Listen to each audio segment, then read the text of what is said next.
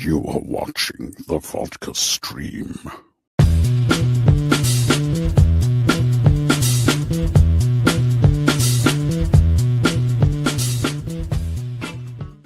Hey, what's happening, guys? It's Friday. You know what time it is. Time to pour yourself a drink.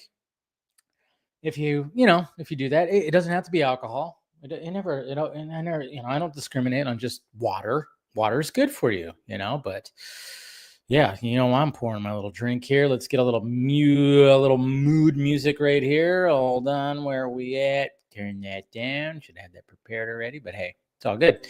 There we go. Cheers, guys. Welcome to Friday. We're here. That's right. Was the third vodka stream in the new place? It's pretty good. I do have something to show you. I added something else. Not only did I buy a rug, I can't really show you that. I bought your rug. Let's just say it has like some ones and zeros in green that are, going down. Yeah, you know what it is. You know what it is. Anyways, cheers, guys.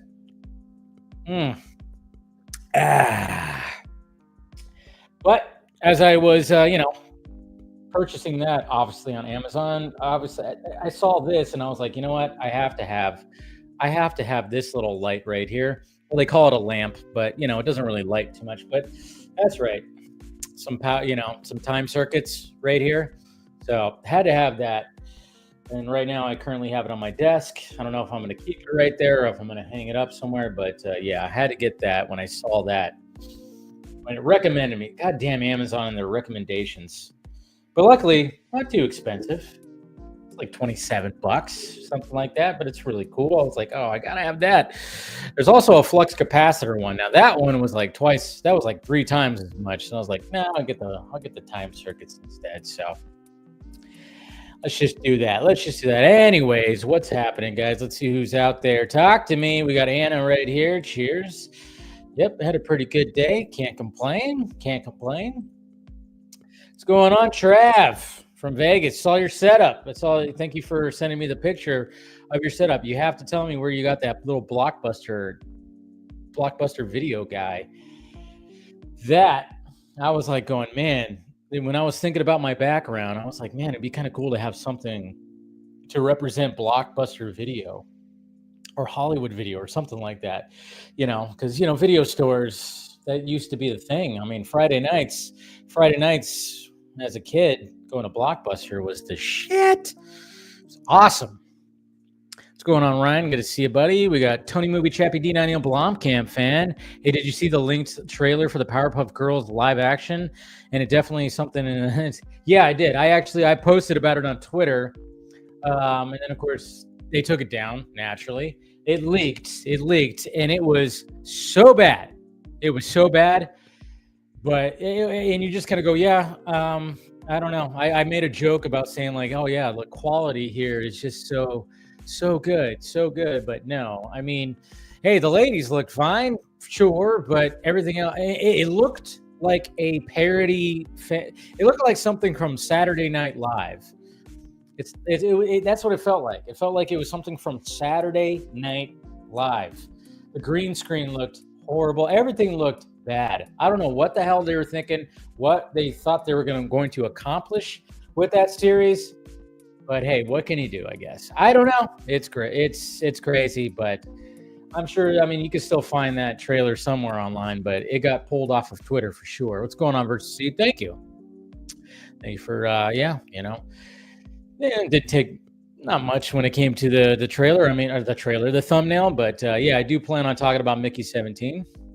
I won't give any spoilers away for Mickey 17, but we will be talking about spoilers of Daredevil. Those first 2 episodes, we will be talking about spoilers. So what's going on, Taladia Plays? Happy Friday. Things are going well. Hopefully things are going well with you. Let's see who else. Hey, JD McRae. There you are, my executive producer this week. That's right, guys. Mr. JD McRae is the executive producer of tonight's stream. So thank you, sir, for being a supporter of the channel and supporting the Patreon. Like I said, if you guys want to be an executive producer too or support the channel, got the Patreon there. And yeah, I mean, and you can message me there. Very easy to message me there too. Everywhere else kind of gets a little crazy. I don't really I mean, I pay attention, but not too much. But if you message me on Patreon, I definitely respond. And yeah, I appreciate everybody who supports the channel, even if when it comes to the members. I appreciate it. Always love support, guys. Like I said, if you guys have super chats, like during the panel discussion, those will always. You have a question to ask the entire panel. If you do a super chat, I will always find those and make sure we answer those questions. So, cheers. Refreshing. What's going on, Jason McKenzie? Ahoy, hoy. Always great to see you, bud. We got Axel right here. Axel might be joining a little bit later, actually. Shane O, what is going on? We got Phil. Always great to see you, Phil. Of course, you'll be joining too. Music Man, what's up? Anyone that had mixed feelings on Daredevil was a dumb. Coming in hot. Mr. Balga, we got to go to we got to go, Dave. Back to the Future. Where would you back in time see? Where would I go back in time? I don't know. That is a good question. I don't know. I think I would go back to the 80s. I don't know why. There's something about because that's when I was born in the 80s. I don't know. I probably would go. I'd probably go to the 60s. Why not? Woodstock was in the 60s. Of course it was, right? I'd probably go back to the 60s, maybe when the moon landing was happening and, I'd watch that broadcast and be like, did we really land on the moon? Is this fake? Is it fake? I don't know. But yeah, I'd probably do something like that. But I don't know. I know some people be like, oh, I'd go back when Jesus came about or something like that. I'm like, no, let me just go back to one of the decades that I know. But, I think like maybe the 60s or the 80s or even the 70s. I don't know. Or go back to the 90s. That was a good time, right? Yosef, what's happening? Yusef, I should say. Good to see ya. We got Weird Wild Gamer. Hey, Dave, where'd you get the open neon sign? That was a gift. So I have no idea. But I mean, you probably find something on Amazon. I think it might have been purchased on Amazon. So yeah, it was actually a gift. So I don't know exactly where it came from, but I'm pretty sure it was purchased on Amazon. Amazon has everything. That's where like I said, that's where I got this. That's where I got my little time circuits little sign too. It's funny because the company that made this right here, they also have a Jurassic Park sign, which of course I'm wearing my Film Junkie logo, Jurassic Park logo. They have a Jurassic Park one lit up sign, and they also have a Ghostbusters one that looks like the sign outside of the firehouse. I'm like, oh, what the fuck? I might have to get that later on. I might have to get that. They said they're not that expensive, which is great. It's just, so I might have to get that one too. I don't know. I'm doing pretty good. Can't complain. Like I said, it's Friday. Got a drink. Gonna talk some nerdy stuff. Gonna rant off a little bit. I'm gonna give my full review of Mickey 17 before we start bringing in some folks, some familiar folks when it comes to the panel. So should be a fun discussion as always. And Bat Night, how's it going? It's going pretty good. Like I said, in Southern California, we actually had a little thunder and lightning today. It was crazy for like a brief moment of thunder and lightning. Kind of crazy because I was looking at the weather report. Like we've had a pretty dry and pretty warm winter, but now it's winter and the wet weather has been hitting Southern California. Pretty good. Pretty good for March. Yeah, it took long enough, but yeah, March is looking to be a wet, damp, cold month for sure. But today, I was looking at the weather report on my phone, and it said like about 3:00 there's supposed to be scattered thunderstorms. And I was going, wow, that's pretty random because we had rain the past 3 days, and then it cleared up, and it was nice. It was still cold though. And then, yeah, sure enough, at 3:06, I'm like wrapping up day job work. And sure enough, I hear like thunder in the distance. And I'm going, sweet, thunderstorm, yay. And that was it. I only heard one crackling of thunder. And then the sun came back out. Like, of course, couldn't get a nice little thunderstorm. But hey, what could he do? It's fine. Funko Hollywood. I worked at Blockbuster from 2010 till it shut down. Still, oh, okay, so that's what that was. See, you know, and I know they sell Blockbuster signs too. I was going, man, I should have got one of those to put in my background or something, or just put somewhere. But yeah, that was the thing that stuck out when you sent that over. I was like, oh, that little Blockbuster guy. And then of course I liked your the way that you had your pictures from like going to like Zack Snyder events, and you had pictures that were like on a film strip. That was pretty cool too, man. I'm seeing that leak trailer all over. It's pretty funny. Yeah, we could talk about that too. Of course, we'll talk about that. Shane O, have you heard the unfortunate news last Thursday about sad passing of the late great Gene Hackman? Yeah. Oh yeah. We've talked about that. I talked about that when that happened. Really crazy stuff. Apparently, if you guys want a little update on the Gene Hackman news, if you guys haven't heard it, I'm sure some of you have, but it was reported today that his wife died a week before he did now because she had the Henta virus. She contracted the Henta virus. This whole thing just is weird. Everything about this whole thing is just odd. It's strange. I don't even understand it. But apparently she contracted that. She passed away a week before he passed away. So that kind of makes sense. And then he had Alzheimer's and cardiovascular, issues as well. So she was obviously taking care of him. She died. And then of course he couldn't take care of himself. So then he died. And I don't know. It just sounds so horrible. But from the get-go, it just all sounds so weird.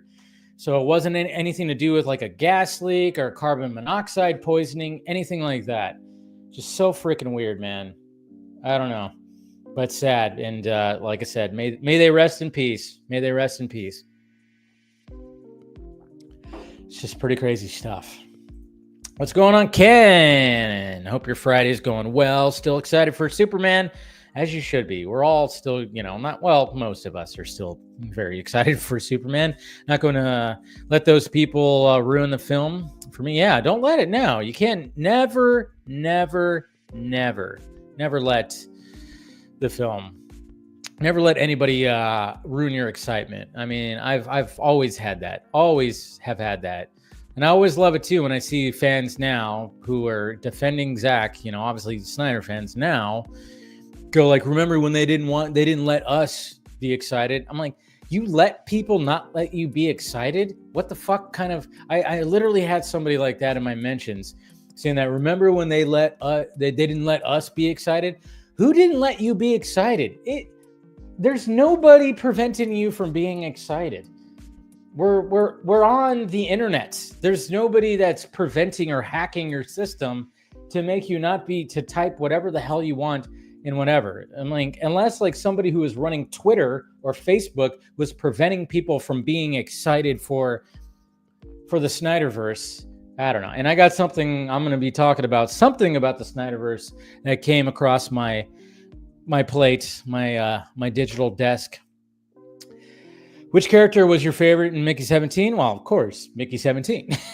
I mean, not Mickey 18. That Mickey 18 was a douche. Mickey 18, it was a douche. What's going on, Jose? Until I got your notification, I thought today was Saturday. So happy Friday. And well, glad to help, Jose. Always glad to help. What's going on with your boy Ohtani? I hear he might not be pitching as much. This year? But at the same time, I was talking about this with my dad. Okay, it's a little sports talk when it comes to Dodgers and everything. Apparently, when it comes to Ohtani, because obviously they bought Ohtani because he was going to both pitch and bat because he's that versatile player, which is amazing, of course.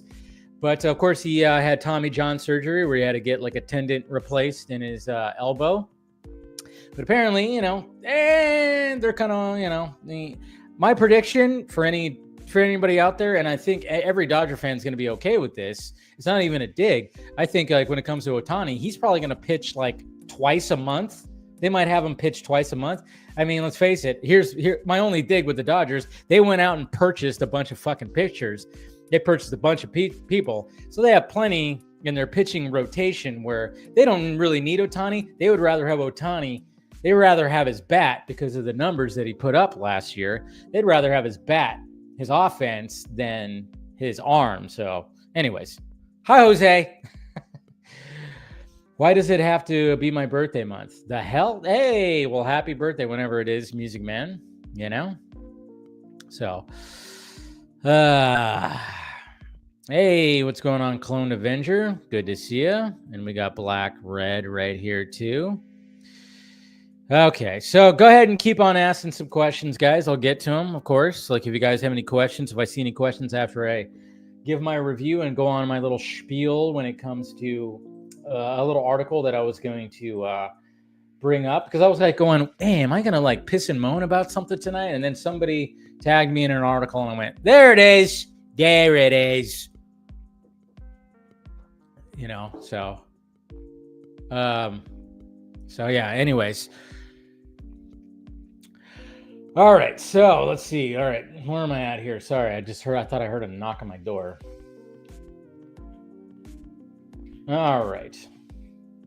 The studio. You guys hear about the studio? Man. Yeah, I'll talk about that. Well, maybe we'll talk about that, or I'll talk about that on Monday's Film Junkie Live. Anyways. All right. So let me go ahead and let's give my full review here. Cheers. So Mickey 17. All right. Mickey 17. Now you guys know I've been very much looking forward to Mickey 17. It was my most anticipated movie of 2024. Not my most anticipated movie, but one of my most. I don't know, maybe it was. I can't remember. But I remember when it was the end of 2023 and I was giving my anticipated movies for 2024, Mickey 17 was in the top 3, I believe. And then, of course, it got bumped to 2025. And I'm like, God damn it, that sucks. Because it just seemed like all the pieces were there. It's a sci-fi movie, written and directed by Boone John. I always get his name wrong, but you know what I'm talking about. Obviously, Mr. Jong Ho. And Robert Pattinson, which I've come to, he's becoming one of my favorite actors working, which, again, crazy because if I would go back to 2011 after all the Twilight stuff and tell my 2011 self that Robert Pattinson was going to be one of your favorite actors working currently in 2024 to 2025, I would be like, you're batshit crazy. And how did you travel back in time? What the hell's going on? Anyways, and obviously when the first trailer came about, I was like, oh, wow, this is going to be kind of like a dark comedy kind of thing. It's not going to be a serious movie. It's going to have serious moments, of course, but it's not going to be full on serious. It's actually going to be like a dark comedy. And walking out and thinking about it and then sitting with it for a day. I mean, first off, it's shot so well. It's shot so supremely well. And of course it was going to be, it's going to be shot very well because, you got Jun Ho who just knows how to shoot a movie. And obviously it's got some Snowpiercer vibes to it for sure. Definitely got Snowpiercer vibes. But then I was kind of going, all right, so how is the story going to be? And I will say that the story is kooky. It's insane, but I was really enjoying it. And you know how I can gauge it? And I've said this before, how I can gauge how invested I am with the movie? Because, I went to the luxury theater. Of course, hey, they have beers. They serve beers. So I get a couple of beers because it's like, okay, yeah, we're here. Hey, we're cool. Like I was there with my brother and my dad. And so my bladder will always know when I'm engaged with invested into a movie. I did have to pee because it got to a point, but I was okay. My bladder was okay. I didn't have to go to the bathroom. I know this is a weird way to gauge how much I like a movie or not, but I'm just saying there's a psychological thing that happens between brain and bladder. We know this. But I'm just saying that it was right until like the final act started creeping into the final act where I went, all right, I have to go to the bathroom now. But for like the first 2 acts, I was like fully invested into it. And yeah, it's a little kooky and I don't think it's going to be for everyone. And I've seen some mixed reviews when it comes to it. Even when I read the reviews on Film Junkie Live on Wednesday, there was even the positive reviews sounded like they were a little bit mixed, but at the same time, I can understand that because, yeah, it's not going to be for everyone. And even my dad and my brother were kind of like, yeah, it was interesting because it is a little kooky. But I will say this, Robert Pattinson knocks it out of the park. And the fact that the way he talks and everything, again, it works. And it's not a character that he's ever played before. It's different. And he nails it. And then the fact that when there's two of them, when there's two of the Mickeys, I mean, first off, I mean, my God, the VFX were just pretty seamless when it came to this movie. Let's face it, sometimes even when like the big budget movies, like the superhero movies, sometimes you could see the seams when they're supposed to be the same character in one shot. You could see the seams a little bit. But when it came to this movie, holy shit. I mean, there were just like awesome looking shots where things were out of focus and everything was seamless. It almost seemed like they did clone Robert Pattinson.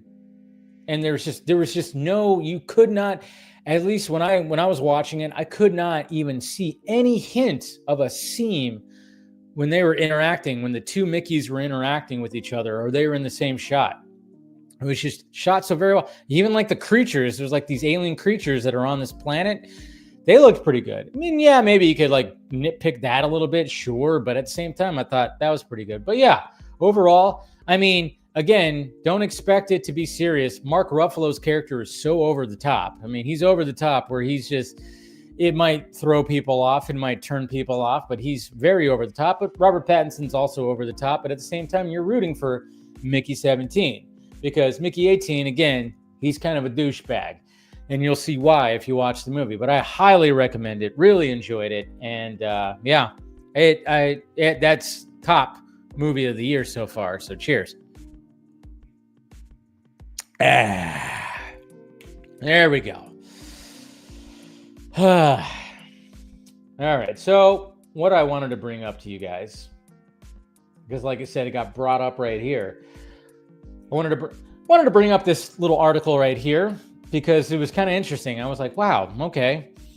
I'm not the only one thinking about this kind of stuff. And this goes back to, of course, a couple of weeks ago when James Gunn and Zack Snyder, of course, took a picture together just to kind of troll the internet. They knew that the internet would explode when they posted that picture. Mainly, it was James Gunn's idea to do it. Zack agreed to it, but Zack, of course, did not post it himself, even though if he would have done that, that would have blown the internet up twice over. 100% would have. But he didn't. He chose not to. But, you know, Zack, he doesn't always post every selfie that he does. I mean, he took a selfie recently with a certain individual, did not post it, but but of course everybody's just going to be, oh, well, the reason why he didn't post the James Gunn selfie is because he actually hates James Gunn. Not the case, but this article right here was I was tagged in this article that came out yesterday, actually, and it's from comicbookmovie.com. And this author right here, decided, hey, let me write this article. And here's the article right here. Could the Snyderverse be revived under DC Studios multiverse? Huh? We got Chandler McNeil that wrote this article. And then under the little tagline, the Snyderverse is most certainly dead. There's no denying that, but the multiverse allows the endless possibilities that could eventually lead to a comeback of sorts for Snyder. So let's just kind of break it down a little bit right here. And I love this first little line right here. I mean, no words are truer than this right here. The Snyderverse, a very controversial topic. It invokes electronically and physically loud voices, both for and against its existence, even years after it has clearly ended. I mean, that no words are truer than that. Now, no matter how you feel about the Snyderverse, that is 100% true because it invokes passion, whether it's full-on hate for the Snyderverse or full-on passion for the Snyderverse. Then Gunn posted a picture with Snyder to his X account. Naturally, the internet exploded. What could Zack Snyder and James Gunn possibly be doing together? Are they working on a partnership? Is Snyder directing a new movie? Is the whole Snyderverse returning? The duo, of course, knew exactly what they were doing. Gunn even said so in an interview with Screen Rant. And then, of course, the quote where he talked about how they knew it was going to be blowing up the internet. Basically, they were trolling all of us. However, like everyone else, the picture got me thinking. Obviously, Gunn is not going to hand the reins he currently holds over to someone else, especially someone who he essentially replaced. But if Snyder came back, what could it be for? It's possible that Snyder could direct a standalone project within the DCU, but then an idea dawned on me. I like how he used dawn, right? Dawn of, okay. Gunn is clearly perfectly fine with greenlighting projects that exist outside of the main DCU timeline. The Batman is a prime example, as its sequel will likely come out before the DCU's Batman gets his own movie.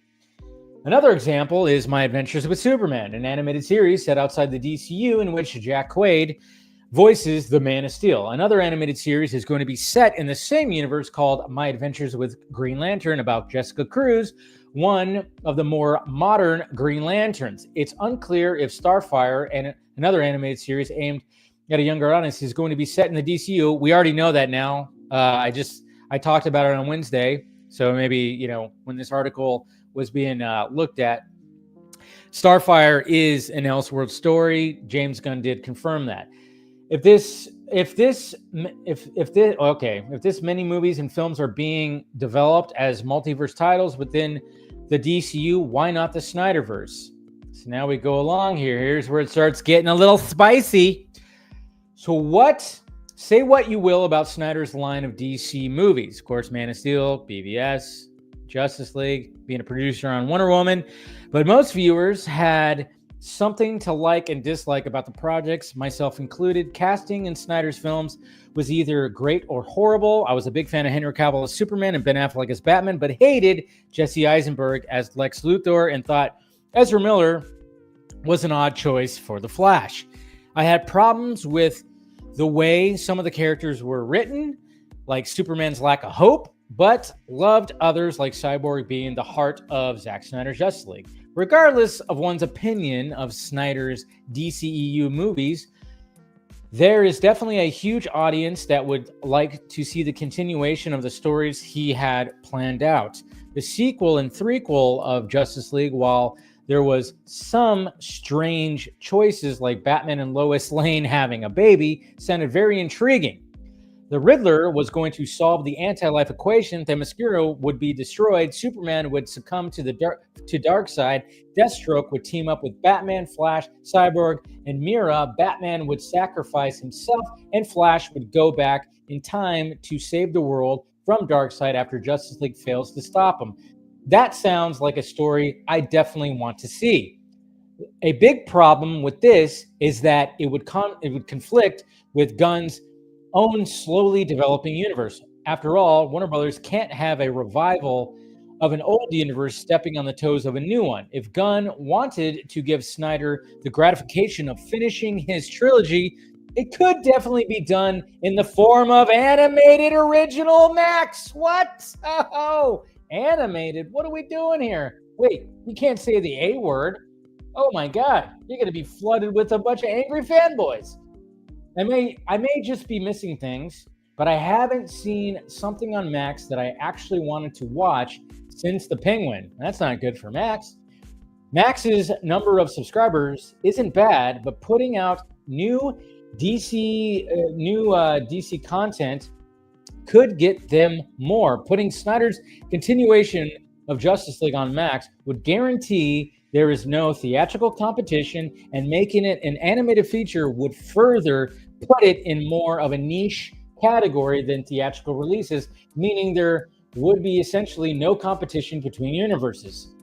If Gunn and Snyder chose to do this and it was successful, other continuations of the Snyderverse could come to fruition as well. An animated sequel to Man of Steel would draw lots of attention. I'm sure it wouldn't be hard to get Henry Cavill back. A Batman story could be told that continues to use Ben Affleck's Batman. The storyboards and details for this movie were leaked or talked about a while back. and the story involved Deathstroke hunting Batman and Batgirl across Gotham and eventually killing Batgirl.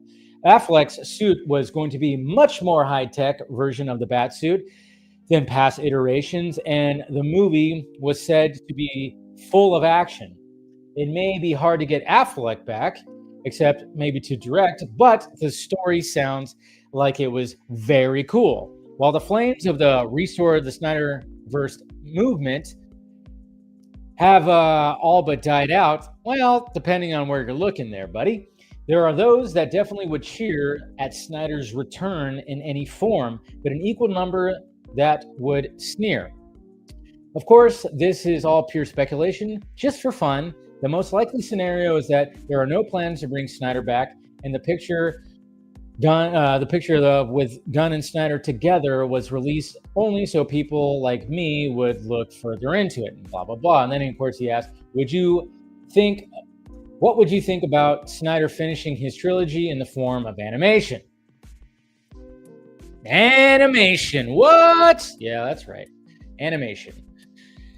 And I was just kind of going like, whoa, you can't say the A word there because, oh my God, you guys know that I've always had, I've always had to have that in my mentions, which is always fun. Always fun. And I posted it, of course. I posted about that earlier today. We'll see what happens. Usually Saturdays are the days when my mentions start blowing up, when it starts creeping into that certain section of the Snyder fandom. And I was even having conversations with people too. I mean, of course, I'm probably gonna get a response tomorrow on my Twitter from posting that of live action or nothing at all. You know, that's the battle cry, of course. You know, it doesn't sound culty at all, but hey, what can you do? That's just what happens. But I just thought that was kind of interesting because I'm like wouldn't that be crazy if they actually did talk about it? When they met together, wouldn't that be crazy if they did even maybe just went like, well, maybe we could do something where we should think about animation? Because again, Zach, part of the business, yes, he was supposed to tell a full 5-arc Superman story. He was supposed to be guaranteed that a decade ago, 10 years ago. He was guaranteed more than that, probably more than like 12 years ago. He was supposed to be guaranteed that after Man of Steel was deemed a success and they were going to do a follow-up, it's like, all right, well, what's going to be next? And then when he started building the grounds of like what was going to be next, it was going to be like 4 more movies, at least 4 more movies to tell this Superman story arc. And he was guaranteed that then, sure. But of course, the business is the business. And then of course, it got a little sloppy. It got a little nasty. It got a little just shitty when it came to everything that happened. But at the same time, the goal, the actual goal in the past, obviously, when it came to 2017 to 2020, for 3 years, the goal was to try to get the Snyder Cut out. Anything else was a bonus. And Zach knew this 100%. I know he knew this. And yes, I know he said that if he could do more, he would do more. Sure, absolutely. But at the same time, he knew that there would be a challenge to do even more. And that's why he was always open to the idea of animation. Because yeah, if you can't get everybody back, which he knows this, you can have a voice actor to basically play that voice. So yeah, if we can't get Ezra Miller back, because obviously Ezra Miller probably wouldn't come back. And then what's her name too, who played Mira, probably wouldn't be able to come back too. You know, it's like just because they've been kind of exiled from acting and everything. So I don't know. It was just kind of interesting to see. That. But again, I'm just one of those crazy Zack Snyder fans that wants to see the conclusion of the story, and live action is just, slim to fucking none. It's just not. It's just, it doesn't seem, now that we're coming up this month, we're coming up on 4 years. We're coming on 4 years since the Snyder Cut was released. 4 years, and there's not going to be any movement. There's a whole other universe that's going to be happening. But if you could do something in animation form, and it sounds like a lot of things that are animated when it comes to DC Studios are Elseworlds. So we'll see what happens. But I get it. Live action or nothing. That's what I'm going to get right there. But hey, what can you do?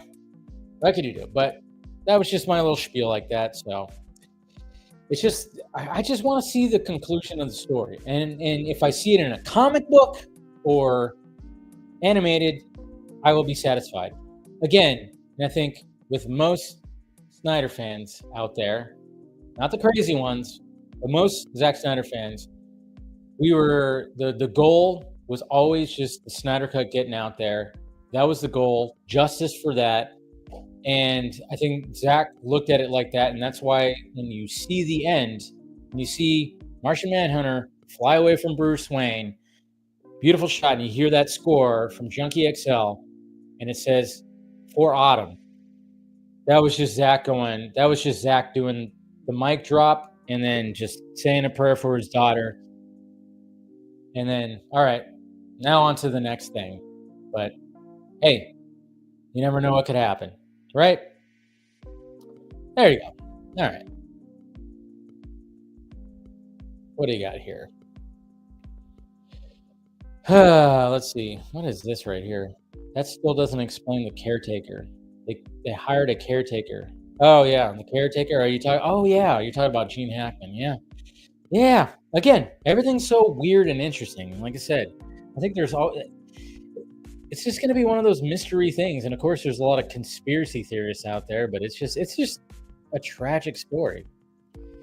But I forgot I was on Twitch as well. Forget that I was also broadcasting on there. I just watched Mickey 17 a few hours ago, loved it, but the film did drag on a bit for me. Yeah, some people said that too, and even like my brother and my dad were saying that too. And I'm not going to spoil Mickey 17 at all. Don't worry. What's going on, Jade? Now let's see. It's all good. Yeah, but again, they need his bat way more than they need his arm. Plenty of pitching the Dodgers have. But of course, part of the deal was, Ruffalo's basically playing up Trump like, oh yeah, that's what I was kind of like getting to, that he was like, it was essentially Trumpish. I think he had, didn't he? I think they put bigger teeth in him, right? I think they put bigger teeth in him because it looked like his mouth was bigger, and like they put bigger teeth. Hey, we got Rhea right here. Good to see you. Always great to see you, Rhea. Hope all is well with you, of course. We got Rational Skeptic right here as well. Yeah, that's what Joe Manganiello, I think, talked about that. How there's like a whole little like final act fight, and I think she gets killed by Deathstroke. So animation would be perfect. I don't know. I'm telling you. I mean, like the fact that it's just when some of these diehards just can't accept the fact that maybe like we can only just do it like that. It's just, I don't know. I don't understand it. Oops, what the hell? Did that even work? That was weird. All right, sorry. I was just sending the invites out right now.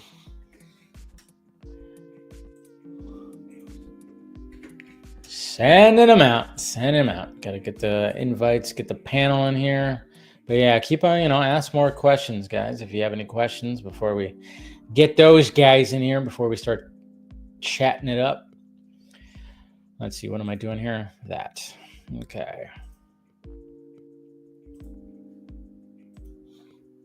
Forget that it's hard to look at the screen sometimes when you have your sunglasses on. I know, I should probably take them off. But animation, yeah, and you're a Snyder bro. Exactly. So there you go. How many characters are you going to kill? Snyderverse. Yes. Hell yeah. Naval, what's happening? Everything in the article is pretty much what you've been saying, Film Junkie. Would love animation. Yeah, no, I'm like, I might as well have been writing that article, right? But it was just one of those things where somebody just tagged me in, and I was like, oh, wow, okay, I'll talk about that tonight. You think he should have focused on Man of Steel 2, not BVS? I don't know. I like the fact that he didn't do that. I mean, now they should have done a Man of Steel, a full-on Man of Steel 2 after BVS. I agree with that. But then, like again, Zack just went buck wild, so it's just what happens. It's just what happens. That's all. I like the unconventional way that he was trying to tell the story, and the fact, but at the same time, he was getting pressure. Don't think he wasn't getting pressure from the studio to get to a Justice League. That's the thing. We mustn't forget that he was getting pressure from the studio to get to Justice League quicker than he wanted to. So yeah, BVS was definitely a thing, but the elements of having the other Justice League members, that was not initially supposed to be the idea. And I think I've talked about that before. It's like initially it was just like Wonder Woman was always going to be a part of it, but when it came to Aquaman and Flash and Cyborg to be introduced in that wasn't initially going to be the case. But the studio was like, hey, we got to get, the guys over there, they already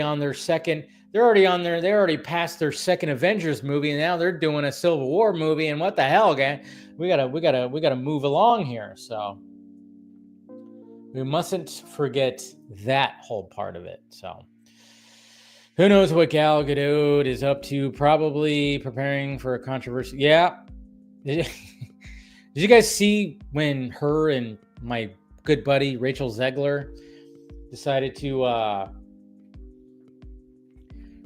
they were like giving out an award, and when they walked out, did you see how awkward that was?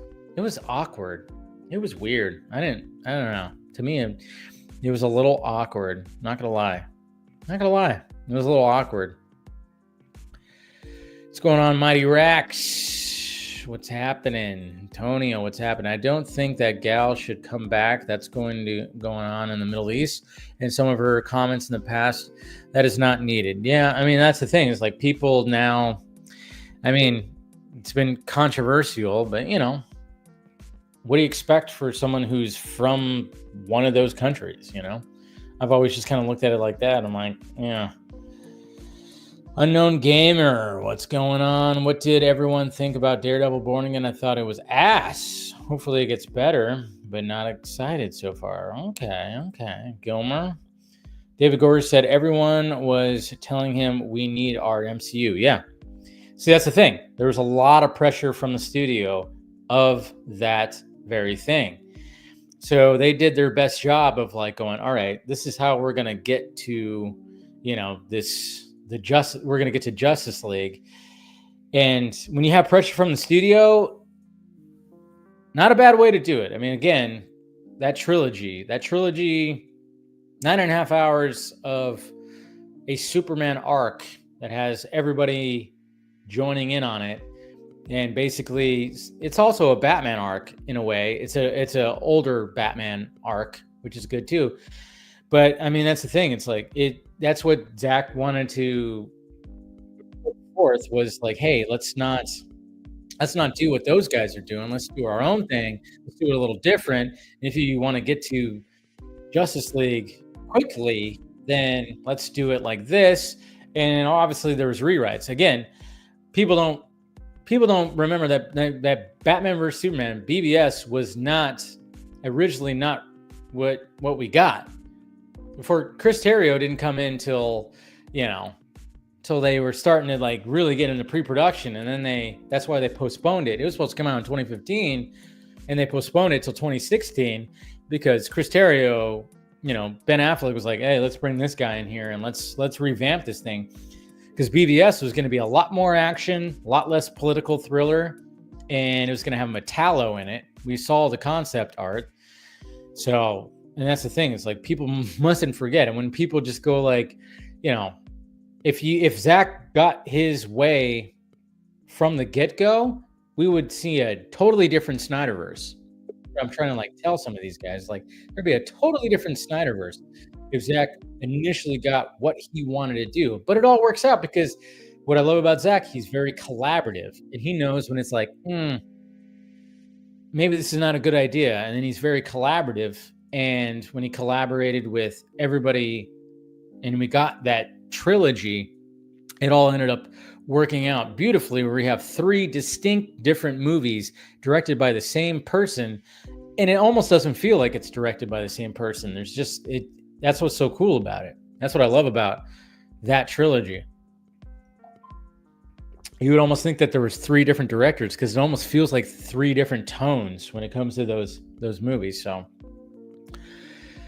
what's going on, Robin? Good to see you. Always great to see you out there. Let's see. We got Unknown Gamer as well. Affleck is going to be so old when the Snyderverse. He's literally going to be. Yeah, I mean, pretty much. He's going to be getting there if that ever happens. Of course. 100%. So, all right. Send that. Yeah, send that. We're good. Okay. All right. Let's go ahead and turn that music off. We'll start bringing some folks in here. Forget that it's on a whole different thing here. Freaking StreamYard. All right. Good times. All right, let's start bringing some guys. What's going on, Andy? How you doing? Hello, I am doing well. I just noticed that your shirt says the Film Junkie, and I'm like, listen, I may not be about all the Jurassic Parks, or the Worlds, or Earths, or whatever, but like I would love to go to Film Junkie Park. Well, what would be your attractions? There'd be probably some, a lot of booze, a lot of vodka, vodka fountain.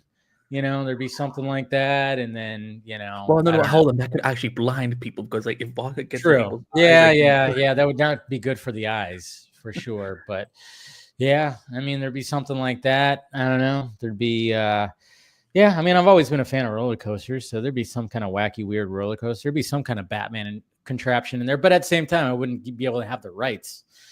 So I don't know.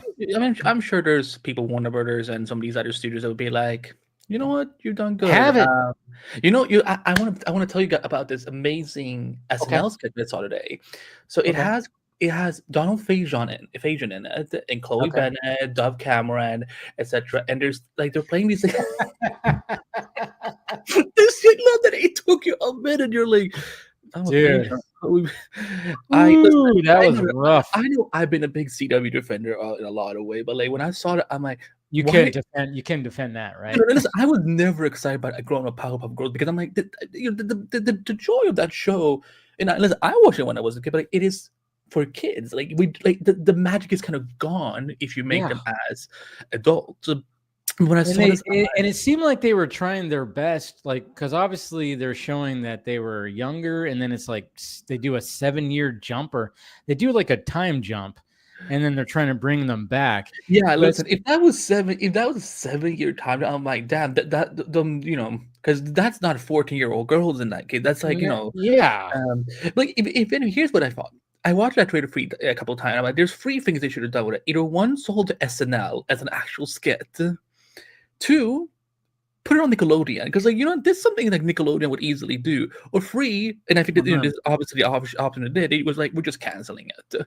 Yeah, Jesus Christ. But why was it leaked this week? That's what I'm curious about. That is what's interesting, and who got it, and who decided to do that. That's what was very interesting about it. And then, of course, I mean, it took a little bit for it to get pulled down. I mean, I remember I posted about it, but I mean, I just posted someone else's video, so didn't get like any. But then all of a sudden, it just poof gone after probably about 4 or 5 hours. I don't know. It took a little bit. That's weird. That's weird because the thing that was also, because one of my friends texted me, was like, how is it possible that Greg Berlanti was executive producer? And I'm like, no, there's no way Greg Berlanti was an EP on that. He's like, how would he prove all that? The green screen looks so bad. I mean, it was just like they were just standing. Obviously, it wasn't all done yet. But like, that was like, because I remember there was only one day I remember when they were filming on location, and that's when like everyone saw it. I'm like, But I mean, I can only. Listen, I love Dove Cameron. I love Chloe Bennett, but I'm like, I know all the actors involved. Power to them. Like I like Donald Faison, and you know because I'm a Scrubs guy. I love Scrubs. I love Scrubs too. Yeah, Scrubs is like when it comes to doctor shows, that and House have always been my favorite doctor shows. Except season 9. We don't talk about season. Yeah. Whenever. Are you nervous about the what they're calling a reboot? It's they're supposed to. If they do like, I don't want them to do like, hey, let's have a bunch of seasons. Just do one, a mini series. Do a Disney Plus movie or a mini series. They could do a few because I think they're doing that with Malcolm in the Middle. They're not. They're doing 4. They're doing 4. They're just going to do 4 episodes, so that's like one long movie. And I'm like, okay, if they do that with Scrubs, fine. But who knows? I mean, anyway, but it doesn't matter. I like them two together. They're in those T-Mobile commercials together. They're great. Yeah. So if they do more, have you listened to their podcast about Scrubs? Yeah. No, I haven't. It's really good. Okay, I'll have to check it out. I'll have to check it out for sure. We got Paul joining in right now. Hey, guys. How's it going? Hey, Malcolm bestie. Hey, Andy. Yeah, we send each other Malcolm in the Middle clips from time to time through Instagram and stuff. How's it going, Dave? That's going pretty good. Pretty settled in the new place, and yeah, it looks nice, man. Looks good. It's good stuff. I got my little time circuits. Little. I saw that post here. Yeah, I was like, hell yeah, man. Can you like full screen so I can see? Because I haven't seen those. It's just here. It's just the time circuits little. Yeah, it's just lit up. It doesn't actually like move or anything. It's just lit up. Oh wait. So you don't go back in time? Is that no? Not yet. Maybe if I hit it just right, it'll take me back to 1885. But I saw that and I was like, I have to have that. Well, it'd be interesting if the current time, as it is on the panel, was the actual current time, and everything else is the 85 or the. Yeah, I was kind of wondering, but I was like, it was like $27. It's not like a big thing. It's essentially what this is. It's you can connect it with a USB. There's no actual power plug. You have to actually buy a power supply, so you actually either have to connect it to your computer or whatever. So it's like you didn't get one of yours? Fancy, huh? You didn't get one of yours? Like mine came with a cable. This one? This? Yeah. Well, it came with a cable, but it doesn't have a power supply to plug into. Sorry. I'm a dummy. Sorry. Yeah, I know. I just plug it into the computer. Yeah. USB. Yeah. Same thing with that. So, but yeah, I was like, I had a feeling. I was like, yeah, it's just a lit up. Like they just have it's just lit up behind it and it just shows those dates. But yeah, there is a flux capacitor one that's out there, and that actually is more like a lit up thing, and that was like 3 times as much. And I'm like, in the future maybe. So, did you guys know that they had like 3 or 4 different cars for like the original Back to the Future in terms of like shooting and stuff like that, but the one that was used the most, I don't know who was in charge of like taking care of props, but they literally had it in the back lot in Universal, and anybody could get into the old car, and like they fucked it up, and like sure. But Bob Gale. No, Bob Gale found out years later and literally commissioned like the most hardcore Back to the Future fans to like restore the vehicle, and then they took the vehicle. Awesome. They took the vehicle and put it into an actual museum and everything. So, but there was this whole thing on. I'm trying to remember because I think I must have bought. I can't remember because I've seen Back to the Future trilogy so many times. I don't remember if I own it or not. But I think I bought it. I think I bought it as the final like trilogy because they've never done any like, special editions of that. It's always the same movie and everything. And I looked at the behind the scenes. But yeah, Bob Gale talked all about it and everything. It's crazy, like the level of like because Back to the Future was like one of their flagship titles. Like, I mean, the ride was at the studios for years, and like the actual car, they were just letting random tourists like go into that. They had stolen stuff out of the actual vehicle, like taking bits and pieces out of the car. Like it was just wild. But yeah, Bob Gale luckily had it restored and everything. So that's pretty cool. That's pretty cool, and I love the fact that anytime that he. Throw my screen day, by the way, I will show you something cool. Yeah, anytime that he gets asked about like, oh, would they ever remake Back to the Future? He's like, nope. one of my friends. Look at that. Oh, wow, cool. Yeah, this was in 2017 at San Diego Comic-Con in LA. He was standing on the street. I'm like, am I stroking or are you all seeing a DeLorean too? And they're like, yeah, that's his. And it was like one of my buddies. I was like, can I sit in it? And he's like, yeah, everyone's been asking. Heck Of course you yeah, can sit man. in it. Yeah, Of course. most of the restored DeLoreans, like 3/4 of them have been remade into, the time machine. So finding an Dude. actual regular DeLorean is kind of hard, I think, actually. When I was working cable, so obviously I'm always on the road, driving from place to place in my work vehicle. I remember one time, this was back in like probably 2006, 2007. I remember literally a DeLorean that was all decked out like the Back to the Future DeLorean, like the time machine, just showed up. I just pulled up right behind. I was like, oh my God. I was just taking pictures like, holy shit. It was just crazy just to see that. And then of course, when I went to CES, like 2012 in Vegas, 2012, I think it was, or 2011, 2010, whatever it was. And they had a DeLorean that was just on display right there. People could sit in it and everything. And it's just, but yeah, you're right. It's like, if you have a DeLorean, it's almost like you have to just at this point get into the fucking, because it just doesn't, it doesn't look, I remember a long time ago, I remember watching a movie. It was an old movie. It was on Cinemax late at night. So, what was taking part in that. So I remember just like, I was at my aunt and uncle's house, and it's like, you really have the guest room where I'm going to be staying as a young lad, and you have Cinemax? Well, I'm going to be up all night. Anyways, you guys get what I'm saying? Yep. Everyone's getting what you're saying. Yes. But there was this movie about this dude who was like this Texas Ranger guy who was trying to solve something. And of course, in the meantime, he's, screwing a bunch of chicks, but he drove a red DeLorean. And I remember just going, what the hell? That's a DeLorean. What? In red. That's so crazy, but it looked so weird. It looked awkward, not being silver. And it didn't look right. And they're ugly cars. But at the same time, when you look at the DeLorean, it's so cool looking. But even the explanation of what Doc Brown says of why he chose the DeLorean, it makes sense. So it's just, that's what's so cool about that is like they made that car that was ugly and didn't really sell. I think it's German, right? Is it a German car?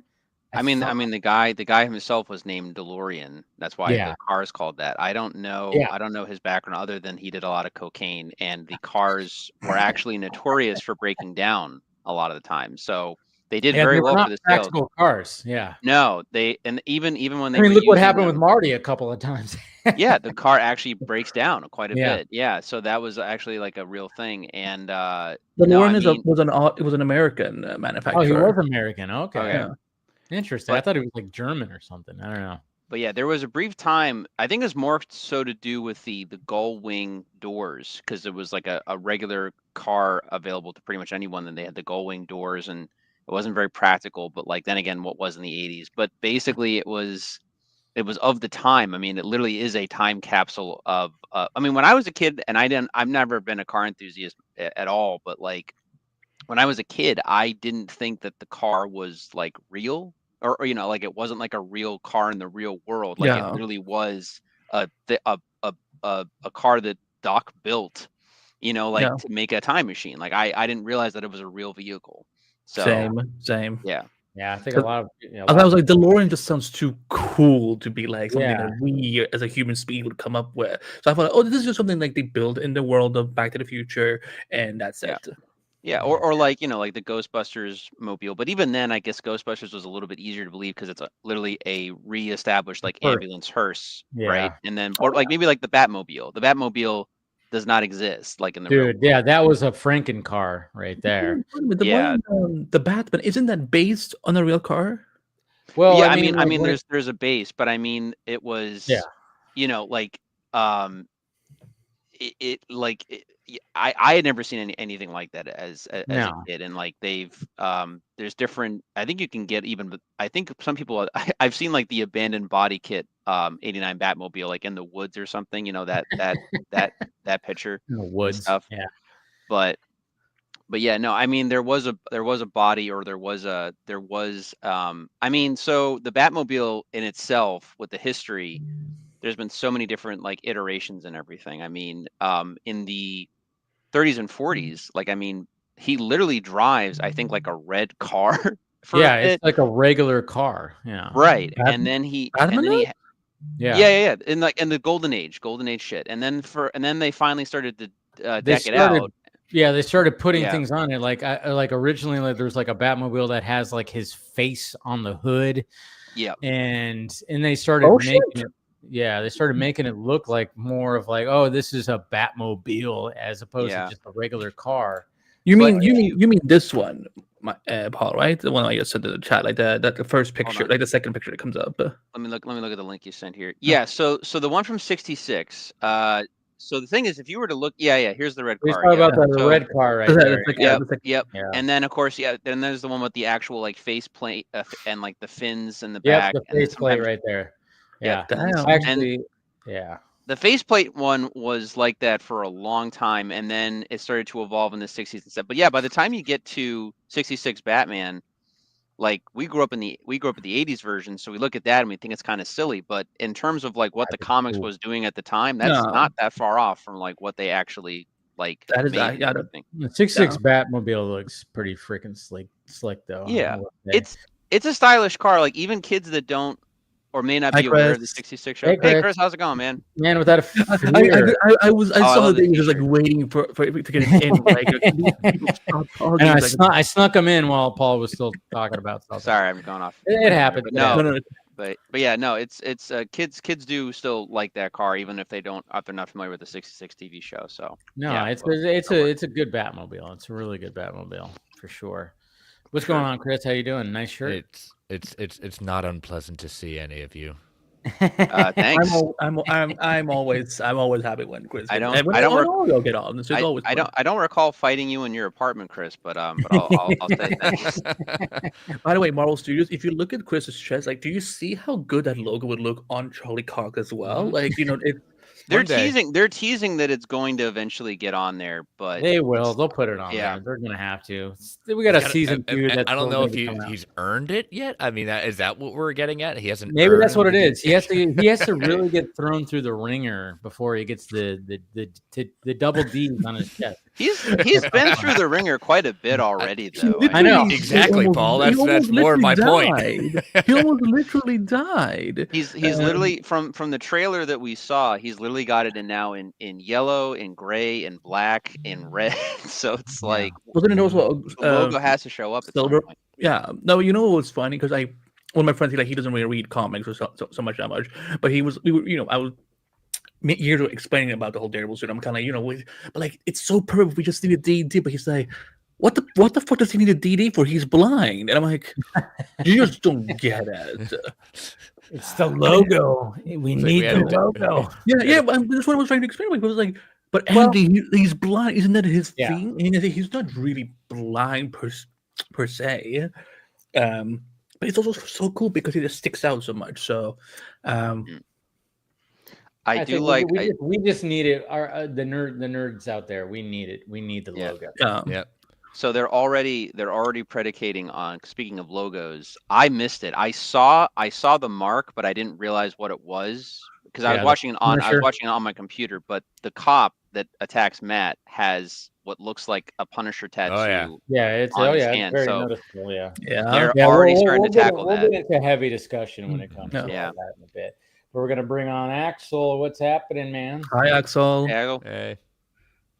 I can't hear you. I love his voice. Oh, still can't hear you. It doesn't sound like his sound is on. Check your. Hello? There he is. Now you're good. Okay. How you guys doing? Are you doing okay? Are you doing better? You're not sick, I hope.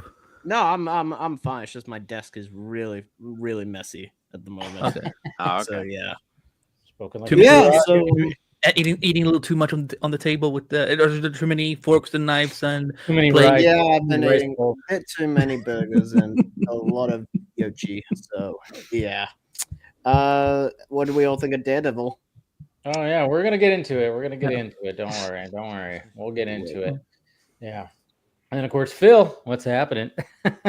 Oh geez, the shades and everything. Paul's like, oh He's geez. chilling. Daredevil. Yeah, that was a show.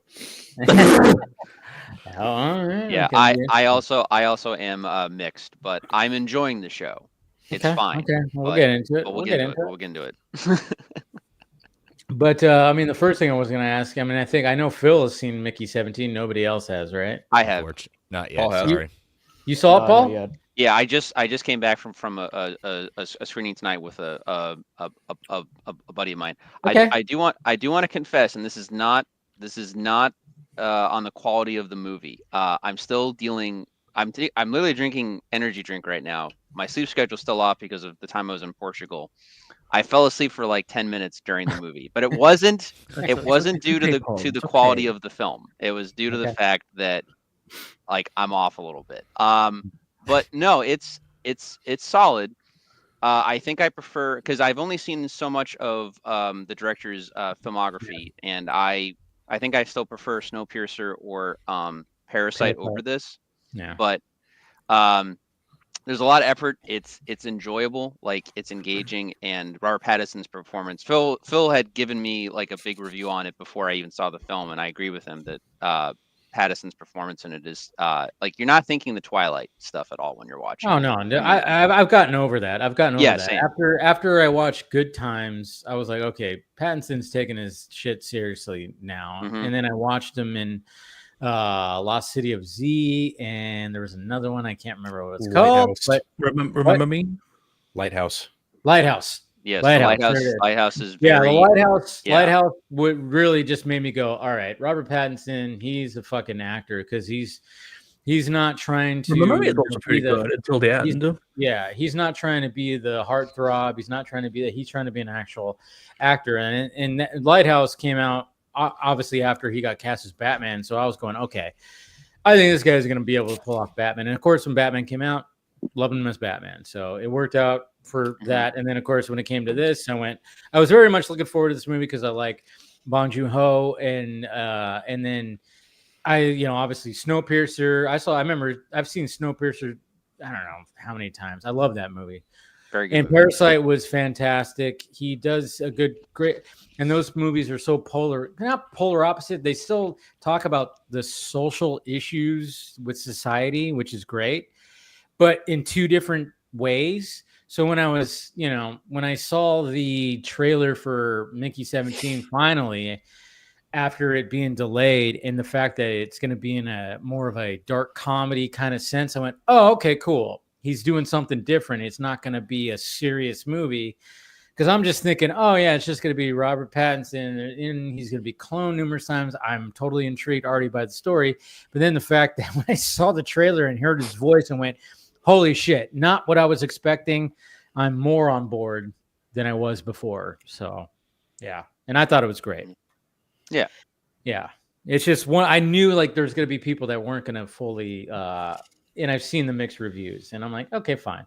But Phil, you liked it, of course, right? Yeah, I made a review on it last night. I thoroughly enjoyed it. Robert Pattinson's a chameleon in this movie, man. He totally is. It's so great. Like, I don't know. I had a really, really great time with it. I was telling Paul about it last night. It was a pretty awesome experience. I mean, to your point, like he does these like almost social commentaries on things in society, and I feel like Mickey 17 is kind of an extension of that in a certain regard, because they kind of go over population issues, where the world is, debt, things like that, and kind of how that all plays into the main crazy leaders. Yeah, man. Mark Ruffalo, he is so over the top, but you accept it because it's just like, this is a crazy world. I mean, they're literally reprinting this dude over and over again. And yeah, I mean, but you just go like, yeah, I mean, it's almost like the last role I saw him in, which was, well, I don't know if it was the last role I saw him in, but it was Pretty Little Things. When he was in that was over the top too, and ridiculous and everything. Seems like Mark Ruffalo is just because nobody talked about his character in Brave New World. But anyways, we don't have to talk about that movie. But sorry, but yeah, no, I thought everything was like I said, it's just one of those where I was just fully engaged, and like I said, I always gauge it on because when I'm sipping beer and if the beer is running through me and I have to pee right away, my bladder's like, yeah, you're not enjoying the movie that much, go pee. But I was like, my bladder was like, I have the bladder gauge. That's what it is. The bladder. And I lasted until the beginning of the final act, and I was like, all right, I should go pee now because now it's starting to get shit's gonna go down. We're gonna get we're getting to the final act. So ran to the bathroom and that was it. So thumbs up for me. Go check it out. Or when it comes out, you don't have to rush the movie theaters, but you should because I do plan on seeing it soon. It's a great watch. It's my movie of the year. I'm very intrigued by the whole premise of it. So dude, it's shot so well, too. It's shot so. I mean, I can't. He did a great job with Parasite. I really enjoyed his camera angles and his kind of voyeuristic view of the family. So, but the thing is like now you have an actor who's playing dual roles, and just imagine that awesome cinematography, but you have one actor playing two roles, and I'm sitting there going, I can't even see any seams. It almost seems like they cloned Robert Pattinson. Sometimes even nowadays, where you can actually tell, like, oh yeah, they there's a double there, but they just place the face on him. We're talking to you, Flash. I'm just kidding. What? Yep. No, you're not wrong. Andy, don't go off. Don't go. Yeah. Is it the movie or the show? No, I'm talking about the movie. The movie. Well, they did it. Well, they did it on the show too. So like, I'm not. I know. I'm not against that. Yeah, but I'm talking about movies when you have a big budget and you still see little twitchy. I mean, they did a great job. This movie cost half as much as it did to make The Flash, and Bong Joon-ho completely just made it look seamless. It was pretty insane. Yeah. I could not see any kind of like, oh, that looks a little weird, or it was crazy. And then he still had his very his artistic style of like pulling focus and shots where it's just going, I'm like, man, this is like been perfected. And it was very much like a Robert Zemeckis level style. And not even that. I don't want to spoil. Well, it's like from 2009, but like I was thinking of like Moon with Sam Rockwell, like in that style. But I also had like flashes of like Terry Gilliam's Brazil in terms of like how the society is run and like how everything is so very like capitalistic and very structured and everything too. So like no, if you're looking for like, if you haven't seen like a mainstream like dystopian sci-fi movie that's actually takes itself decently seriously in terms of like the world and like how it lives and breathes, like like Mickey 17 is definitely in that category for sure. Check it out, guys. But let's dive into some Daredevil talk. Let's do that. I know some of us here have seen the whole thing. Yeah, I did myself both a favor and a disservice. I'm sorry. Oh wait, so Andy, you've seen the whole show already? All 5 seasons. I've seen the whole first season. Yeah, the season 2, I think they literally just started filming. So you've seen all of Born. Yeah, this season. How many episodes is it again? It's 9 episodes. Yeah. 9. So I got to say, I'm jealous. I wish I had that ability because I was talking to Phil. Some decisions that they've made in these first 2 episodes, I wish I could just binge it and just kind of make a full judgment on, because I don't know what cards they have left to pull. I'm intrigued. But I did myself both a favor and a disservice because I'm going to be honest, like I think a lot of you can agree with me on this, or at least, Daredevil, at least for me, in terms of I grew up a DC kid, but I love Marvel, and Daredevil is in my top 5, if not top 3 favorite Marvel characters. Like, he's one of my favorites. And the Netflix Daredevil show is, to me, one of the best superhero shows like ever made in terms of like not just adaptation, but like it's so good with the practicality. And like I did nothing but like Daredevil for like 3 days straight, pretty much going right into Born Again, essentially. So I jumped from that to the first 2 episodes of this new show, and I didn't hate it. I thought it was fine. I think that it's definitely a new chapter. It's definitely a different show, yet it is connected to the stuff that came before. So are we going into spoilers? Yeah, we are. Yeah, I've warned everybody, and I'll warn again. We're gonna dive into spoilers. Go right ahead. Because how can we not with the first 15 minutes? Yeah. All right. So I'm gonna say this. I really, really, really hope that Kevin and Marvel Studios did not just get Karen Page and Foggy Nelson to do the red carpet to trick Netflix fans to watch the show, because I'm just saying, so they've already said that they're going to be in season 2. I hope that it's not flashbacks though, because there is a bunch of time between seasons 3 and seasons 4 if we're saying that's the case. But regardless, was not a fan of what happened in that first 15 minutes. I liked the stuff with Bullseye and Daredevil, and Matt hearing the heartbeat, and then just because Daredevil always plays on that tightrope. Him just fucking chucking Bullseye off the roof. I was like, I'm like, that's totally fair. I get that. That line was pretty cool too. Yeah, he just. I kind of awkwardly laugh because I'm like, oh my god, this is like, it's we've seen Matt be violent before, but he was just kind of like, and I'm like, he was just like, fuck you. I'm like, wait a minute, he's gonna fall. Oh, Matt Murdock as a character he's such a fascinating character to me in terms of both the show and the comics.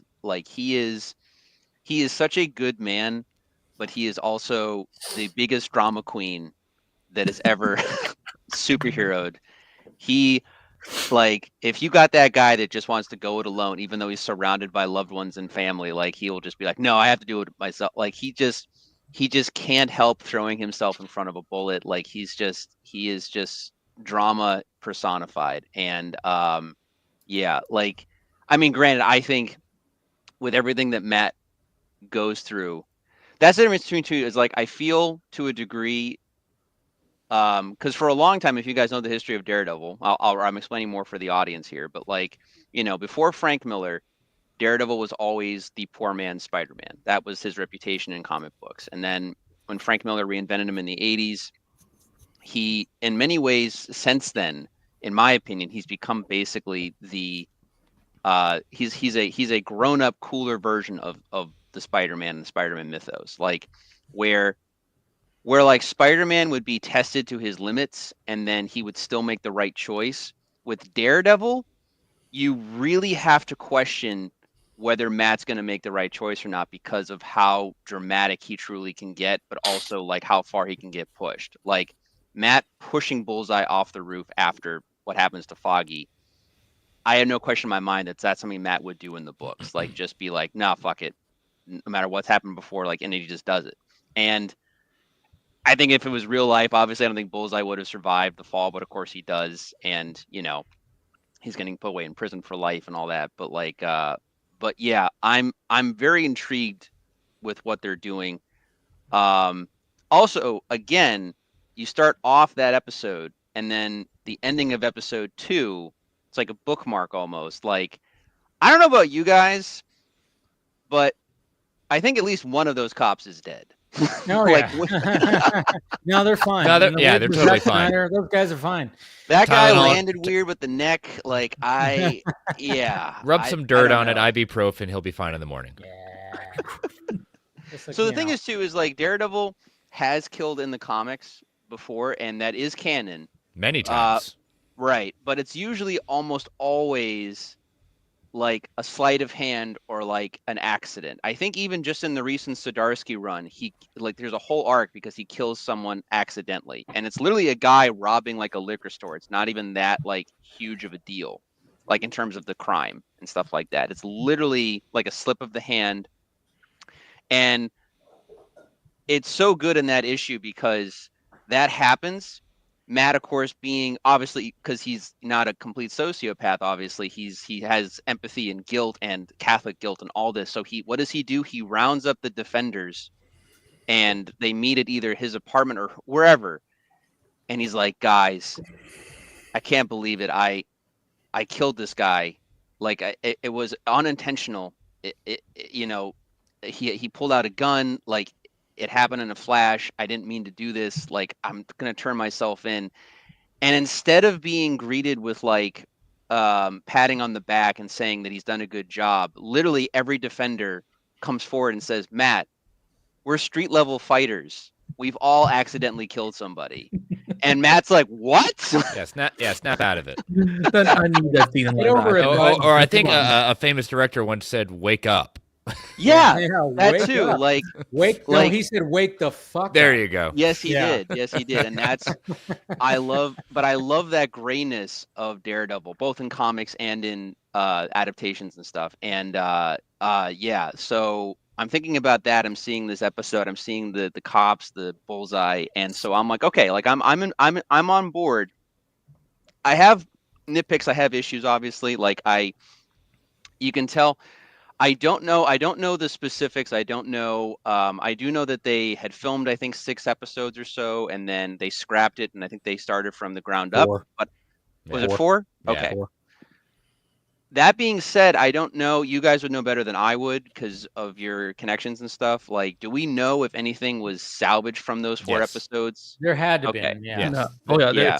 Well, I mean, one of the throughout things, the season. one of the things that was reported was the fact that they were going to push heavy, that it was going to be a lawyer drama, and then they realized, well, we got to have a little less of that. But then, if you see some of the stuff that we've seen, it's like, I mean, I don't mind that. I'm like, yeah, give me some Matt Murdock fucking lawyer action. I'm all for it.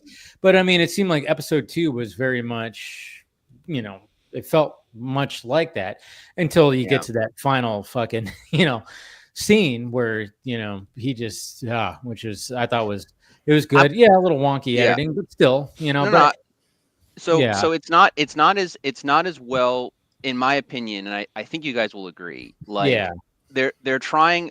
It's so practically well done in the Netflix show, whether due to budget or just them having just better teams on it, in my opinion. But like between She-Hulk and like Hawkeye, they're clearly trying to make Daredevil and even Kingpin a little bit, well, maybe not so much yet so far in Born Again, but more kind of like their comic book counterparts in a sense, as opposed to this more realistic aspect. But again, it clashes a bit. But I will say that last like 15 minutes of episode 2 felt very much like Netflix Daredevil, like where he's like literally on the cusp, like we gotta go, like your life's in danger, like they're coming for you, that kind of thing. And I'm like, all right, cool. I'm like, this is good.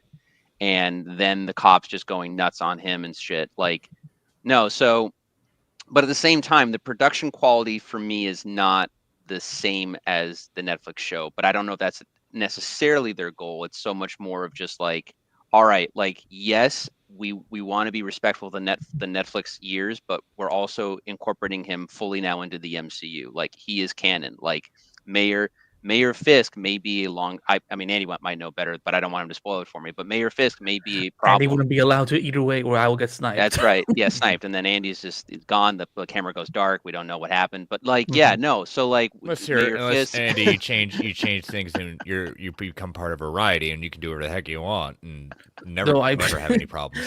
I am never gonna get on that level. But instead, I will happen that they will put. What was those like? Oh my god, those decoys that Marvel had. What is it called? Like. Something decoy. Oh, like the life model decoy. They would just install a new one, being like, "I'm not giving away any spoilers. I'm a well-behaved boy." No, don't say anything. Fine. Mayor Fisk could be a major problem down the line if it's not wrapped up this season. Or and again, so like I think the other thing too was that when the original first incarnation of Born Again, it was 18 episodes straight, and then when they reconstructed it, they cut it in 2 and made him 2 seasons, and they're working on season 2.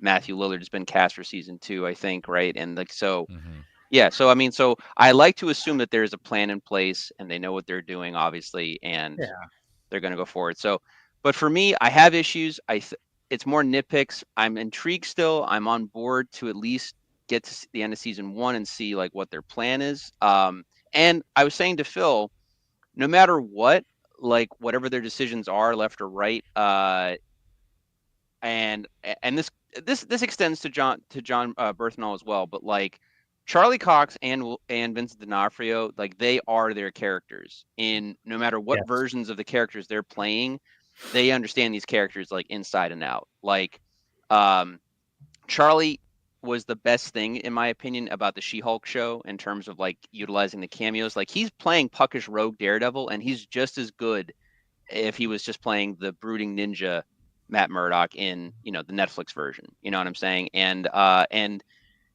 there's some choices that they made with Hawkeye, but like, Vincent is still playing Wilson Fisk. Like he gets it. He understands what the character is. So that's the way that he delivers his lines, just the way that he talks and everything. I mean, it's a complete like different voice. Like because I've been like watching because I just love seeing Charlie and Vincent together. I've been just watching a bunch of interviews this entire week, and just like hearing like Vincent just like. It's like a normal, like happy human being, and then he goes like Vanessa. But he plays like these very intense characters. I mean, he's ever since Gomer Pyle, like from whatchamacallit, that one movie, Full Metal Jacket. Full Metal Jacket. I mean, that's a good movie. Christ, when you watch his character in that movie and what happens to him in that movie, you just go. I mean, he's always played these dark characters. I mean, Men in Black.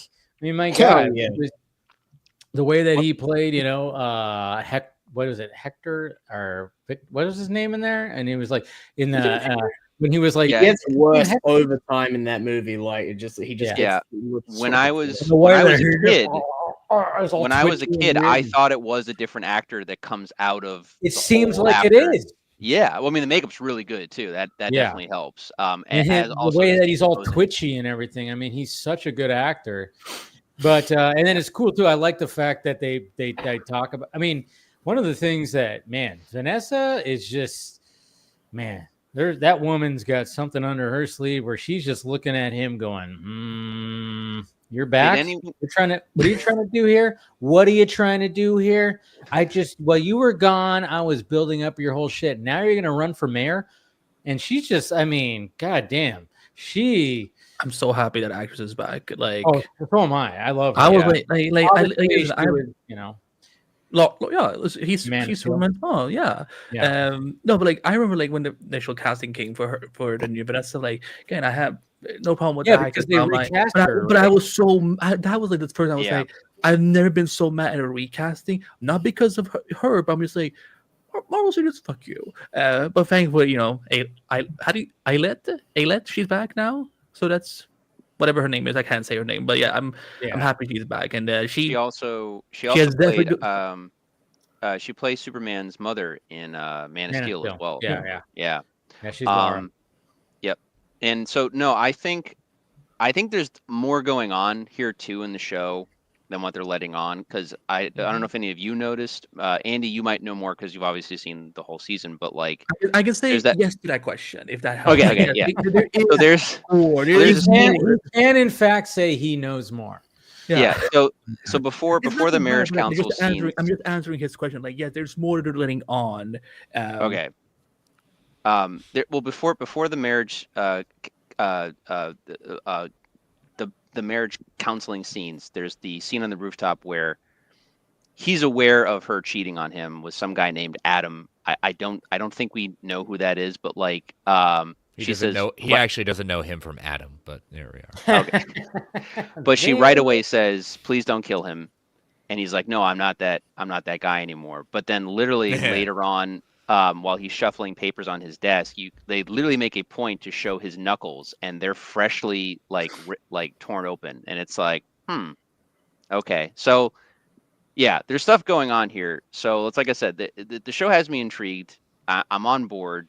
The main leads are holding up the show, so I'm like, So anyway, that's where I'm at. Oh, Dave, I think I told you I had some stuff to show just real quick. Show. I hope I haven't shown this before. As you guys know, I have too much time on my hands, but wait. 9.0, very nice. Signed by Stan himself. Nice. And I like when he shows stuff. Yeah, thanks. right? He's got good things. First appearance of He got Punisher too. Yeah. Yeah. Nice. Oh, 9.4. Very good. Very good. Very demure. Thank you. Yeah. Anyway, very demure. Anyway, I wanted to show that. As you guys know, I love these characters. So yeah. I'm very excited to see what they're gonna do. There's already talk too of like how they're gonna handle the Punisher and like that icon and all that stuff, because they clearly want to kind of take that back from the current political situation that's happening. Because as we all know, wherever you stand with the character of the Punisher, I still think most Punisher fans who read the actual comics would agree that Frank would probably ice those guys like in real life. So I think we should see something like that hopefully in the show. I think that would be like another thing that we have to also think about too that was not talked about in the first 2 episodes is the fact that now we're in the world that there was the blip, right? Yeah. So I don't know like how much they actually, if there's gonna be just like a little reference to the fact that people disappeared for 5 years. Again, don't say anything, Andy. But I know you're not going to. But at the same time, it's just like there's that whole thing, and I think when you see the trailer and when you see Frank and he's long hair, bearded, I mean, there could be something that gets referenced to it. Maybe they just decide to not even talk about it. Who knows? But there is that aspect. The way they talked about it, I had to ask my friends if they thought similar, but the way they almost talk about it with Kingpin, it sounds like he blew or something. That's right. But I don't think that's the case. I think he didn't blip because he was around during the time of Echo. It's what happened with Echo and the fact that he got effed up. By the way, is that who he mentions in the diner? Like, yes, the mentor. Okay, I was like, because I was confused for a second. I was like, wait, who did he? Yeah, I still haven't watched that show. I guess I should have watched that. Echo is actually pretty good. It's only 5 episodes, and like it's better. It's not bad. It's better than what the trailers were selling. So like when I was watching, I'm like, I like the character. I mean, when she showed up in Hawkeye, I thought she was pretty damn badass. The problem is like a lot of, well, again, I like the show for what it is, but I think we talked about it in real time when it came out. At least I think we did. But I said my only issue with Echo in terms of that show, or just the adapting it, is that she doesn't actually have, at least to my knowledge, she doesn't have a lot from the actual comics. There's not a lot to actually like really like adapt. She's in only, I think, like a handful of issues of the David Mack run, I believe, or something like that. And yeah. I mean, she's a cool character, but there's only so much that they can one of the producers, or maybe the showrunners, said that he said that they did definitely like update some stuff from the comics, because like when I was researching, I'm like, this doesn't really feel like the same thing. But hey, I think that blanking on her actress's name, but she is amazing. So I'm hoping we get to see her again. Yeah. I don't know. I was crushing on her. I'm not gonna lie. Yeah, well, she's cool. And she's cool in Hawkeye. I like the Echo show. If they bring her back in some capacity to, punch Fisk in the face, I'd be fine with that. I mean, I kind of want all the Defenders at some point, like in the MCU. Oh, I think there's no way that they don't bring them back. I mean, I would be because Luke Cage, Jessica Jones are pretty much perfectly cast.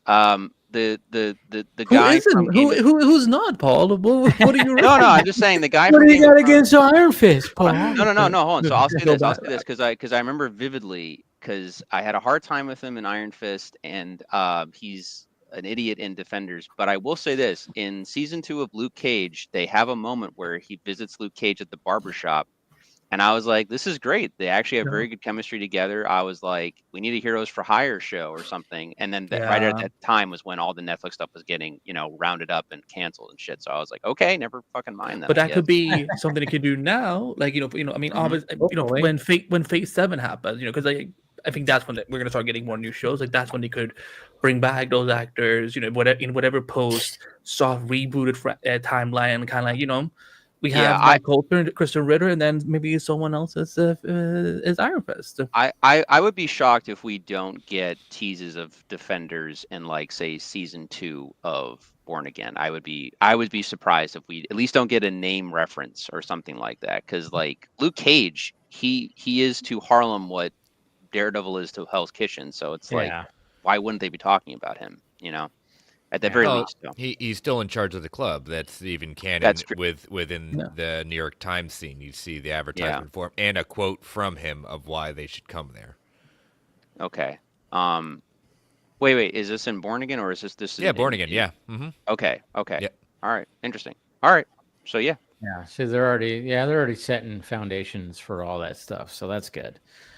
But I remember I was sitting right over there in my chair, and I was as soon as when I saw Foggy outside, I'm like, no, he's on the phone outside. I'm like, no, don't even. No. Don't even. I was like, you don't even do it. No. And I was just like, no. Just kept on just going no. And then sure enough, like when it happened, I was like, no. I was like, gah. Well, as soon as Matt, did his little, he started listening kind of thing. I went, fuck. I was like, no. You brought him back. Come on, no.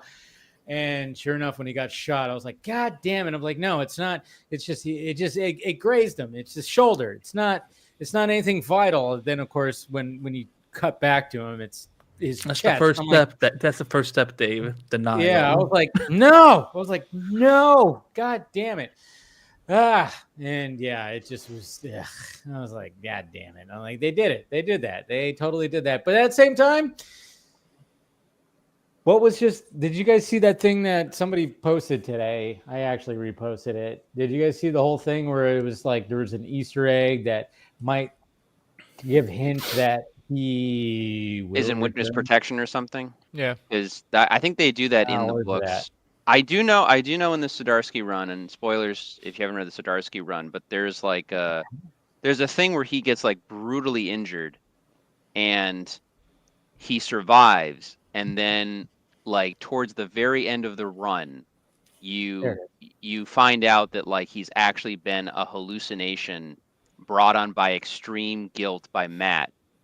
Like, but again, it's like he's pretended that Foggy's been alive the whole time, so he can, because in this arc, he and Elektra are basically leading the chase against the Hand once again, and she's been Daredevil for a time. He's now in like the white suit Daredevil, and so like, but then you realize that Foggy is like Daredevil wears a white suit. Yeah, so he's because he's leading the chase, so he's in the Daredevil suit, but it's white. It's pretty badass. I like Zdarsky run a lot. This is what people were talking about. So it's like the address on Nelson Murdoch and Page's law office is 468, and apparently issue 468 is this one right here where that says The Secret Life of Foggy Nelson. So and then people are like, wait a minute, maybe they have a history of doing this in Marvel where they drop that kind of stuff. So. Well, if that's the case, then good. Let's hope for the best. Because look, I don't know about you guys, but to me, Foggy Nelson, and with addition obviously to Karen as well, but like Foggy was to me the heart of the original show. Yeah, like he kept Matt grounded. He kicked his ass emotionally. Like he's just so good as a character, and not only that, like he is perfectly adapted from the comics. Like he literally is like if Charlie is perfectly cast as Matt Murdock Daredevil. I always forget the actor's name, but I know he's been in Mighty Ducks. Eldon Henson, I think. He's so fucking good as Foggy. And then the way that Jesus Christ, look at how he looks now. He's all sharp. He's got like his hair all nice. He lost some weight too. Yeah, he lost weight too. I mean, like my God. Looking pretty damn sharp, and it's like, oh, and then he's just to die. Yeah, it's like, good Lord. I think what threw me off was the fact because I'm thinking like, okay, like they're releasing 2 episodes together. Okay, like we know that I mean, everyone kind of figured he was gonna die, but I'm thinking, okay, we're at least gonna spend a good, for like 30 minutes or something. Mm-hmm. And I'm like, and at first I thought, like, did I fall asleep and just wake up and now I'm watching the scene? And I look at my player and I'm like, I'm sorry, it has been only 10 minutes. And I'm like, and I was so mad. I'm like, why? Yeah. Why would you do this? Like, I know. I got like seriously depressed after that. I was like, because I've been watching the original. I've been rewatching the original show, and the best scenes are just when Matt and Foggy are talking together, and just God, that made me so sad. It made me want to like, I think a lot of people felt that way. We were just you're not alone, Axel. You're not alone. Not alone. How did you feel about it, Phil? You've been kind of quiet about it.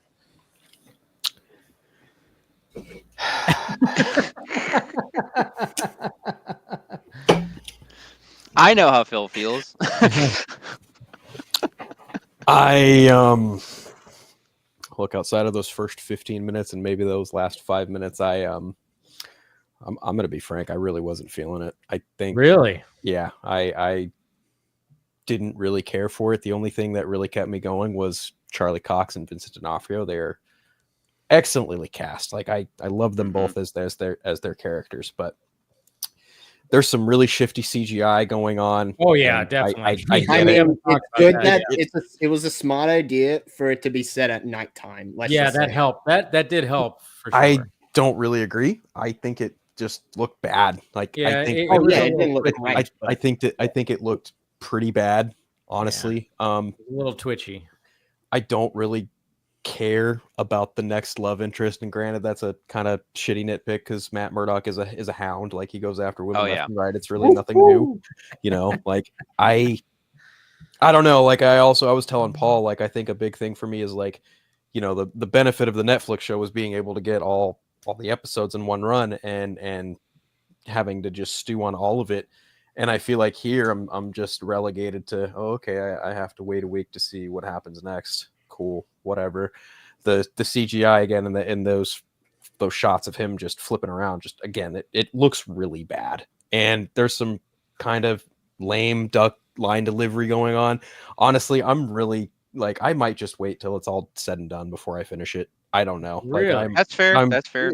I'm kind of disappointed, if I'm being brutally honest. Okay. I don't really want to bring nobody down. Bullseye was cool. Like what's his face? Damn it, Wilson Bethel. He's great. Fisk? He's got like this just sadistic. He's exactly how Bullseye should be, and I appreciated that.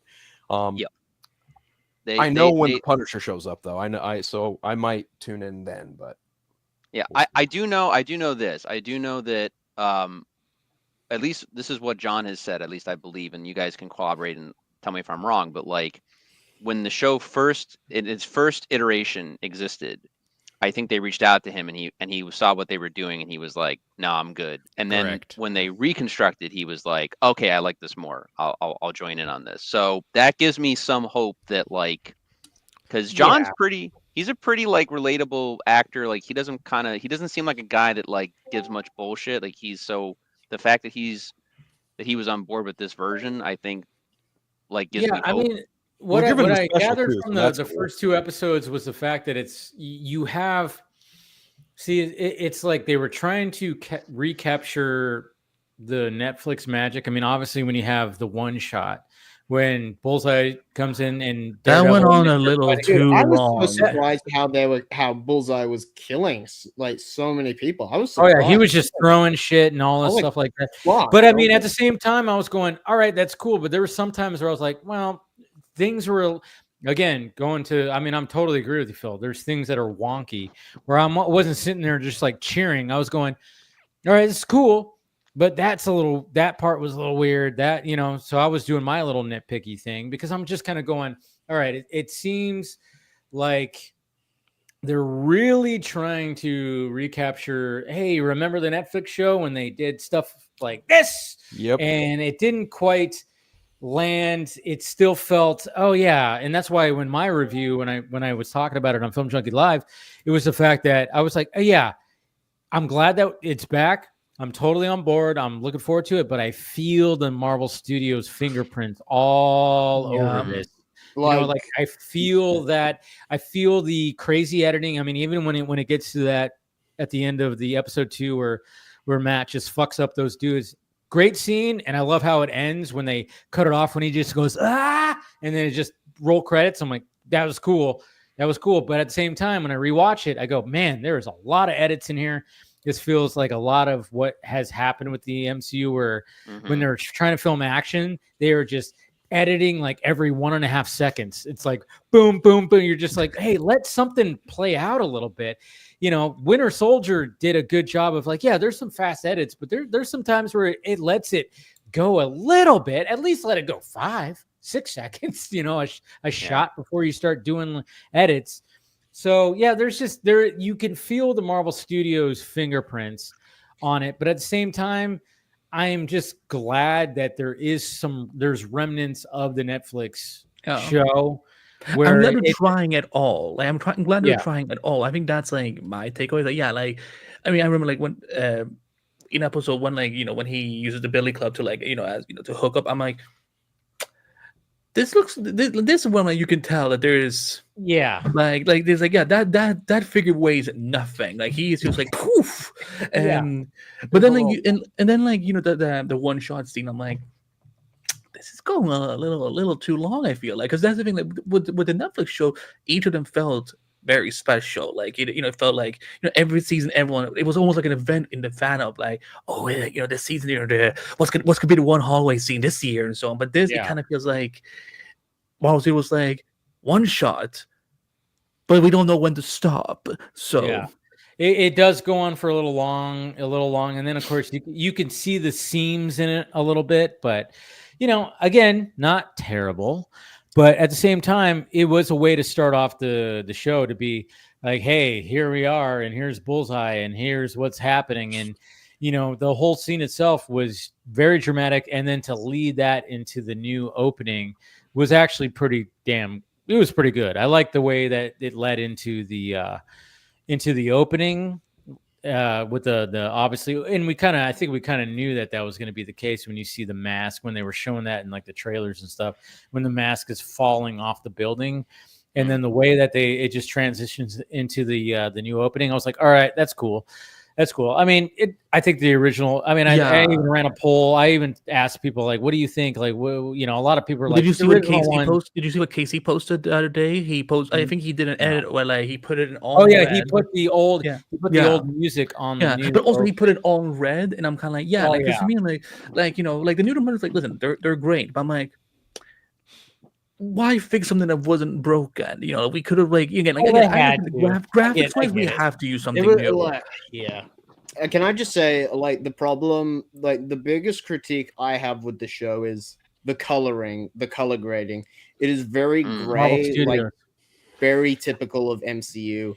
Yep. And like when you just look back on the Netflix show, the lighting was the best part, like one of the best parts. Like they did yellow so well in that show. There was a lot of yellow lighting, and then when you go to this show, it's just gray, dull, and just I don't know. It's just something about it.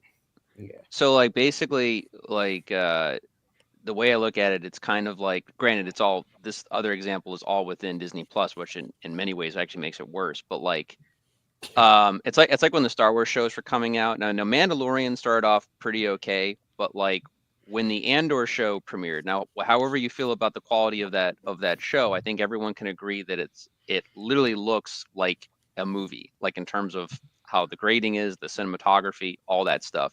To the point.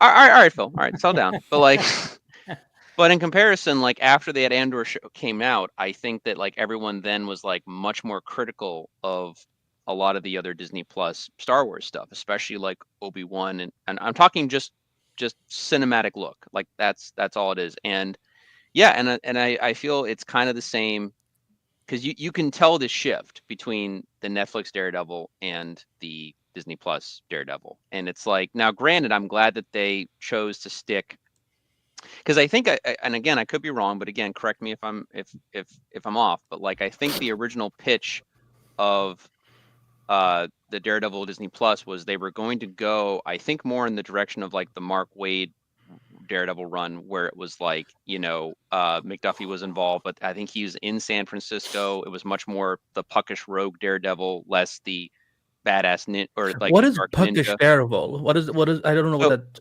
Okay, so I should explain. So basically, before Frank Miller, Daredevil was not like I mean, he had dark moments, but he was not, in my opinion, known that much of like a brooding character. He was He was much more literally. He was a daredevil. He was a guy that could just do amazing stunts because of his, his crazy powers with his enhanced senses and everything. That was kind of more his thing.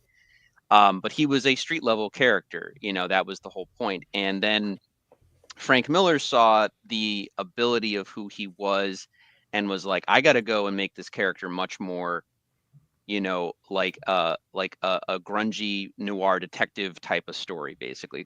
Again, very similar to what he would do. It's crazy. And Frank Miller, has he done that before? I don't. No, I know, right? Yeah, no. So, repeating patterns, but no, I mean, it was a brilliant idea. But so I should explain too, with the comics, you basically had Frank Miller do his run on Daredevil, and then Daredevil kind of went into obscurity a little bit for a while, and then when Joe Quesada and Jimmy Palmiotti, thank you, and Amanda Conner and all of them came in to do Marvel Knights, one of the first things they did is they got Kevin Smith to come in and do Guardian Devil. Which, if you guys know, is also the death of Karen Page in the books and stuff. And it restarted a whole new era. And then you had Bendis come in, you had Brubaker come in. Anyway, all of it, even after that, was still predicating a lot on the Miller aspects of the character, the brooding ninja, the guy facing against the hand, or dark, satanic cults, or whatever, that element of it. And then basically Mark Waid came in, and if you guys understand and know Mark Waid, he is a guy that is much more of the older school style of storytelling of the comic books, because that's the era that he fell in love with as a kid. And he had grown up loving the pre-Frank Miller Daredevil, but he needed to write a story that was set in modern Daredevil time. So he basically made more of the puckish rogue Daredevil, like the guy who is, not brooding all the time. And it's like pretty much the version that you see in She-Hulk.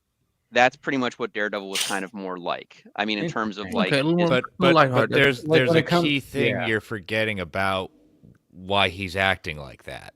He's not. Waid wasn't doing it to bring him back to the Silver Age. Matt had just gone through a really hellish thing in Shadowland that broke him to a level of, and this is him having some extreme PTSD. That the revelation halfway through is like he's acting like this because he doesn't know what to do with his life. No, that's true. Shadow, is that the purple costume, by the way? Shadowland? Is that the one he has it's straight black. Okay, straight. Okay. Yeah. So I should preface, I skipped the Shadowland arc because I wasn't a fan, because for you that don't know, like Matt's like really he's fucked up in that arc, and then you find out he's basically possessed, and it's a whole thing.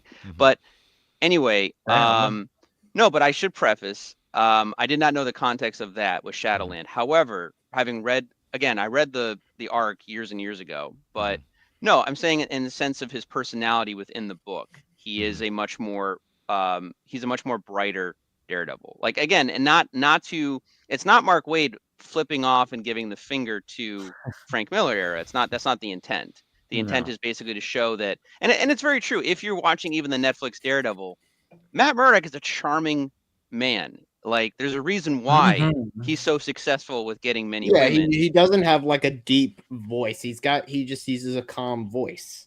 Like, he's unlike calm. other people.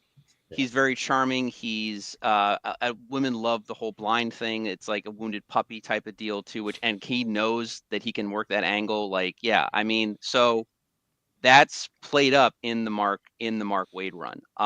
But again, and it's not, and that's the thing. I got the Mark Waid run thinking I wouldn't enjoy it that much, and I ended up really loving it quite a lot, And then later, they went back to Charles Soule and Chip Zdarsky, which brought it back again to the more darker aspects of the character. But it flows quite nicely, in my opinion. I will probably check out the Shadowland stuff at some point.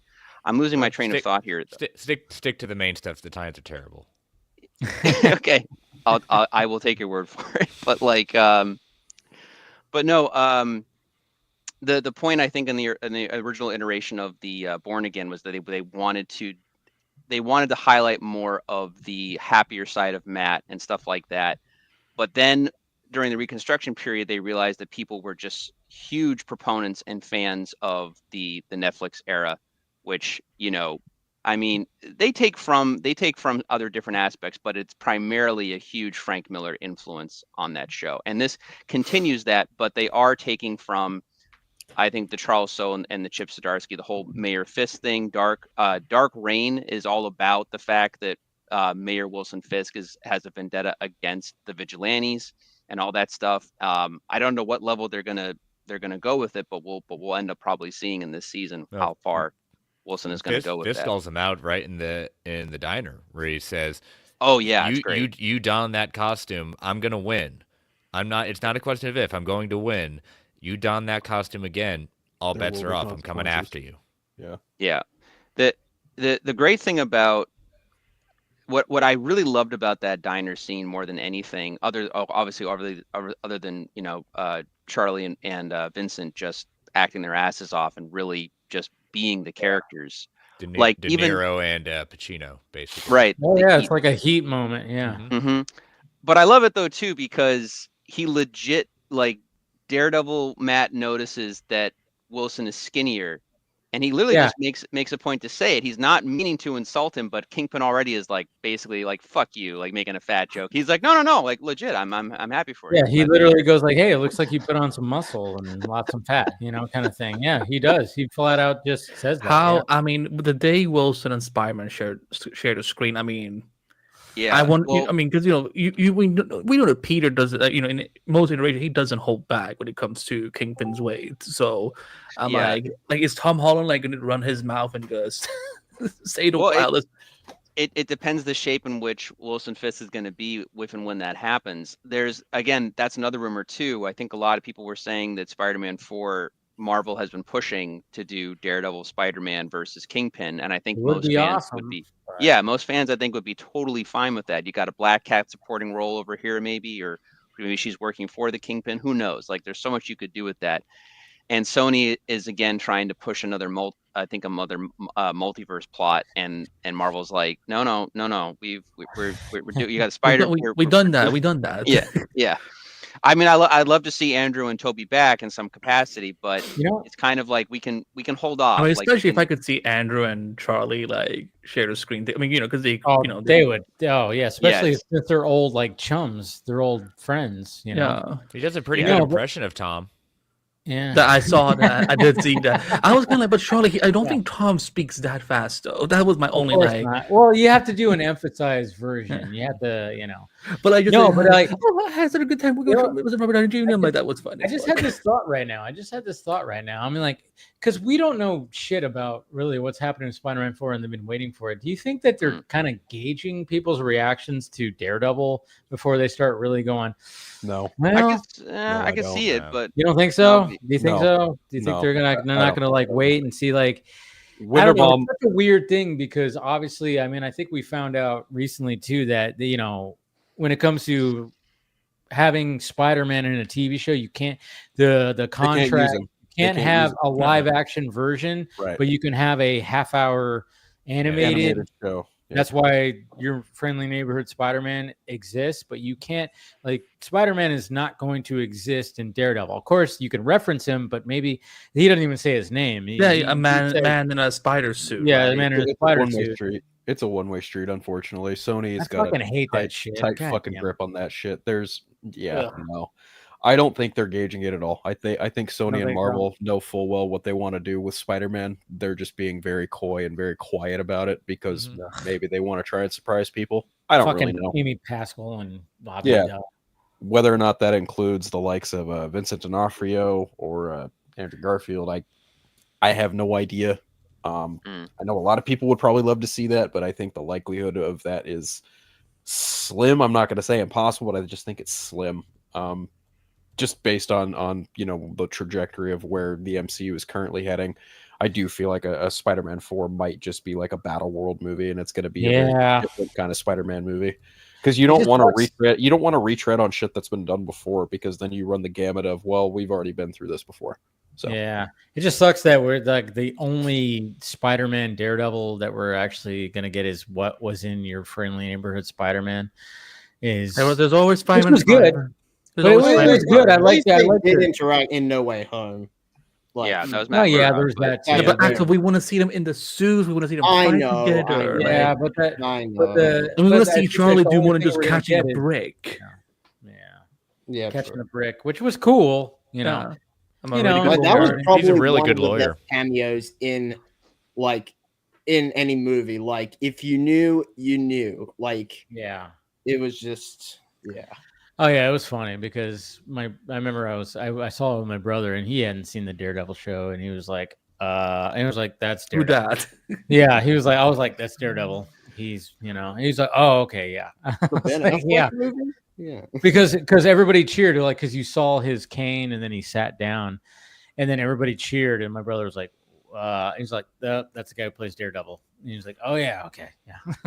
Remember when Charlie said that he was in a theater and waiting for people's reactions, and then either it was only one person or it was no at all. And he's kind of like, oh, they're like, who's this lawyer guy? Yeah, that was a cool moment. But yeah, I mean, it would be. I mean, when I heard the idea that they might do a small street level Spider-Man movie and Daredevil could be involved and Jessica Jones could be involved and retool the Defenders, literally have Spider-Man join the Defenders now. Because I actually like that idea. I'm like, yeah, okay, you guys, when it went to No Way Home and the multiverse thing, you went balls to the wall. It worked. It was awesome. But yeah, do something more street level. I would like to see more street level, but I just don't know. Who knows? Who knows what the fuck? I mean, it just seems like it's just taken so long for Spider-Man 4 to kick it. But I know part of the reason why is because they're sharing with Sony, and both Sony and Marvel Studios have two different ideas of what they would want to do with it, and that's what sucks. It's like, I mean, how often do we reference sometimes you just think about when you have Amy Pascal and Kevin Feige interviewing, and she says something, and he was like, "Whoa, what?" Yeah, and it's just good one, Amy. Good one. Oh, the gifts. Yeah. That moment right there that turned into a meme. That just shows you the relationship right there, where it's like, yeah, Sony, what they're getting right with Spider-Man is Into the Spider-Verse. And then Marvel Studios is like, well, now we're gonna inject them into our bigger universe, so that's working, and it's worked. But it's just, there's such a conflict right there. It's like it's almost like it's two divorced parents sharing a fucking child. I do wonder what the deal is going to look like between Sony and Marvel after the multiverse saga. Yeah. Are they going to extend it? Are they going to be like, well, if we're going to extend it, can we maybe try use Spider-Man on the TV shows or something like that? Or I don't know. I wonder how it's going to look after, because at some point, Tom is going to, he's going to be done, and it's kind of what do we do then with Spider-Man in the MCU? Do we go to Miles or have a new Peter? I don't know. It's just, you don't think Miles? Well, no, I think Miles. Miles will eventually get there. I don't think Tom Holland's. I think he's made it pretty apparent that he'll play him till he's 90. Yeah, till everyone is 90. He also took a note out of Robert Downey Jr.'s page. He's an executive producer on Spider-Man 4. He's got more creative control this time around. Smart move. Oh, nice. Very smart move. Very smart move. He's more than earned it. Oh yeah, he's totally earned it. I mean, the fact that you have a Spider-Man. I mean, nothing against Toby and Andrew, but we have a Spider-Man that actually could do, backflips and flips and shit. I mean, not anymore. He's getting old. He said the last time he tried to do this, he fucking hurt his stomach, and Zendaya was laughing at him. He's getting old, dude. He's getting poor guy. Yeah, he needs to go to retirement time. He's not old. But it's also funny too, because when I see people going like, "Oh yeah, just Sony, just make Andrew Garfield your Spider-Man," and I'm just going, "Whoa, pump the brakes." Have you seen what the fuck they've put out in the past years? I would not want to put that on my boy. All right, I love Andrew Garfield. He's been approached for, and he was like, "No." Yes. Yeah. They showed him. Smart he wanted to go out. He wanted to go out on a high note, which I don't blame him for. And then he saw what Sony was cooking. No Way Home is essentially a high note. So but he's gonna come back for Doomsday. Oh yeah, I'm sure there has to be something that's going to be just right. But I'm sure they've approached them on so many different things. We're like, hey, people want you back, Andrew. They want you back. Here's what we got, and it's like, no, that's crap. what you guys have been putting out there is shit.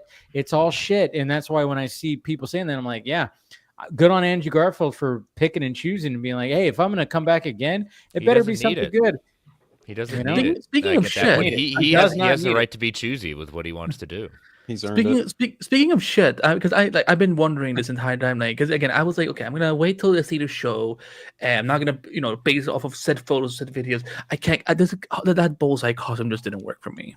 I'm like, he looks like he's flying. That looks like I was gonna say that looks like a proto costume though. Like I think he is getting a different design later. I hope he gets that comic book. It's from a recent run. Mark Cicchetto did the redesign on Bullseye not too long ago.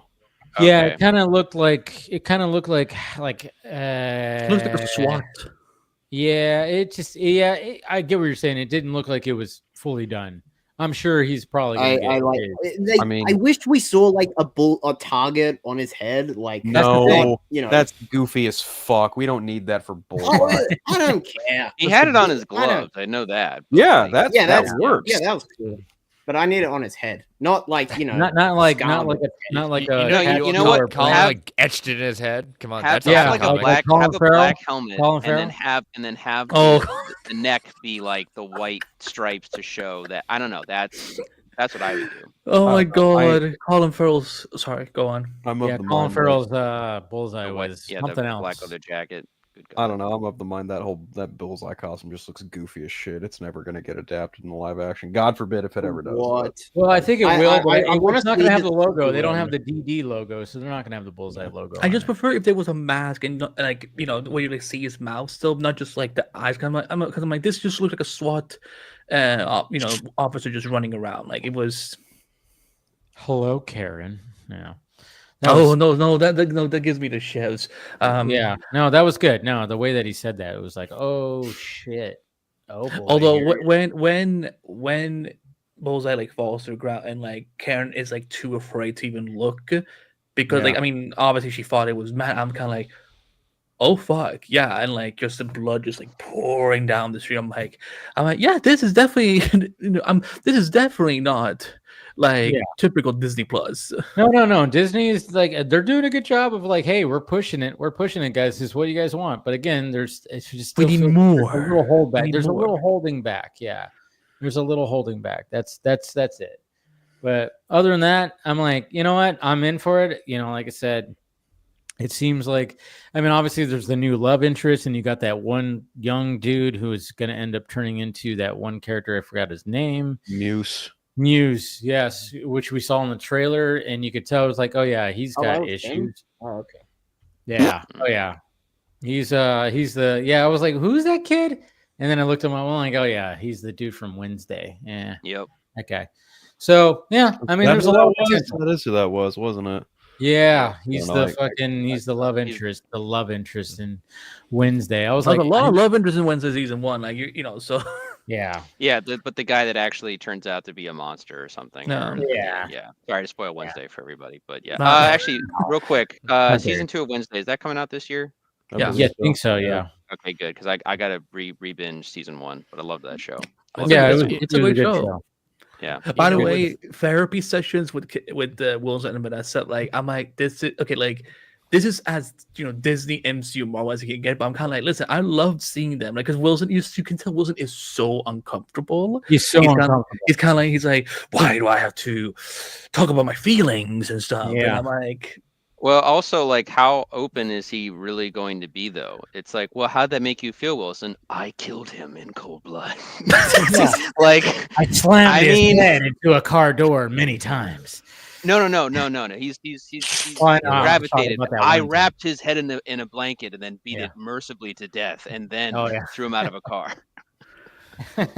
So yeah, but it all traces back to my time in the Marines and when I was a boy. Or the I wonder if we're ever going to find out. Vanessa is not going to make it out of season 1. I just Vanessa. I have a feeling Vanessa like hired Bullseye. Like she's definitely. I wouldn't be surprised. Yeah, wouldn't be surprised. So, she seems like She seems like she's pretty. She's just. I mean, when they were having that little like celebration party, and she's just like doing that whole thing where she's like has her little champagne glass, and she's just looking at him, and she's just going. She's just gauging, and then she just walks away. I'm like, man, this woman has turned so evil. Yeah, there's something. But just keep walking the season, Dave. I know. Sure. I get it. He was like, yeah, no, that wasn't me. Like, you know, I kept my word on that. That's just Bullseye acting independent. But I like that though too, because it makes the point too that like the North Star is gone. There's no him racking in any way whatsoever. Like he's full on Bullseye. Like he's just complete sociopath, like psychopath, like just out for blood basically. So it's like, okay. So yeah. You know, it's a double-edged sword when we talk about that. You know, we want the Netflix era show. We want what's there. And then we realize that, you know, they're not going to give us exactly that. No. You know, and it's one of the things like be careful what you wish for, because if they did give us exactly what you want, saying, they're not trying to do anything different. They're not trying to stretch. Yeah, there you go. Yeah, stretch I mean, at that point. And you know, again, just based on 2 episodes, they had to give us a lot of different things all at once, because he couldn't just say like, oh, everything's back to the way it was. You know, the world around us has obviously changed. The world in the MCU has obviously changed, but they're getting like some of the quick greatest hits, like the one shot. You know, or I like put the quote unquote one shot, because it is not a one shot. It is a lot of camera tricks and things like that. Very long one shot. It's just to make it appear like a one shot. But again, it's cool. But yeah, we all said it best, is that the linchpin of the show is Charlie and Vincent. Yeah, and their characterization, and they nailed it. So when it comes down to it, right now they have it, but they're setting the board. They're setting up the board right now, and so I'm willing to give it a little bit more grace at this point, because it's hitting what I want for right now. Is it the best? Is it the best one? No, still season 1 is still the best in my mind. But again, it's hard to compare a season 1 to now what is deemed a season 4. You know, and so, you know, I don't correct you, Phil, for saying you may wait until the end to kind of get the whole picture of it, because that's how we grew up with the Netflix show. It was all at once. We didn't have to wait. So I understand that point of view with it. I also understand that, you know, some of the characterizations may be just a little bit different. I don't think Foggy is gone. I think Karen's going to come back this season at some point too. She's got to. I don't think that they're going to bring back. I don't think that Foggy's going to be just a flashback either. No. Foggy's coming back, and they're very smart with the runs they're looking at right now by using that model. But I think with what they're trying to do, they had to drop these first 2 episodes, probably more than likely get out Andor's way. But what I did like seeing, talk about when we get into the Punisher, you know, they are going to tackle the iconography, the symbol. They confirmed that today. They said it's incredibly important. I think it's tackled real well, and I think John in particular knows how to voice that discussion probably better than anybody. Because again, we said it earlier. He said no to the first iteration of the show. When they said we're gonna get it back to where it was, he was all in, and especially with him getting the special presentation that he's helping craft. Yeah, I'm willing to give it a little more grace right now. Charlie even said that he wrote that John even rewrote some of the dialogue for himself. Good. Like, wouldn't be shocked. He's very hands on like that. Yeah. I would say when he does come back, it's. Like it's kind of like seeing like 2 best friends again, like reunited. It's heartwarming. It really is. And the criticism when we go from episode 1 to an episode 2, we don't see any Daredevil in episode 2, because that's what they've set up. He's given it up. But by the end, as we see at the end of the second episode, it's like your third episode, we're gonna see him start retraining and things like that. I don't know if he's gonna don the costume until maybe the end of that third episode, the beginning of the fourth, probably. But we needed to see that kind of transition period of a little bit of time for what life has been like for him outside of it. Even where they established in the first episode, he's not Daredevil for that much even there, because even Foggy kind of says like he's not technically hung it up, but he's not as active. Yeah. He's not as active, and which was I like that. I like the fact that, and to be honest, like just looking at the trailer, I thought, oh man, are we gonna get the scene where we see all the Daredevil cows, and he's gonna it's gonna end with him going, all right, it's time to get back into it.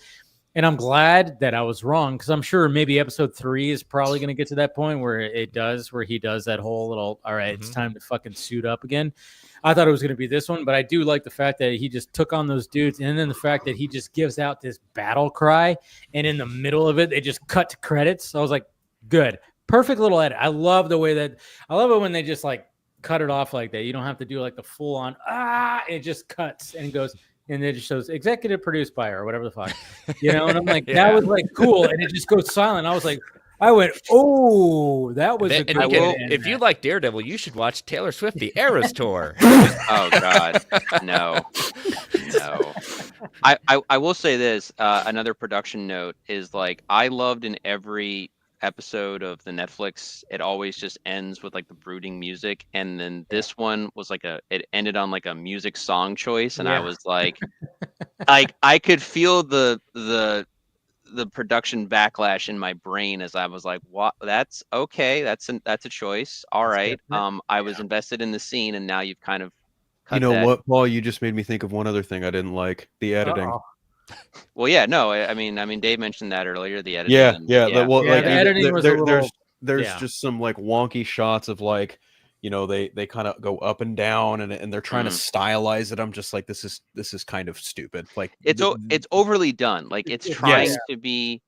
It is doing its own thing. It's trying to do something different from the Netflix show, which I'm grateful for. But at the same time, it does feel almost tacked on or like overly stylized. And I get why, but it's also like no one in the room was basically like, you guys can pull back. You don't need to. You're trying to show off, but but it's. I wonder if season 2, like because we know that season 2 is like when Dario and the writing team will kind of it's like that's like there's no remedies of leftovers from what was done on the OG version of Born Again. So I kind of wonder if that's kind of going to be a little more cleaner as opposed to having to like, well, let's work in some elements that the first team did, but all they're trying to do what Netflix did, but all they're trying we're doing our own. So I know you can't say anything, Andy, and I'm glad for that. Just in terms of like what we're. Ask in a non-spoiler way. I can maybe like. No. I mean, I'm sure. I have friends that keep their ear to the grindstone, and from what they're hearing from like early reviews and everything, that the show does get progressively better. So I listen. Like, there's a reason I burn through, like, because I was only gonna watch a couple episodes and go to bed, and then I'm like, well, bleep bleep bleep bleep bleep, and then it keeps going better. So I what you've heard, I would say I agree with that it definitely improves. Okay. I will say that because listening to what Phil was saying about maybe wanting to wait till like the whole thing is out, I do wonder what it would have been like if the entire thing had come out on Disney Plus, and just see like if because they need people to stay invested until they get to Andor, and then they have the Andor weeks, and then whatever else is after that. But yes, unfortunately, I mean, even Netflix has pulled back that model, and I think even the reason that they used to do that too is I think it started with David Fincher and House of Cards. David Fincher's like, just put the whole thing out in one day. And like after that, it was chaos. And now streaming is just becoming basically, they do part 1, part 2, or they do TV now. Oh, Cobra Kai. Let's be honest. I just sidebar because I love Cobra Kai. I know. No. We really want to talk about something Netflix. No. We got 15 episodes of that last season. Great. They literally milked it for everything it was worth. We got 5 episodes every couple of months. I was like, come on, just give me the whole fucking thing. And it was great. It was a great season. I enjoyed the heck out of it. But one of the best series finales of all time. Seriously, I mean, that haven't seen it yet. Oh, okay. I won't say anything. Don't spoil Everyone dies. No, Phil. Everybody gets snapped into fucking Ash. God damn it. That's right. Yes, Yep. Kreese gets God the damn it. Infinity Gauntlet. Mr. Miyagi shows back up and he's like, and then Jackie Chan shows up. No. No. I did rewatch the Karate Kid Legends trailer afterward though, but no, I'm actually excited for Karate Kid Legends, though I am surprised that more Cobra Kai people are not in. But anyway, but yeah, so I just love Jackie Chan so much. He's just one of my all-time favorite, just action stars. I just love that guy. Anyways, go ahead. Yeah. Sorry. So no, but Netflix now milks everything, and same thing with Disney like streaming services. But yeah, either way, I'm still invested in this show, so I will give it. I will stay until the end of season 1 and then go from there. So trust me, when you get to end of the very season, rational. I like it. Yeah, very rational, very demure, very mindful. No, but again, like when you get to the end of season 1, you're gonna be like, okay, now I'm gonna need season 2. So like I don't see Paul quitting the show at all. Like it will get there. And I'm glad, at least to say, from everything I've seen, positive or negative on the show, there hasn't been something that was like, no one has, at least what I've seen, no one has come out like really hating the show. No one is like, man, I wish I was blind. I saw someone on Twitter say Daredevil was a mistake. I'm like, okay, relax. No. Oh yeah, I saw that too. They said, they said hashtag save Daredevil was a mistake. And I'm like, okay, you're just being dramatic. You're being dramatic. Stop it. But again, we're in 2025. I don't know how many times I'd say it. Fandom now is seen. Yes, exactly. Fandom now is just so much more extreme when it comes to just people just hating on so many. I mean, that's just the sad fact of the matter is, like, no matter what, there's just going to be like those extremes. It's just the way it is nowadays. I mean, and I would, when Daredevil first came about, I mean, again, this was like 10 years ago, where it premiered in 2015, right? Yeah. Wow. So I know it's crazy to think about, but at the same time, it's like, it was a whole different world then. I mean, I remember going on Twitter, and Twitter was not how Twitter is now. That's for damn sure. I mean, social media in general wasn't like how it is now. So now that everybody's like, built up sections of fandoms, and everybody's like taking a stance on this and that and this, it's now, but I do love the fact that no matter what, I mean, we've had like these moments. I mean, obviously when it came to, hey, release the Snyder Cut was a thing, but then Save Daredevil was a thing too.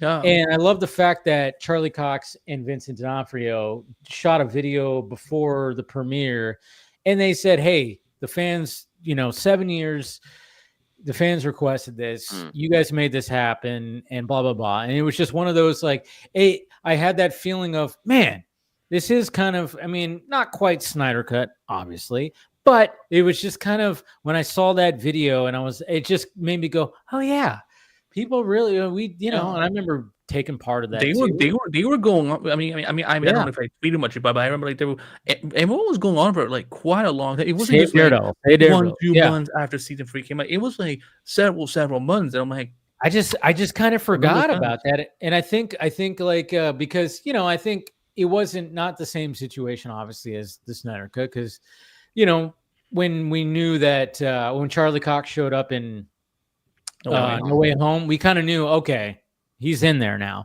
So it wasn't as strong as, Snyder Cut stuff. Obviously, Snyder Cut's a whole different beast, obviously. But it was just really cool when I saw that video of them shooting that at a press junket on a fucking phone. And it just warmed my heart, no matter how the outcome is. And again, and I love the fact that a lot of us are feeling, a little bit differently, and, about the whole thing. Great discussions. The fact of the matter is that it's back, and it's just kind of crazy. 7 years. And it was like a thing that I was even thinking about, because I remember watching season 3 at my, I was living at a place before my last place, and I was like, oh wow. So the entire time I was at my last place, which was 6.5 years, there was no Daredevil. And then I moved to the new place, and now there's a Daredevil. Sweet. Crazy. Thank you, Dave. You're the reason. I know. It was me, guys. It was me. That was the reason. That's the true Marvel Jesus right there. Exactly. Eat your heart out, fucking Ryan Reynolds. Come on. Jeez. No, but I'm just saying. No, it's just kind of crazy though. Like because COVID just took so many years away from things that you just forget about how many years, that And I just was like going, wow, 7 years since season 3? That is crazy. But no, I'm happy it's back. I'm happy it's back. You know, like the kids say, you know, we are so back. So, yeah, no, what do the kids not say these days? I know. I think at the end of the day, we have the actors from the show coming in and playing these characters again, and hopefully they can incorporate it into something else later. Hopefully in some movie, like I'd like to see Daredevil show up and be on the Avengers, even if it's just a brief like moment or so. But like to see him fighting along, say like even Sam Wilson, Captain America, or anything, just even that would be great. Because again, he is one of the best cast superheroes in my opinion. Like he is that character, so it's like, you know, they understand and they get it. And and the same with Kingpin to me is in my top 5 favorite comic book villains, because anytime he shows up, like the equation changes. Like he is vital to the underworld crime in New York. Like he, you know, and there's so many arcs where he'll either take a break or he'll get taken out by, you know, Daredevil, or somebody goes to jail, and then there's usually a gang war that follows because of the giant hole that he leaves behind when his operation gets, you know, dismantled and stuff. And it's like, you know, and it's been shown in the show and everything like that. But yeah, so either way, I hope Born Again. I hope that, you know, season 1 works out and that we get some resolution. We figure out what's going on. You know, but either way. They're taken from they're taken from different aspects of Daredevil, different runs and stuff like that. And I just hope that it works out and that it just flows, and that hopefully I think it will. Yeah, I just hope it kind of evens out at the end, you know. Yeah, I mean, I think like a good point. What was brought up is the fact that there was so much that they had to inject into, especially the first episode, that they were going, hey, remember this? And then, okay, then we got this, and then it's this, and hang, you know, so there was a lot to write onto. And I think now that the first 2 episodes have been premiered and there's feedback and there's all kinds of stuff, sure, I don't know how much they're going to take from all that going into season 2. I think they already just have it locked in, but I think they've, again, I mean, I think the test was the fact that John Bernthal was like, the originally idea was like, nah. And I just kind of wonder, what the fuck were they doing with Punisher? We're like, oh yeah, you're not gonna have a gun. Did they say that or something? Like, I don't know if Punisher. I mean, he must have been on the board if they reached out to John, but I don't know. I do know that Karen and Foggy were not in the show at all. Yeah, they were not in the show. Foggy's death was supposed to be off screen. That's how bad it was. Yeah, either they were off screen or they get killed. I don't remember what the was. They weren't going to be involved, but I'm just kind of wondering what made John Bernthal go, are you kidding me? Like, no. Like, I mean, like, yeah, you're going to have ninja stars this time, or you're going to have you're going to have little darts. I don't know. Yeah, Disney dart gun. Disney only in the last couple of years have started to understand and realize that they have to dip more into the R. Well, the reason why, and I've been screaming about this forever, they own 38% of the fucking movie industry. It's like, hey, you have to put out adult content, and now it's like, oh yeah, with Marvel Studios and everything, they have to do that. I mean, look what happened with Deadpool and Wolverine. It's like, there's no way that you can water that down. You have to just let that be a thing, and they let it be a thing. And guess what? $1 billion. Hey, there you go. You're welcome.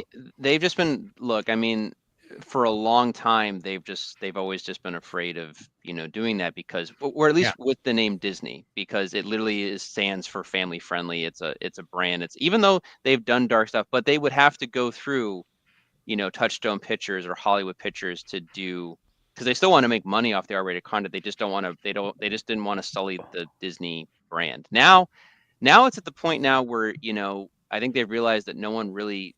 It's not like it was 30 years ago. People don't care as much. It's like, no, you're a worldwide brand. People know that you're going to make more adult content, but at the same time, you're still doing Mickey Mouse and shit like that. People, it's for everybody. Like that's kind of the point. So, yeah. What to do. But again, I think what it really comes down to is really nailing the serious R-rated tone, because Deadpool is still Deadpool, so there's that. I think that's also still why Blade is having the issues. So So I mean, if Blade even still happens, I think Blade will happen. We just really don't know how it's going to happen. But Yeah, they got to stop wasting.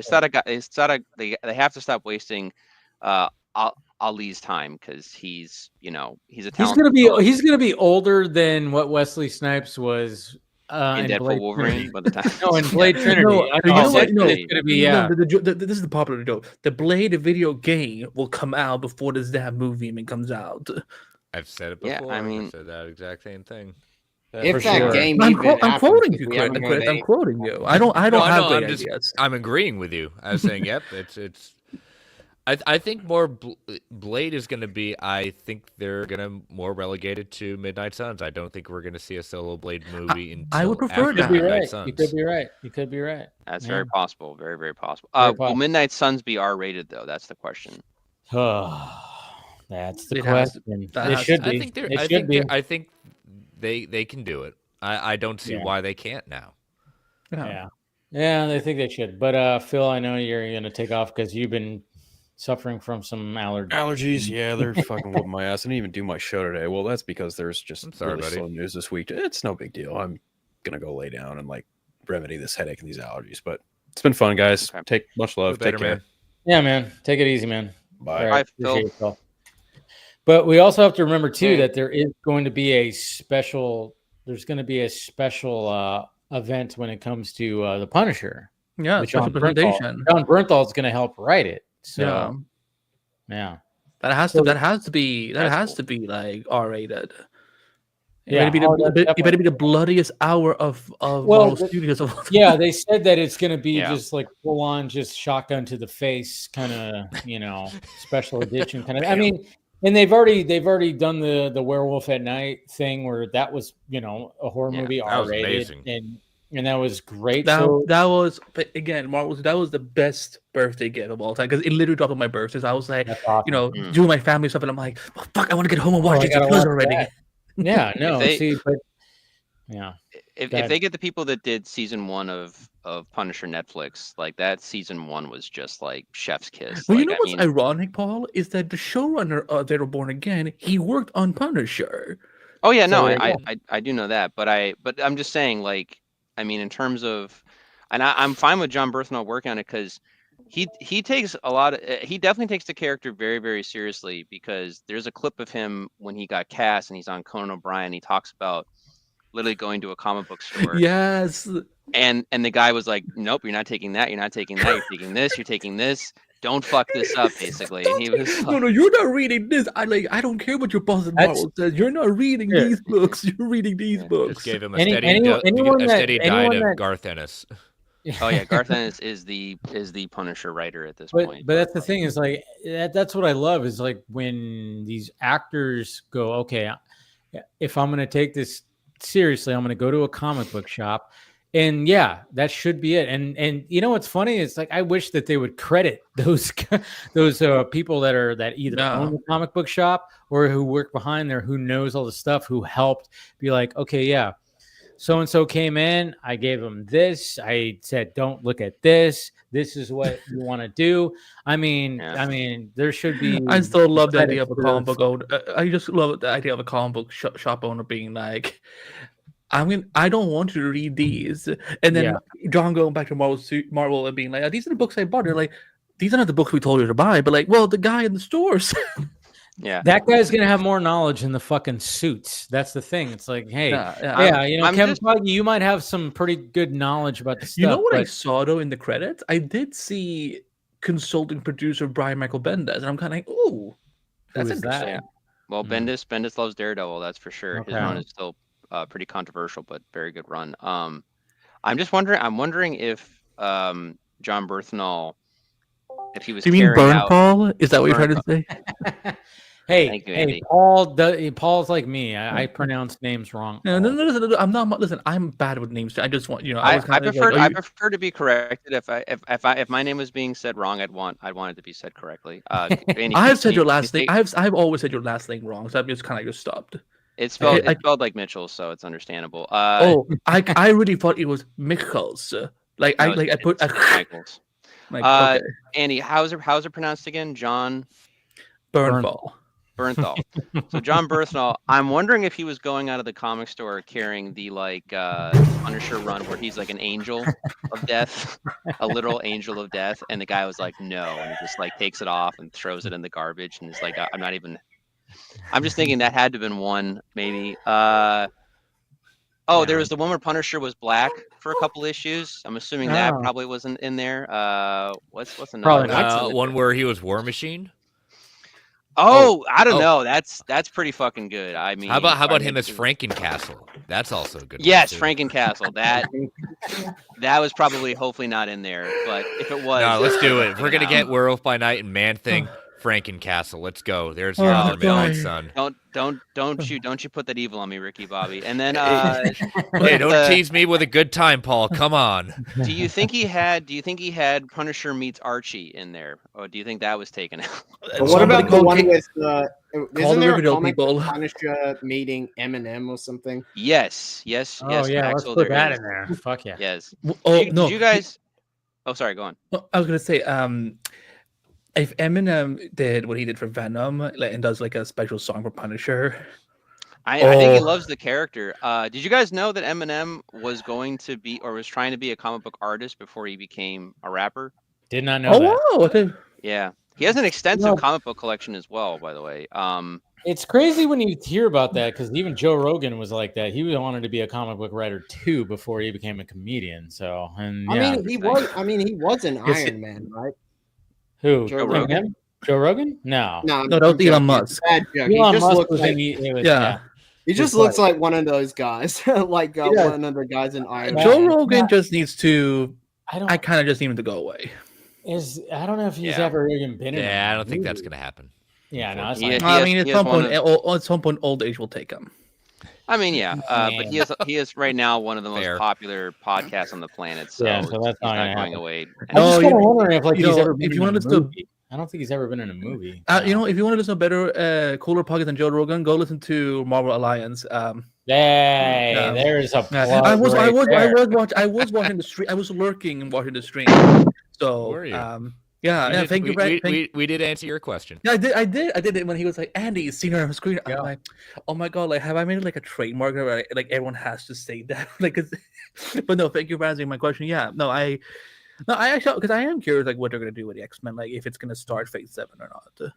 I mean, X-Men is definitely gonna be one of their huge priorities. It's just, there's so many X-Men characters, they could literally be their own separate universe and probably be fine. But it's like, well, last time that happened, I mean, the 20th Century Fox, they had their separate universe of X-Men, and then slowly it just died away. The thing is too, and I say this loving Logan, Days of Future Past, First Class, X2, like, people have said this, and after X-Men 97 came out, especially, I have to really agree, is that as good as some of those movies are in the Foxman universe, and I include the Deadpool movies with this too, but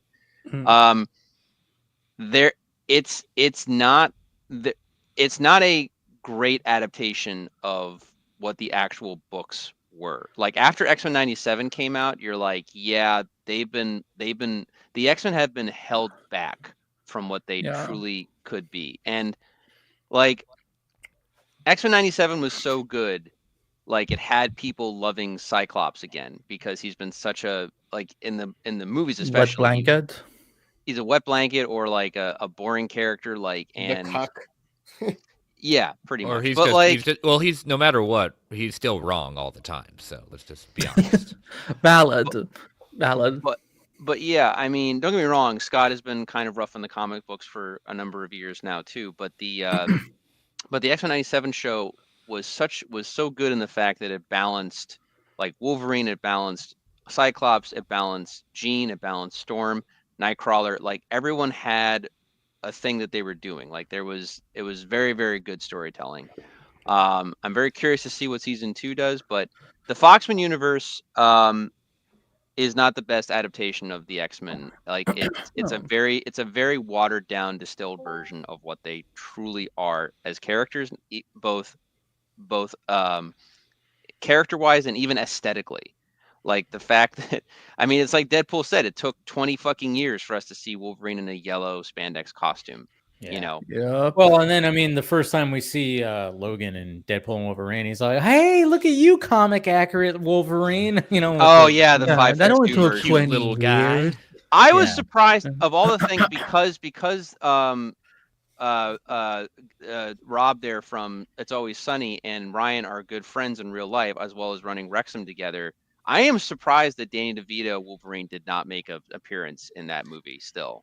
Like, I know, right? I'm wondering. There probably had to be conversations about that, right? There had to been something. Oh, yeah. Maybe it just didn't line up. I mean, the fact of the matter is, when it comes to Deadpool and Wolverine, they probably had a few whiteboards just written of like what could be possibly there, and there was probably only about 30-40% of what actually made Well, isn't that what they said? Maybe even less, you know? I think that's what he said when he talked about, like, you know, because someone had asked, I think, the director about, like, what did you ever try to get Ben Affleck's Deadpool back? And they were like, we had like a list of like 80 characters we wanted or something. So I wouldn't be shocked at all if like how many agents so hard to do that. It literally could have been 5 seconds long of Deadpool going through a portal or whatever. Yeah, and seeing Danny DeVito like Wolverine, and then backing immediately right back out into the portal. That's the thing.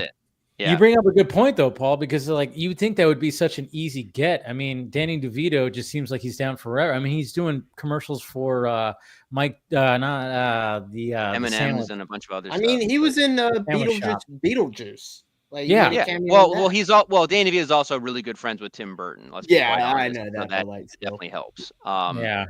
But people aren't liking Ryan Reynolds nowadays, but I don't know. Yeah, that's a whole other thing. But I don't want to see those names anymore in the headline. Like, all three of them. I'm kind of like I'm. It's hard because South by Southwest is happening. Yeah. And then of course we have the sequel to A Simple Plan that stars Blake Lively. I'm really excited for that movie, though. Like, I haven't seen the first one. I still have to see the first one. I heard it's good. I hear it's good. The first one is good. It's goofy good, but I'm kind of like, shit. Like, they're gonna do a sequel to Death. Okay, I don't care. I will watch it because that trailer. You just gotta ignore. Yeah. Like, listen, I'm just watching. Listen, as someone who works in news, like sometimes, like I'm like, I just want to watch these movies and TV. I don't really want to know what the fuck y'all are doing on the side, like, you know. Yeah, unless they're doing something really. I mean, I don't know. It's such a weird thing. It's such a weird thing because I've always, you know, I've been a fan of Ryan Reynolds for so long, and then when all this stuff's happening, and even when it came to the Saturday Night Live thing where he did like make fun of the whole thing, and I thought he did it. I actually was like, yeah, lean into it. I thought it was funny because like when he was like, hey, I got a question, and they're like, hey, Ryan Reynolds, how are you doing? How you doing? And then he goes, yeah, I'm good. Why? What have you heard? You look at back some of those people around. There were some visible eye rolls during that. Oh my gosh! Totally. Some people's like, "Are you kidding me?" Yeah. Oh, totally. I totally get that, but at the same time, I'm going, hey, lean into it. Why not? Speaking of eye rolls, Powerpuff Girls. I kind of want to just like, let's go.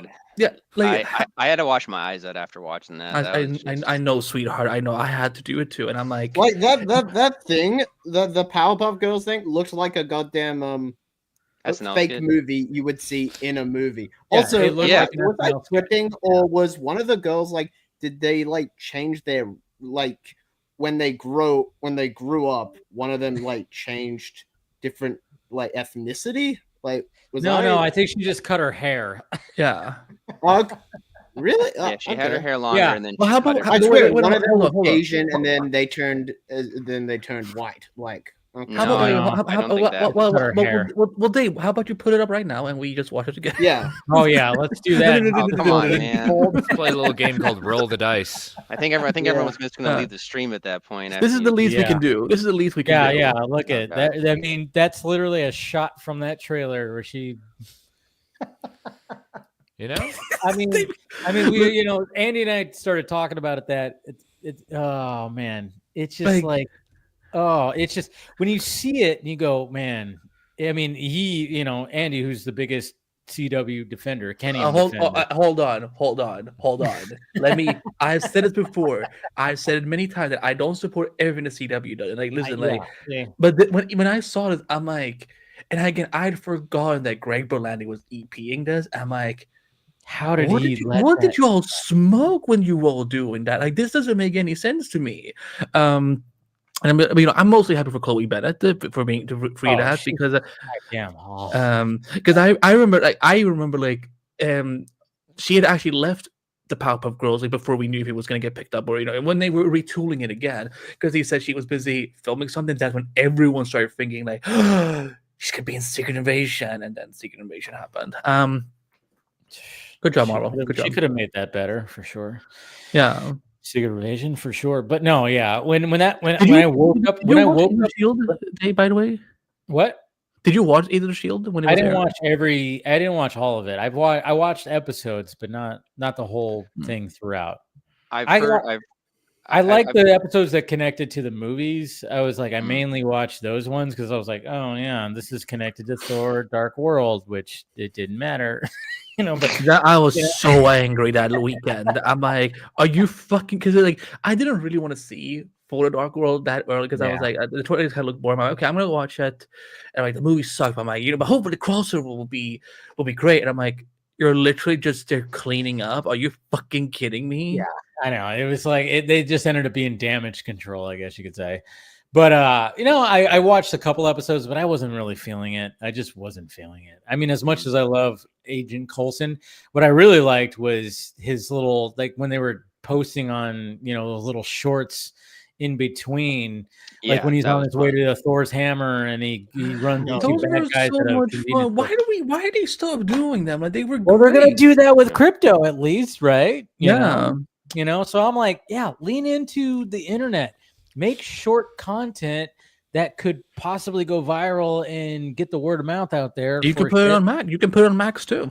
You can put it on Max as well, but you put it on the YouTube channel, which apparently the DC YouTube channel got hacked. What the today. fuck was that? Oh yeah, I saw that. What happened with that? Oh, they got hacked. They got hacked by. Oh yeah, by a middle schooler. That's great. Well, it's when you have no money to monitor your own, connections and traffic. That's what happens. You get hacked by a middle schooler.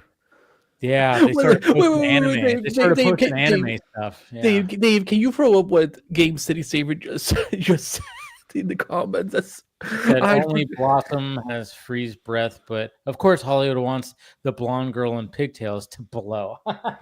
Oh. God. Yeah. There you go. Oops. Yeah, Dave Cameron is very Cameron. Yeah, but Dave Cameron.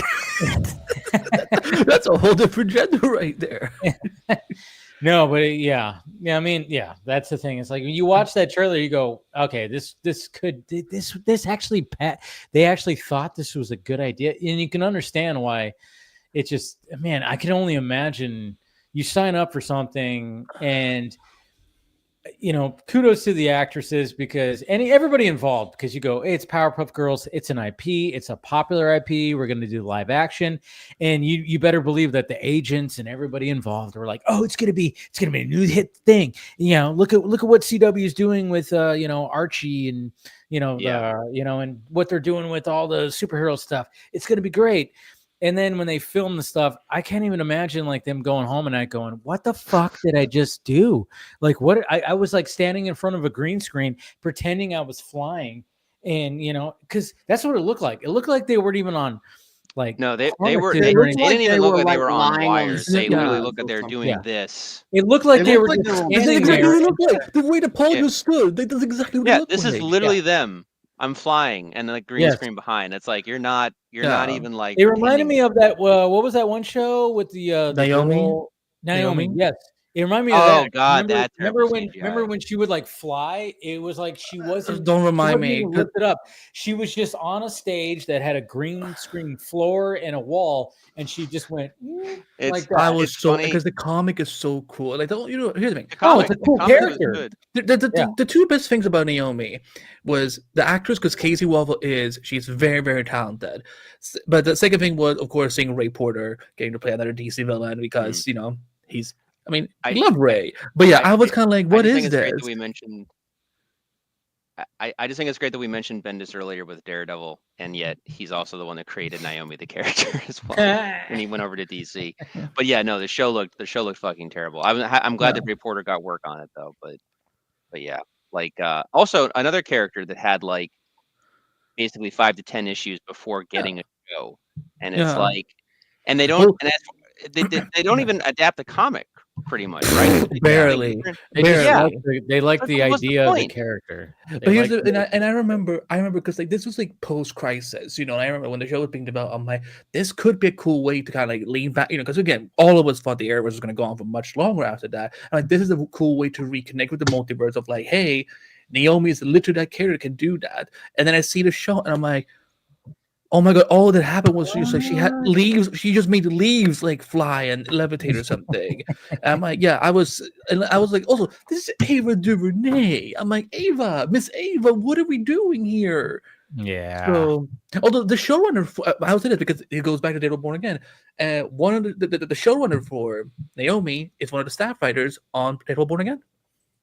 Oh wow! There you go. It's all connected. It's all connected.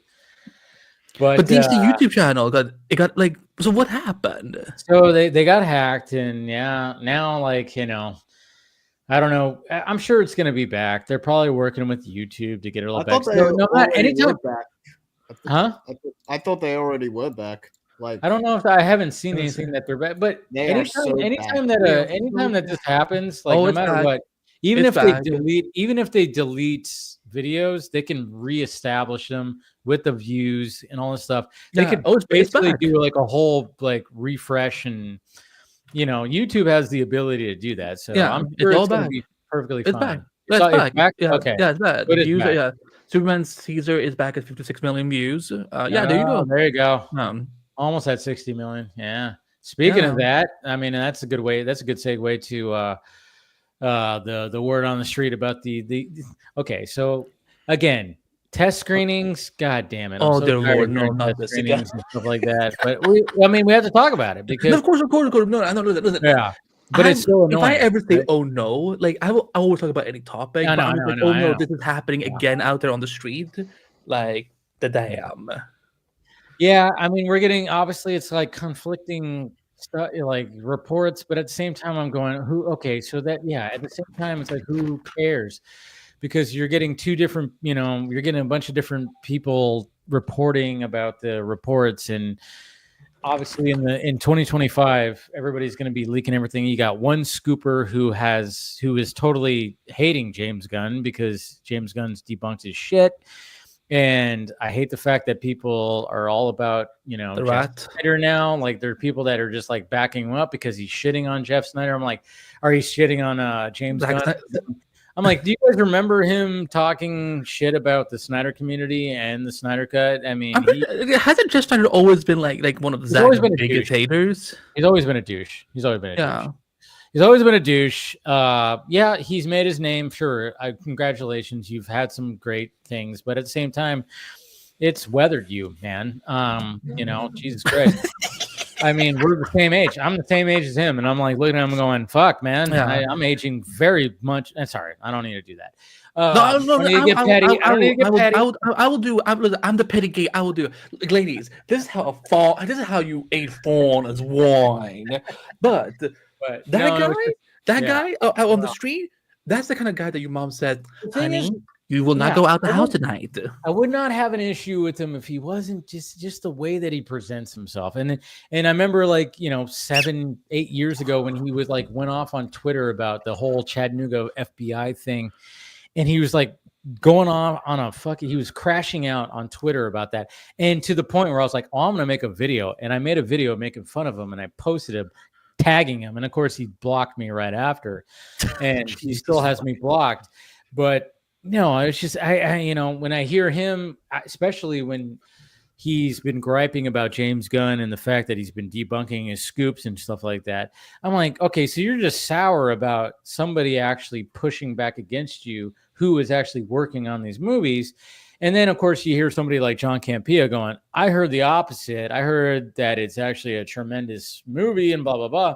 But at the same time, hey, it's all subjective, guys. Going back to Ray, good old Ray, Flightcast, who's always said that. not everybody's gonna fucking agree on this stuff, but yeah, then I hear things, but at the same time, it doesn't matter whether it's that. It's just what matters is if people actually go out to the movie theater to watch the goddamn thing. And that's what we need to do. And I'm hoping that, and I think, and that's the thing. I even brought this up when I was talking about this. The diehard Gunn fans and the diehard Snyder fans are going to be both disappointed because it's not going to make $1 billion like the Gunn fans want it to make. And it's not going to be a flop like the diehard Snyder fans want it to be. It's going to probably just be right there in the middle, and it's going to make just enough, and it's going to be successful, and it's going to continue the DCU. But at the same time, I've seen diehard Gunn fans say, oh yeah, it's probably going to make $1 billion. No, it's probably not. And then the Snyder fans, oh, it's going to flop. It's a flop. And I'm like, no, it's not. It's not going to flop. So it's going to be a modest success. Yeah. And then, of course, when it's going to be something that's going to be successful enough. And I'm like, I'm hoping I just want to go and watch a good Superman movie. It's going to be different from what we've gotten before. Sure. Am I think it's going to be better than Man of Steel? Who knows? I hope it is. I know. I get what you're saying, Paul. I get what you're saying, Paul. So no, actually, hold on. I want to talk about something real quick because for a long time, have been trying to find a good comparison because I don't think it's going to be a Superman Returns per se. I think it's going to be a little bit more focused than that. But I couldn't find the right tone or words to describe what I think the Superman 2025 is going to be. And if Phil was still here, he would collaborate this. But so last night I went to the Coolidge Theater in Brookline, Mass, and a buddy of mine had told me about this screening. They had a in mint condition 35mm print of Batman Forever. No shit. Oh wow. We sat down. It was in great condition. I literally kept forgetting it was on film until like the cigarette burns would show up to show us the changing of the reel. Now, I don't know the last time you guys saw Batman Forever. I hadn't seen it in probably from beginning to end for maybe 10 years before this. Like a year ago I've seen it. I love that movie. I have a love for that movie. Anyways, I will take that movie with Batman Robin any day. Oh yeah, yeah, no. Batman Returns a little bit. Batman and Robin. No, I love that. Batman Returns is Tim. I'm gonna say. Sorry, Paul, I like it too, but there's something about Batman Forever. I just like it a little bit more. Anyways, go on. Yeah, I like Batman 89 Returns and Forever all for different reasons. My favorite being 89, but that's besides the point. The point being is that Forever for me is a guilty pleasure, and seeing it in 35mm high quality, and again, the movie still has a lot of problems like watching it as an adult, like in terms of pacing issues or better character development. Again, another reason why I actually campaigned to see the Schumacher cut, because the deleted stuff that I've seen online of what was in the movie. Yeah, I like the Man-Bat stuff. They deleted so many good elements, crucial development, and crucial and just really there's literally a scene in the theatrical cut where Bruce accidentally, because the repressed memories that are coming back, he says I killed them, and then he later changes. Oh no, Two-Face killed them. And he's like, no, sir, you said I killed them. And the reason why is in the deleted scene. He goes back to the actual part of the cave where she fell in as a child. He finds the diary that his dad wrote every day of Bruce's life, and the last entry is Martha and I wanted to stay in tonight. Bruce wants to go to the movies, so he blames himself. Isn't that scene on YouTube? Yeah, it's on YouTube. Oh, you can find all the scenes on YouTube. Yeah. Someone compiled what they believe to be they call it the red cut or something, which is pretty much the red book cut. The red book cut. Yeah. Red book cut. But I want to see a digitally restored, remastered Schumacher cut, like what the movie deserves. But regardless, and again, if you're separating it from the Tim Burton stuff, if you're just looking at it as a movie, it is more a homage to the 50s comic books and the 60s TV show, but done in the style of the 90s flair. There's a lot to appreciate about the movie. There is just one shot of Bruce pulling up to a building to go to see Dr. Chase Meridian, and that has so much style to it. Literally the way it pans down, the style of the car, Bruce getting out of the car, going into the building. there's a flair to it. And I always say that Val Kilmer's Bruce Wayne is one of the best Bruce Waynes. It's like his Bruce Wayne was like somebody I remember I saw on Twitter was like, who's your favorite Bruce Wayne? And I just like gave my top ones. I think Bale's Bruce Wayne had a lot more to do in the Dark Knight trilogy. So I was like, I think he's the top Bruce Wayne because he had a lot more to do. But Kilmer was second for me. He just holds a special place. That could be swapped. That could be rearranged because I put Affleck as third. But I mean, at the moment I was like, Affleck is your third. Affleck is third. Yeah. That's a favorite Bruce Wayne. Yeah. Because I thought, when it came to him and BVS and Justice League, he had a lot to do when it came to that. Oh, we lost Axel. But he got upset that you call Affleck your third. But there were people that were like, "What the fuck? No Keaton." I'm like, "Hey, Keaton's fourth." I just was giving my Keaton is nowhere near from on my list. It Keaton didn't have a lot to do. That's what I think. I'm gonna say it. I'm gonna say the word that everyone hates me to say when I talk about Michael Keaton. It's Batman. He is overrated. Mm. My list is always Affleck, Bale, Pattinson. Yeah. I mean, I like Affleck's Batman is my top, but his Bruce Wayne is lower because I think Bale's Bruce Wayne had a lot more to do. Again, there was a lot more when it came to his Bruce Wayne. The other thing with Affleck though too is that he's mostly getting he truly is lost in the bat at that point. And which is the point at least of most of BVS. But no, and with Keaton, he just wasn't allowed. By the time you get to Returns, it's not a Batman movie. It's a villains movie.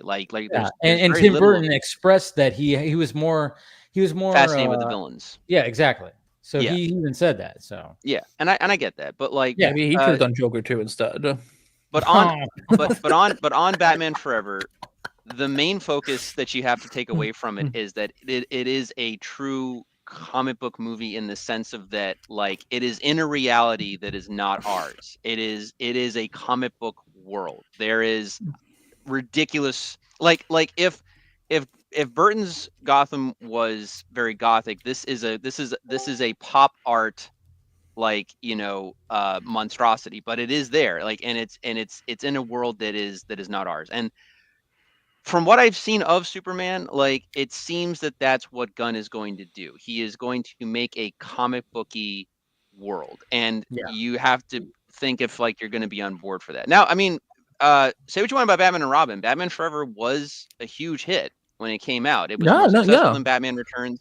Yeah, so I mean, I will say that I will own up to this. As a kid, I thought Batman Forever was one of the coolest movies I ever seen. I'm like, oh yeah, I saw it twice in the movie. But then when I grew up, I was kind of like, I still have a special. Why is Robin looking so old? Yeah.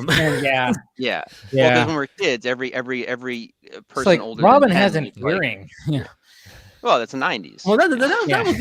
It was the 90s. Who didn't have? But at the same time, it's earrings. But I remember I was watching. Yeah. I was watching the commentary. I was watching Kevin Smith and Mark Bernard, and they were doing a commentary on all the Batman movies. Mm-hmm. And he brought up a good point. It was he's like, oh yeah, just imagine this scene right here when Dick's parents die. He's like, just imagine this scene right here, but it's a 12-year-old boy. It would hit so much more, it would just hit you so much more as opposed to a guy who's almost 30 with an earring and sideburns, So I believe Chris O'Donnell was 24, 25 when the movie was shot. So yeah. And wait, but how old was Dick supposed to be in the movie? I think Dick is supposed to be 18 or 19 because he literally says to him later, I want to do this and be that. And Bruce is like, no, you're going to be Dick Grayson college student. So he either is about to go into college or is already. If they had said, this is Dick Grayson when he was 14 years old, I'm like, oh no, we're back to, get ready. Here's one of the rare times I make fun of Smallville. Tom Welling, season 1 Clark Kent, Tom Welling is supposed to be 14 years old. I'm like, that is not. Oh yeah. That is, I'm like, a very mature 14-year-old. Yeah, very. Well, he also gets because the then because you Kryptonian look at, DNA. What are we watching? Grease? Yeah. No, but this is the funny thing because there was someone who put a side by side by like this is what the early 2000s thought it was a 14-year-old and it's Tom Welling from season 1. Here's how the 2010s dealt with the 14-year-old. And it's like the kid from Gotham as Bruce Wayne at the actual age 14. And I'm like, yeah, that's crazy. So there you go. Yeah. I made fun of Smallville, everyone. There we go. I think what they wanted, I think what they were thinking too is that they realistically thought that Robin was already like a weird, lame character. I'm talking from the perspective of them writing this and making it out. They probably wanted him to just look cooler and more edgy, and that's what they did. They wanted him to be more adult. They gave him like a cool bike. They gave him like the helmet, and it works for what it is. They even gave him a Nightwing costume, technically, but they just for Batman and Robin. They did.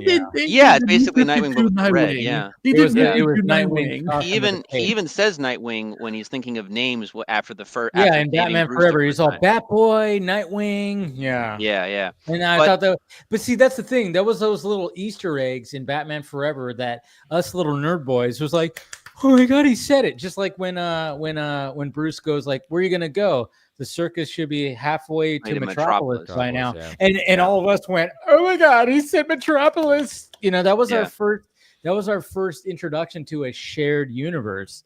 And I love those little Easter eggs. Yeah. And even when he said like Batboy, Nightwing, and we were like, oh, he said Nightwing. Jesus Christ. Yeah. That was before. Now we're just fucking pummeled with shared universe, Yeah, stuff all the time. What I like about Batman Forever though too is that he's clearly like at this stage he's been Batman for probably close to a decade, and it's so funny too because the big crux of the movie is him dealing with the dual identity, but at the same time he has no problem actually being Batman. Like every situation that he's in, with the exception to the time that Dick needs to save him because he's basically taken by surprise because they set up the trap essentially. But every other situation, he literally will go in and just get shit done, like every single time. Even the ridiculous sequence of having to save Dick in the water near the island. There's already like James Bond-esque like water goons coming to kill them, and Batman just immediately has the net ready to go, and he doesn't give a shit. He's like already good to go. Tie him up here, connect him to the buoy, and let's go to the island. Like it's just it's like another day in a life of Batman. But no, but looking at the aesthetic of that movie, looking at the how Gotham exists in that movie, how like there's literally a fucking shot of him jumping off of the rooftop after Chase Meridian calls him from the bat signal, and then he literally flops right into the Batmobile, which makes no sense. Yeah, like his ass, or like it was really cool though. It is really cool. It's really cool. But he should have broken his legs. Oh yeah. Oh no, his ass should be just like. But you're seeing it from the perspective of how you'd be reading a comic book, or as a kid, you're not thinking about that. You're not thinking about who does the tires on the like who does the rim work on the Batmobile tires. You're not thinking about that. You're just thinking that's a cool Batmobile, and that's it. Like that's the point. That's on. Oh, sorry. No, I was just saying that's how I see James Gunn is probably going to put out Metropolis or all of these other. Here's Mr. Terrific. Yeah. Here's a giant kaiju for some fucking reason attacking the city. Here's Lois Lane. Here's Metamorpho. Well, the thing I was actually going to say was like apparently they're going to be someone is writing a novel on the sequel. It's going to be like it's going to be supposedly, even though they've already had Batman 89 comic books, but they're going to do like an actual novel about Michael Keaton's Batman taking on the Riddler that is Robin Williams. Yeah.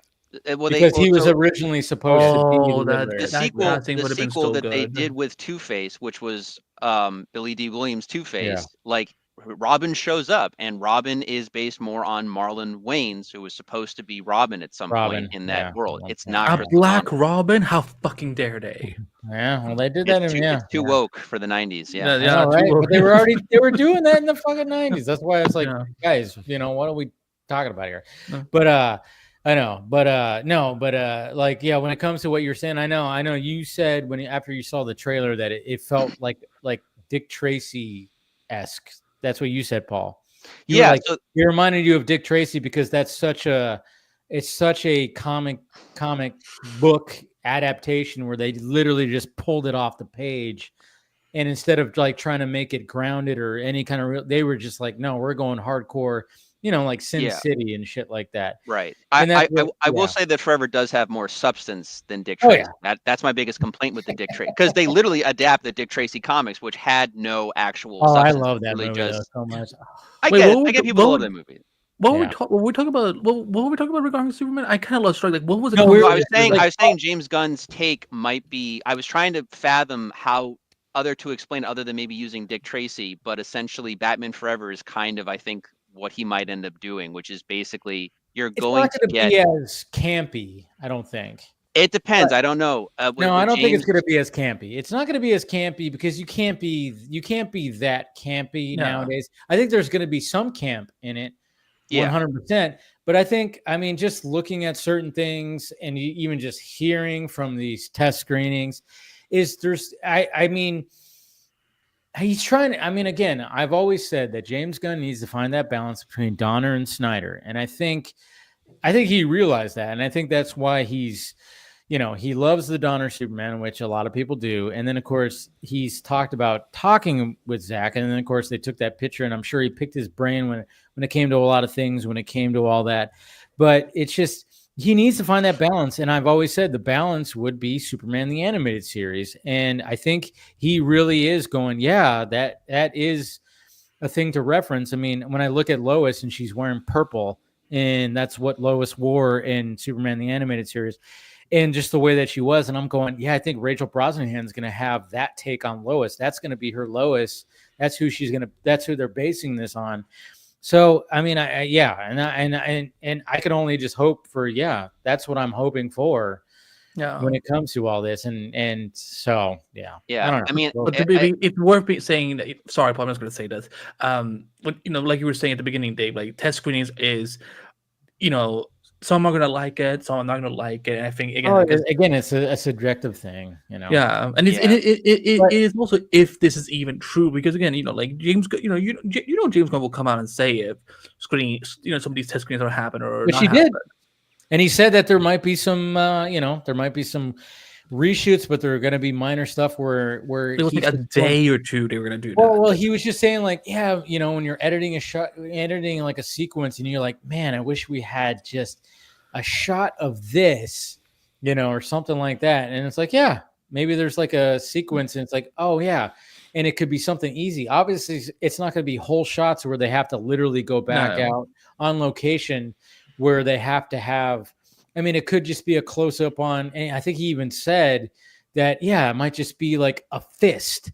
It might be Superman's fist, where you don't even need David Corenswet to do that. You can have anybody just stand in that has like his, just a dude that, they put on a Superman, just put on the thing, and we're just going to do a close up where you're. Where's our fist guy? We pay him a lot of money. Bring him on the set. Yeah. Jesus Christ. What is this, a porno set? You're the okay. Wow. I know. I went there, guys. I went there. I've been drinking. So no, but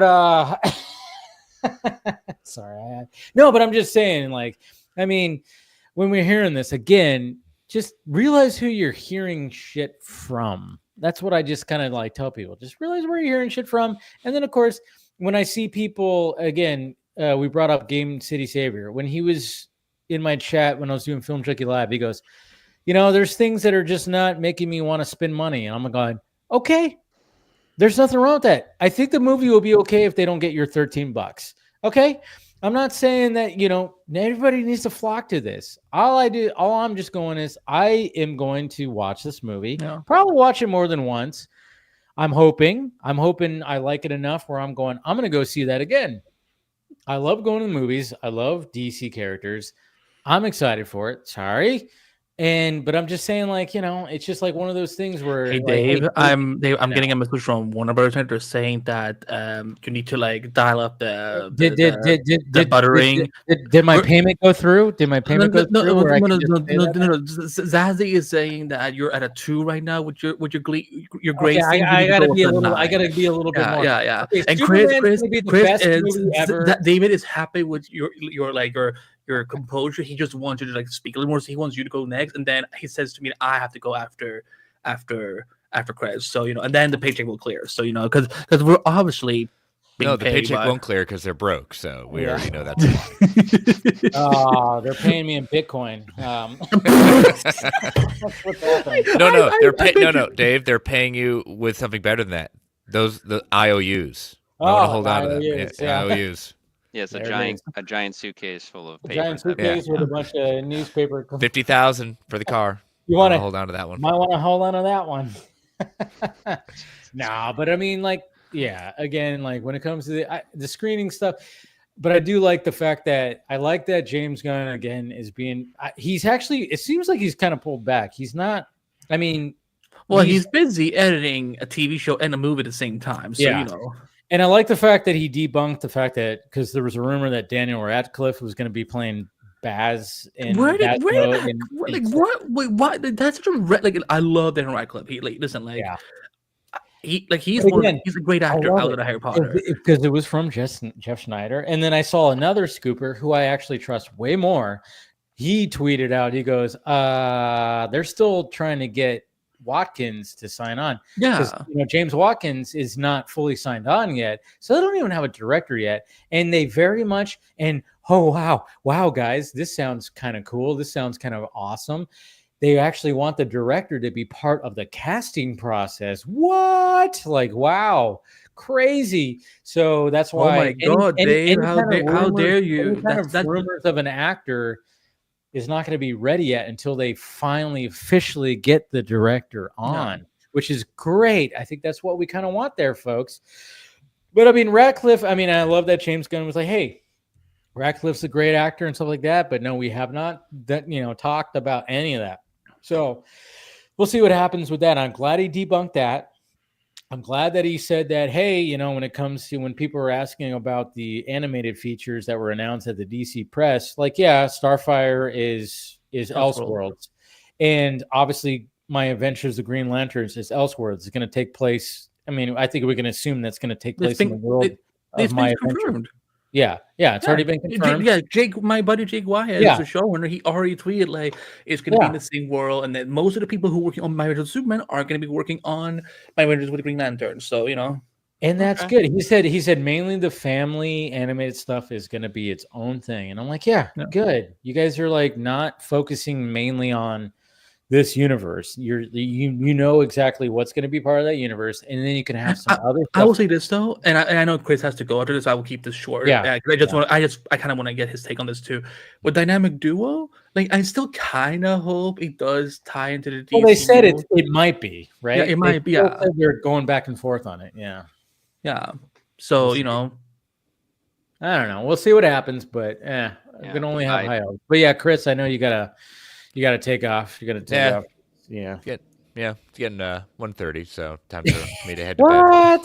Time to save health catch up. What are you talking about? In tomorrow it's gonna be 2:30. I know, I know. We gotta lose that hour. But anyways, But as always great talking to you, man. Yep, always great. Thanks for having me on. Good seeing everyone at that point. But you can catch me on all the socials at Chris Balga. You can catch me every Thursday night on the Geekverse Podcast YouTube channel for Marvel Alliance. This week we broke down those 2 episodes of Daredevil and talked about the Punisher and had a lot of fun doing it. And you can catch me now technically today on the Brave and the Boys channel for the Organic Price Books Buyer's Guide at 4 p.m. Eastern Standard Time.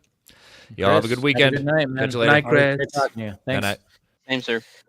Oh man, that's a good question. By the way, Axel said that his computer died, so he couldn't get back. So good seeing you again, though, Axel. Okay. I was kind of wondering what he was drawing, though, because I'm like, I know. Anytime that he's drawing, anytime that I have an artist on here and they're drawing, I'm like, you have to show what you're doing, show the progress, because I'm a sucker for good art. I love all that shit. So I only heard you say suck, and then no, but I think he was drawing some Daredevil stuff. I remember he was sharing something, but we were in heavily discussion before he went out. He actually shared something. I think it's Daredevil stuff he's been drawing. So. No, but Jay in the comments he brought up a good question. Is the new Superman trailer going to be in April still? And I think it's likely going to be at CinemaCon. Yeah, it's going to be at CinemaCon. That's a perfect place to put it. But see, this time it's going to be a trailer that's going to be, all right, this is the trailer that's going to show what the story is going to be about. It's kind of interesting because the first trailer had such a pressure of like, hey, we have to get people on board with this new Superman. And I think they nailed that because it seemed like the hype was there. But again, what I said, it just felt like, oh, it's like a fan film that's got a budget because they're just showing clips and shots and everything. And they got the music and the score and everything. And it's just, oh, yeah, that's cool. Fine. But we don't know exactly what's going on in the story. We just see Superman doing Superman things.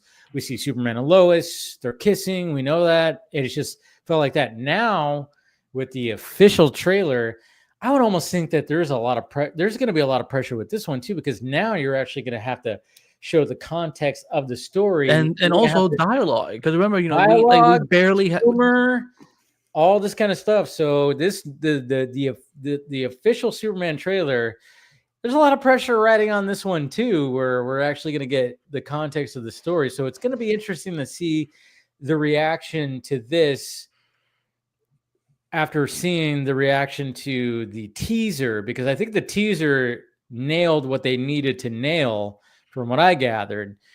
Now, that's cinema content. I believe it'll be fine. Yeah, I think it'll be fine. Well, like one of the bullet points that was going around was, it's so funny because I mean one of the last bullet points. I mean the bullet points were pretty like, okay, yeah, we know that. Like the first bullet point was Nicholas Holt's a good Lex Luthor. Shocker, the guy's a fucking good actor. Exactly. Yeah, wow. And water is wet. Yeah, I know exactly. And then one of the bullet points, hey, Rachel Brosnahan plays a funny and adorable Lois Lane. Okay, I gathered that. Yeah, she's fucking. Oh my god. That's why David in love. I saw that I'm crushing on her so much. Yeah, it's okay. It's okay. Listen, you see how I am with the men that I crush on. Oh, yeah. It could be someone like David Cornsweat. It can be someone like Luigi. And then of course they said like the tone is like the first Wonder Woman film and the first Guardians film, and I was like, well, okay. I guess I could see how you can make those are not bad polls from because they're not really alike, right? Yeah, but at the same time, maybe there's a little bit of both mixed in. I don't know. I feel like what I would interpret from that, again, because I haven't talked to anyone lately about any screening like that, so this is just my own opinion. But I would assume that if it's like Guardians 1 and Wonder Woman, I would probably say that what Superman might be capturing that is so good with those films is with Guardians, like maybe like that's a more reference to like some of the comedic beats, but also like the these smaller characters we don't really know that much about that are like here Gunn is doing the bringing up something good here because it might be because there's a lot of characters in there. Yeah, exactly. Yeah. But then with Wonder Woman, I think like what they're trying, like what they might be hinting at is that they're capturing of the importance of Superman. They kind of listen, like I love the first Wonder Woman, like with my Patrick. And what I always loved was that it's such a good introduction to Diana, her world, her perspective, and I think that's like what they might be able to do with this new Superman movie. I think that's like, again, because that's the thing, like I know people always like to put James Gunn in this like comedic box, but it's like even something as goofy as Peacemaker, there were times where I was literally crying because they were good. The stuff with his dad and shit, and then with what's his name when he's in jail and he takes on those fucking like all those white. Yeah, even when Eagly, when Eagly is just oh my god, when he hugs him and like I'm like, listen, like no, I cried. I was like, oh my god, a CGI bird is crying. I mean, look at Guardians 3. I mean, Jesus Christ, when I've watched Guardians 3 and I watched the Rocket stuff, his backstory and everything, I'm like going, I remember I was watching with my ex when I was like showing her all that. I started like getting choked up. I'm like, don't do it. Don't. I was like, Jesus Christ. And she started getting choked up. I'm like, all right, good. Yeah, you see this? How the fuck? How are we feeling about a CGI raccoon? Yeah, I think that's what, like, when it comes to these comparisons to Guardians 1 and Wonder Woman, is that like It's gonna be a good mixture of. Wait, what happened? No, I'm just thinking. I'm just like, because I'm like going like Paul's just sitting back going, Well, you guys are kind of going at it, and Andy, no offense, but trying to get a word in edgewise with you as well. I'm so okay. I apologize. I apologize. Paul, what do you think about these supposed test screenings? I have learned from past experiences, whether positive or negative, to not listen to doesn't matter, right? anything. Yeah. It really doesn't matter. They were praising Flash like it was the next coming, and it came, that's for sure. What it brought was not the second coming. I can say that much. So look, I'll judge it when it comes out. I would be very surprised if it's anywhere near as good as the first Wonder Woman. I'll leave it at that. Yeah. But I did not finish Peacemaker. I didn't make it past episode 2. I had a really hard time with that show. And again, nothing against John Cena or anything like that. Got better. It definitely did get better. I hear it did get better, but it just personally wasn't for me. Maybe at some point down the line, I'll check it more out. Maybe after the DCU is like crash and burn. But we'll see how it goes. No, but I don't know. I just don't know. Like the Superman movie, like I said, I'm kind of listening in the middle. I don't think it's gonna. I don't know if it'll flop. I think a lot has to be going against it to flop. I think first weekend it'll do fine because people are gonna just be there to just see how it turns out. How it does after that, that'll be up to how people. Again, it could be like a Batman Forever. People just respond to the fun and just enjoy it for what it is, and they enjoy the comic booky world that's been presented, or they're just like completely out of it and they want something more ground. I don't know. It depends. It depends what the general audience wants out of it. Like, I mean, you guys know where I stand. I don't know why Crypto is in it. There is a scene with Lex Luthor and a gun. So my hopes are high that something horrible will happen to that dog. No, I'm kidding. I don't want murder, but like you got to have Crypto has to have a real plot point other than helpful. Good night, everybody. All right, bye, Andy. Have a good night. It's a CGI dog. Come on. I know, but have Crypto have a real fucking plot point because I'm sure he will. He's frosting. He's frosting on an already decent cake. So have him have a real plot point. Yeah. I would laugh if Andy just doesn't come back the rest of the night. I think he's just going to the bathroom. He's just going to the bathroom. No, but no. See, there he is. Okay. You will never. Oh, Andy, you're back. Hey, what's going on? You will never, ever threaten that dog ever again. You will never. Andy. Yeah. The dog isn't real. He's CGI. It's okay. Superman is not real either. Yeah, but David Cornsweet is a real person, right? He's not an AI created character. Right? With Warner Brothers, you never know these days. Yeah, that's right. I understand you're hesitant. I understand your hesitation. I just want to say that I'm hearing what you're saying, and I understand your hesitation. Again, I like Paul. I still love you. I want to support you. I'm just saying that I'm hoping this movie will prove your expectations wrong. Maybe, or hopefully, it will give you more than what you're expecting from it right now. I'm going in with very low expectations. So I will probably be surprised, honestly. But I will end up probably checking it out regardless because at that time I will probably be in Florida and I will be with my friend Ben, he's a hardcore Superman fan, but he's not that excited for it, but he's going to see it opening week. So we will probably see it together as like a group of us and friends and stuff like that. So we can kind of gauge the room and just see what they think, like what we think, and then just kind of go from there. And if that's the case, I'll have my computer. I'll give you guys my honest opinion. I just hope it goes better than when everyone was talking about the trailer because I remember how well that went and everything. But that could be a fun Vodka stream, by the way. Hey, you guys know me. I try to be as honest as I can with how I feel. And like I said, I've even talked to Phil about it because I know Phil's more positive. But I've just said, listen, man, it's like as it stands.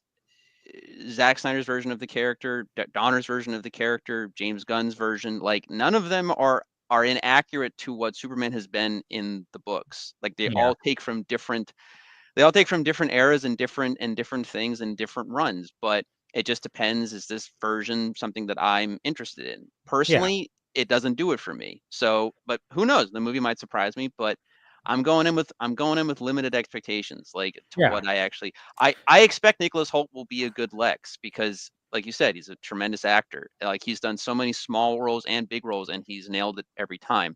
Yeah. I think Rachel, again, it's a well cast movie for the most part. I think it's fine. Like I think that's going to be good, but will the writing and the tone people match? are just kind of, I mean, the biggest thing is David Cornsweet, because not many people have seen things that he's been in. I mean, I've seen clips of things he's been in, and I was like, okay, this guy is a lot. He's like an old school trained kind of actor. Like you can hear it in his voice. He's like the Juilliard type of kind of trained actor. And then I only saw him in Twisters. He was in Twisters. That was the only thing that I've actually seen him full on movie start to finish in, was Twisters last year. And he was a douchebag. Yeah, was that the movie where someone like in the car yelling like, "Why is Superman yelling at me?" They did an outtake. Yeah. They did an outtake. So it was an outtake. It was an outtake where like he literally said that. A weird way to bring up Clark Kent. I'm like, yeah. But that was after. That was kind of cool though, because while he was filming that movie, So the entire cast celebrated him getting fucking cast as Superman. So then that joke was, but at the same time, I'm just kind of going like, from what I've seen from the guy, especially when I saw him do that whole Star Wars, where he was literally driving, and his friend was like holding up the, his phone camera, and he was basically just reenacting the final Luke shooting, and destroying the Death Star, where he was just very, very much reenacting that while it was playing on his radio. I'm like, all right, this guy's a dork nerd just like all of us. Yeah. He's a Star Wars nerd. I'm like, I'm digging this guy, because I'm like, okay, he's just a big old dork like us. And I love that video. When I see it, I'm like, yeah, he's just a big old dork. And I love that, because I'm just like, okay, I think he's gonna be. He's got a charm to him. He's got something to him, but will it translate? That's something we're lucky. We've been lucky of every Superman we've gotten has had that. Has a charm. Has a charm. Yeah.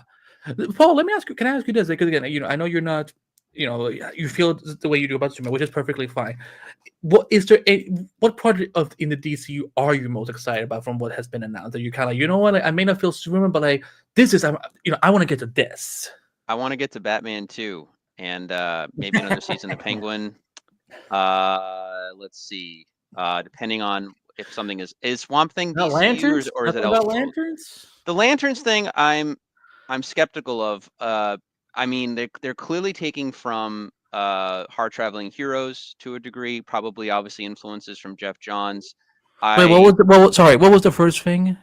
Hard Traveling Heroes. It's a book of where Green Lantern and Green Arrow go across country. I think it's done by Danny O'Neill and Neil Adams, and it's basically, it was that era in the DC Comics where they were actually trying to be more relatable, and in the 70s and the 80s was one of their prime times basically. And it's just Green Arrow and Green Lantern, because Green Lantern, Hal Jordan has been in space for like a very long time. He hasn't been down to Earth, and then you have I just leave it in there. Sorry. Yeah.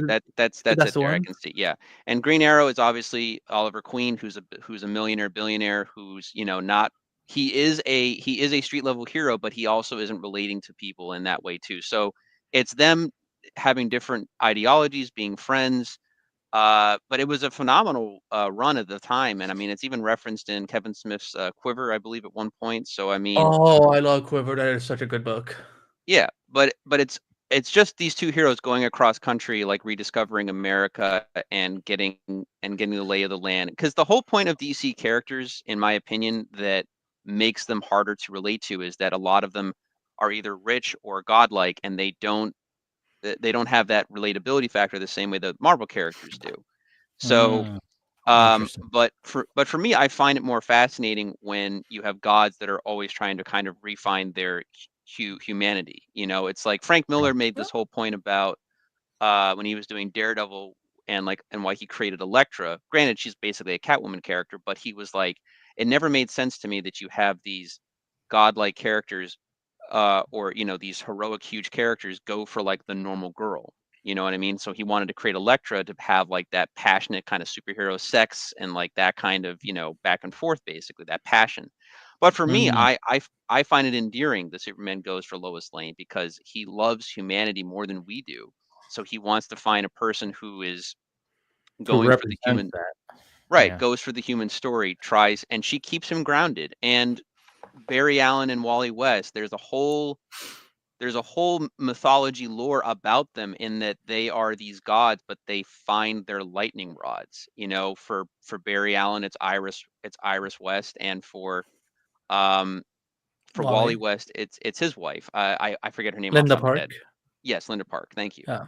And and it's a recurring theme. The whole point of the Lanterns is that Hal Jordan becomes this gigantic space cop, but the Guardians have been doing it for so long and are so detached from their humanity that Hal has to continuously remind them, not even just him, other Lanterns for that matter too. No. So it's a recurring theme when you get down to it with these. What do you think about that first look of Lanterns? I think it lacked a lot of green. Of course. I like the ring. I thought the ring looked good, but again, if you're traveling cross country, if that's what the actual plot is, I would be more concerned if Damon Lindelof was not involved, because I was a very big fan of his Watchmen TV show. Yes. I really, really dug that, and I thought that was really ahead of its it was something that was pertaining to not just a love letter to the comic book. It was it was geared for adults, and it was geared for that. And if that's what they're doing with Lanterns, then great. But again, that's another. I have to see how it comes out, because that could go south as well too. It depends. Like I said, when it comes to Marvel, it's more about 50-50 right now. You could go and have a huge success, or you get something that's like goes off the rails. With DC, it's literally more like 2080. That's really more what it's like. You can get the Penguin, or you can get, I'm not big on Peacemaker, so that's how I take. But I guess Peacemaker was a success. They have a season 2, but also James Gunn's running DC Studios, so it's like okay. But but he doesn't. Oh no, but season 2 got renewed before he had DC Studios. So and also the thing is because I found exactly. Even if James Gunn that says well, we want to do a season 2. If Max says, well, we're not gonna air it on our platform because we don't want to, then that's the only block James has. Now, if James Gunn had let's do our own streaming server, then he can say we can. Yeah, he doesn't run HBO Max. That's the thing. But like one of the things that I was trying to push when it came to that first image, and of course there was a lot of people, why didn't they show them in their costumes? I'm like, no. I mean, it makes sense. They're trying to show what the tone of this show is going to be. And I mean, I was seeing people complaining about, they couldn't even get Hal's bomber jacket right. I'm like, do you actually fucking think that is his jacket? Hal looks like he has been through some shit. And just grab the jacket off, it reminds me a little bit of the set. That is not his jacket. It doesn't even fit him. It goes over his hands. That's not a bomber jacket. It's like, get the fuck. When I saw people nitpicking that, I'm like, come on, guys. Look at how haggard he looks. His hair's a mess. He's got stubble. And he's wearing a jacket. Scene of Man of Steel where Clark has steel. That's what I love. That's what I love about the image. Is they're showing the polar opposite. And you got Jon Stewart, who looks clean cut. He's primped. His jacket fits properly. He's got the military watch. He doesn't have his ring yet. No ring. Well, we don't know that. They were hiding. They could be on the other side of the hand. Because I don't have a finger fetish. I just want to put that legal disclaimer out there right now. But when that image came out, I did zoom in multiple times and screenshot it and screenshot to zoom in, and I'm like, I can't see if there's a ring or not. But at the same time, what I'm looking at is the polar opposite of these two characters, and I'm going, oh wow, what represents here is where these two are at this time is totally different. I mean, Hal looks like he's just fuck everything right now. I will. Who knows what? Yeah, he's the guy. He's Danny Glover in the Lethal Weapon thing, where it's like, I'm too old for this shit. While you have Jon Stewart, who's like, hey, we're gonna figure out some shit. We're gonna do this, and he's military boy. And it's just like, God damn, like that's what I took from it. I'm like, when people are complaining and like, oh, that's what we're getting. I'm like, no, they are literally showing you the dynamic of this series in one image, and I thought it was actually really good. So. Well, for Paul, because you sorry, because this is specifically for you, because you read way more comments than I do. A lot of people have been very lukewarm on Tom King being involved with this. As someone who reads, I think you've read more stuff of Tom King than I ever have. How do you feel about him being heavily involved with lanterns? And like, do you think he can do a good lantern stake? I don't know. See, I did not know that Tom King was involved. I'm sorry. I've met Tom King in real life. I've seen him in Boston and stuff. He even came on an elevator with me and my buddy had embarrassed himself or something at some point. Oh, nice. And it was fun. It was a good time. But anyway, regardless, my personal opinion on Tom King is I feel as a writer, I'm talking just purely comics. I'm not talking show, but he's better with miniseries. He always has been. When he has a condensed story, he's able to, even if you don't agree with the story, at least it's contained to its own thing. His Mr. Miracle was really good. I think I got through all of Human Target. Human Target was pretty solid. I'm trying to think. I know there was another one. Supergirl. I just finished recently. I did that. I know Rebecca's on here always, going on about it and recommending it, and that was fun too. And he's good when he has contained stories. When he does ongoing, between having to juggle events or whatever is going on, and then back and forth on the writing, and then depending too, he might not have a consistent artist. It kind of is all over the map. His Batman is literally like this. And then I like, can see that. Yeah. And is that the one with the sorry? Is it? Do you mean the one with Catwoman? Yeah. His run definitely took time to find its footing, and then by the time it was really going strong, the Catwoman wedding thing happened, and then because it didn't happen, after that, I feel like the book kind of just completely fell off. I mean, there's still some good moments. There's still some good moments in there, and it's definitely worth checking out, but it's all over the map. And from what I've heard on the Wonder Woman stuff, I don't know if you guys know, or you probably know, but like Tom King is known to have been ex-CIA, so that affects people's opinion on him and well as his writing. Wonder Woman.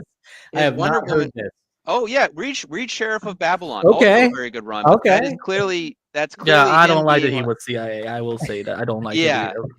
I don't think he should be fired though, because people have been like, because apparently we were talking about these dudes podcast that my good co-host I don't know if it was Phil or if it was Vanessa who said it, but one of them said that apparently people have been trying to get him fired from Wonder Woman because so Wonder Woman, I was going to bring that up, is like it started off strong, and again, this is my seeing on forums. I haven't actually read the series. I should preface that, but from what I saw on forums, it started off strong, and then very, very recently, Wonder Woman is like complaining about them hurting like American monuments or something like that, and she's like propping the flag up, and I'm like, Wonder Woman probably wants to protect America like any other country because she's a global superhero, but like she's not necessarily like like the Stars and Stripes type of deal going on, or she's not a Captain America, you know what I mean? Like, and it's weird. It's just a weird thing to say or do.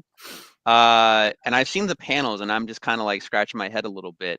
I know he also wrote a good mini of Superman Up in the Sky, but then in the Wonder Woman, he's quoting about Superman being really mad about the Washington Monument being, and it's like, Superman is a Kansas farm boy, I give you that, but he is a global superhero. He'd be offended at any particular thing being well. Anyway, point being is like, yeah, but read Sheriff of Babylon. That is clearly Tom King being like, hey, I was in the CIA.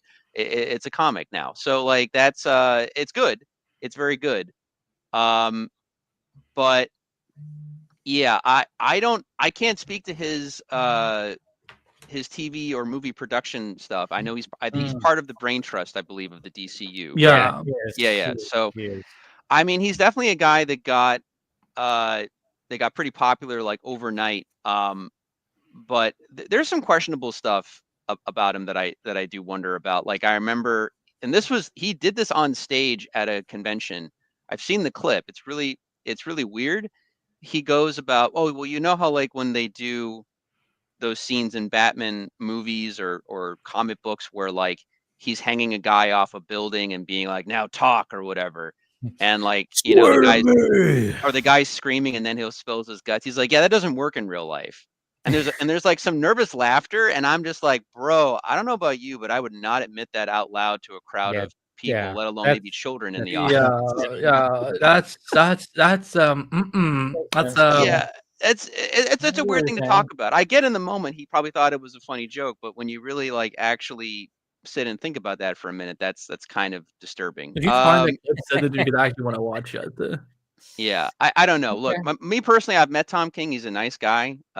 He seems pretty chill. He's written some of my favorite, more modern DC. I also recommend the Vision book that he wrote for Marvel. I think that was one of the first things of his I read. Did you like Heroes in Crisis? No, I fucking hate that book. I hope they burn all the copies. But good art by Clay Mann, though. I will say that. But yeah, Heroes in Crisis was a disaster. Don't ever let him do a event book ever again. But no, like I said, mini series that aren't really connected to like anything but standalone stories. That's his bread and butter. Personally. Well, that kind of sounds like that makes it sound like a good fit for Landers, because again, even though Landers is part of DCU, obviously like this is like a more self-contained story of like these are focusing on Hal and John. It's far removed from like what's going to go on the larger DCU. So, maybe, and also the fact that because they have like I think what I loved about this combination is that they have a great showrunner with Damon Lindelof and Ozark, the guy from Ozark. I don't know Ozark. I mean, I know the show. Chris Mundy, something like that. Yeah, Lindy or something like that. They have great showrunners who have like great work in television. If they have good showrunners, the show will probably be just fine. If Tom King is consulting, great. But my thing is, my only comic book nerd thing about that is I would need to know or see how Tom King writes, or what he thinks about the Lanterns personally, because just example, like Jeff Johns, huge encyclopedic knowledge of the DC comics, could not write a Batman comic to save his life. You know what I mean? Like it sometimes I like Batman Earth One. No, I like the Earth One comics, but it's, again, it helps that it's an Elseworlds story. If that was like main Batman, I'd be like, oh hell no, I don't. I would never want to be like, that's why I'm like three Jokers. Like I don't, for me, I'm just like the three Jokers, Flashpoint Beyond. Like no, I'm good. Like throw that in the trash. But good artwork by Jason. I can never pronounce his last name correctly. Fabok. It's F-A-B-O-B-O-K. Do you know what I'm talking about? Yeah. I know exactly. Yeah. Yes, good artwork by him for Three Jokers, but that's about the most praise I'll give that book. Three Jokers was a no. Anyway, but again, Lanterns. It could go either way, but it seems like it has a good team behind it. It seems like it's trying to stay grounded, whether that be due to budget concerns or whatever they're working with. I don't know. We'll probably find out when we see the show. Now, actually, something that goes into your point. Sorry, but like, because one of the actresses who's going to be on Lantern, she spoke in an interview where she referenced, like that the show will apparently have the Guardians in it. The little blue guys that tell the yeah. That's fine. I mean, they should be prevalent. They should be there. But I think for flashbacks or something, maybe like when John gets his ring, So yeah, I'm trying to remember the origins and stuff. Guy Gardner is insane. But I mean, John. So as far as Hal and John go, Hal's thing is that he basically has one of the strongest wills in the DC universe. It's why he's so powerful as a Lantern. He just has a strong will. Stewart's strength comes from the fact that he is both military and he's an architect. So when he creates his stuff or his projections, his constructs, thank you. they're stronger than a lot of the other lanterns because he literally is designing them like from memory, so that like if he creates a wall, it will stand up better because it literally is like constructed and more detailed. Like, does he have photographic memory? I don't know about that, but I'm just saying, I mean, technically the ring just projects your imagination regardless. So if he's projecting what his memory is of a thing, it just comes out constructed because he's an architect in his brain and in his heart.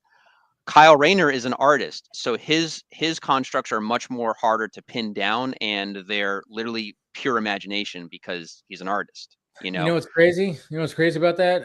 The latest episode of DC Fanimated, we just talked about the Superman episode where where Kyle shows up. Yeah, where Kyle shows up. Oh, cool. Yeah. Very cool. And he's the artist. And then it was kind of funny because, and again, it was great because obviously Scott, he was like, the encyclopedia of all this stuff. He goes, the reason why they used Kyle was because he was popular at the time in the late 90s. He was the Green Lantern in the comic books. So they were like, let's use him instead of Hal, even though there's a Hal Jordan Easter egg.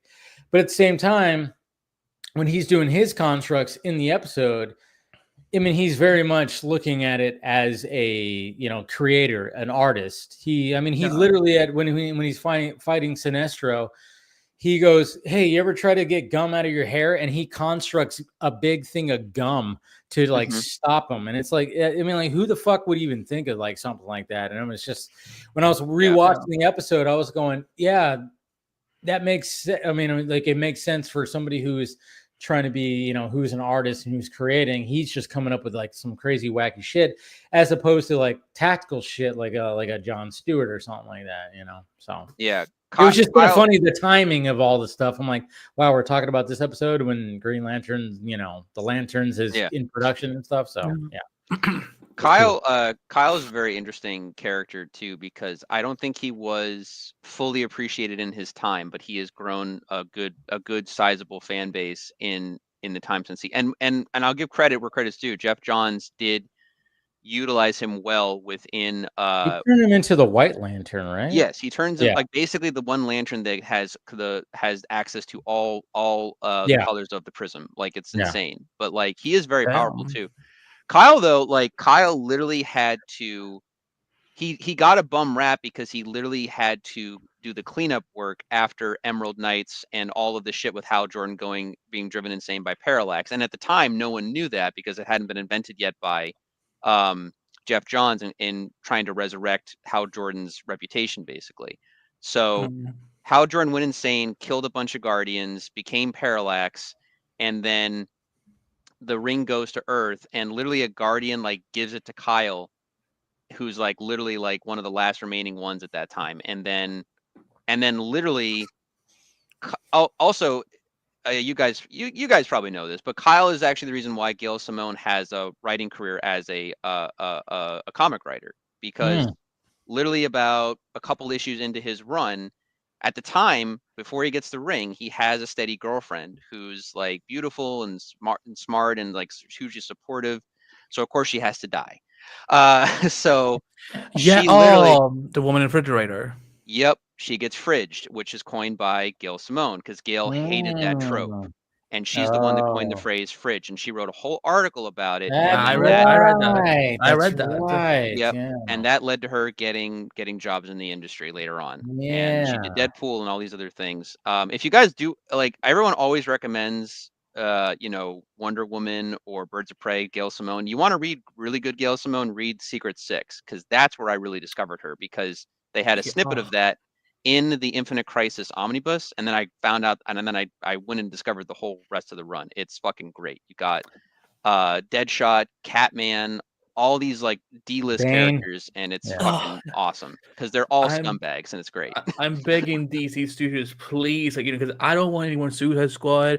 I want, like, please, like, if we're going forward to DC, let's give us Secret Six. Like, Gail Simone is here. Well, she's alive. She's willing to write it. Isn't that like what we're kind of hinting at when it came to the whole Deathstroke and Bane? Like movie? Yeah, I mean, I don't think. I mean, Paul, you can correct me if I'm wrong about it, but I don't think Deathstroke was ever part of Secret Six. Yeah, okay, but no. We're talking It's about always a movie here. Deadshot. We're talking about a movie here, so maybe it is Secret Six, but they're going to take on Deathstroke. I don't know. As far as I know, Gail was always a huge fan of Ostrander's Suicide Squad run, so she loved Deadshot, and then she got to utilize and put Deadshot in Secret Six, and literally, him and Catman are always. It's kind of like a Wolverine Cyclops relationship. They're always at odds with one another, but they fight on the same team. And Catman basically got resurrected essentially because he was already a joke character. He was shown as this big fat loser in like a book like a couple years prior, and he literally gets humiliated by Batman like in his house. So it compels him to like resurrect his whole career. He goes in the jungles of Africa. He like gets super ripped. And he's just like, and he's just like a. Why does it sound like Craven? No, I'm just saying, like, look, things get taken from one thing to the next, but I mean, I don't even know what his power set is other than being good with all types of cats, be it like lions and tigers to like house cats or whatever the case. I'm dead fucking serious. Like I'm not making this up. And he's also got he's also got like sharp weapons that he throws, and he's dressed as a cat. Like I don't. Meow. Damn. I mean, okay. it's comic books. I don't know what you want me to say. No, Paul. I'm not laughing at. No, I know you're not laughing at me. You're laughing at the concept. Believe me, I get it. I remember when CBS they were actually developing a Secret Six show. From Bill Lawrence and stuff, and okay. And ever since then, I'm like, we need to bring him into live action, like and like that's the perfect way, like if because again, I know what people are talking about, like what is canon and what is not canon for the DCU. If that's how you want to bring Margot Robbie back as Harley Quinn, that's how I think you could do it.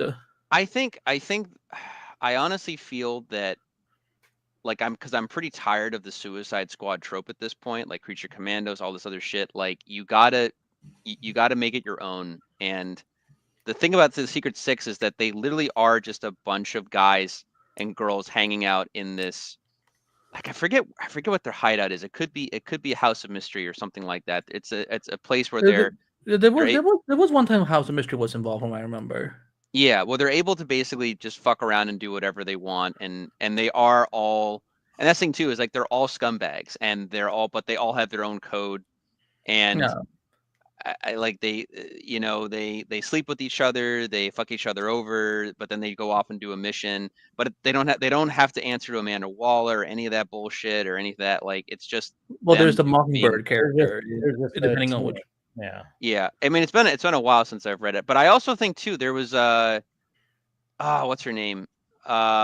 It's Vandal Savage's daughter. Scandal Savage. Scandal Savage. She's either like the leader at one point. She's got like a lover. I forget the name of the lover, but she's like a very like muscular, like strong arm woman. But I forget what the character was. Was it Black Alice? No, it wasn't Black Alice. It was something else. But no, there was that whole thing. It was like both like. It was Gail just having the most fun with the book. It was like progressive, it was fucked up, it was all these different things. But Secret Six is probably my favorite thing she's done, at least as far as DC goes. I mean, that's what I think they should move. I agree because I've gotten tired of the Suicide Squad. I do again. I mean, I love Creature Commandos. So, but when it comes to kind of like this morally gray team, like if the Authority doesn't end up happening, for example, I think something like Secret Six would be great because there's some really strong characters there that they could utilize, and because one of the characters I always loved on the Flash TV show was Ragdoll, who's a very popular member. Ragdoll's in there. And I'm like when the way they did it, like first of all, because like the fact that they got a contortionist to actually come into the show and like be Ragdoll was like fucking cool. But the second thing was like, if this character, you could make this character into a horror character, like horror Hollywood movie character, like right there. Yeah. I think even in Secret Six, I think even like a parademon that gains consciousness again, essentially, like is even part of their team for a bit. Oh wow!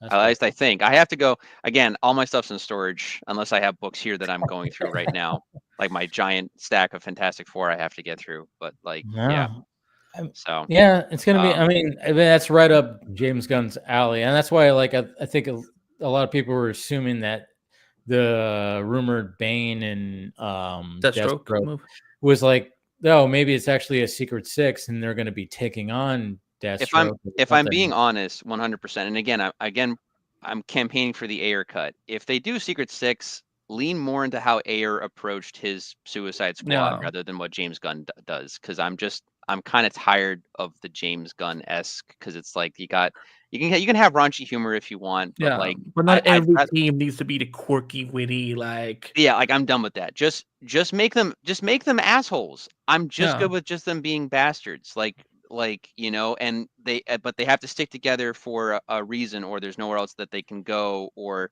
they make money together, or whatever. I don't need one to be the funny one. I don't need the one to be the whimsical one. I don't need that. I just have them be dicks. And the character you were looking for, by the way, Paul, was Knockout.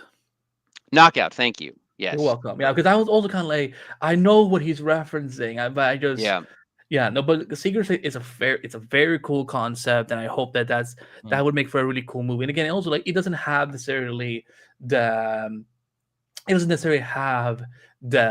whole government aspect of it and so on, because again, they are more of their own team, and you can bring in the whole Mockingbird aspect of it. But if David Ayer were ever to get a new chance to direct another DC, we would fucking give him Secret Six.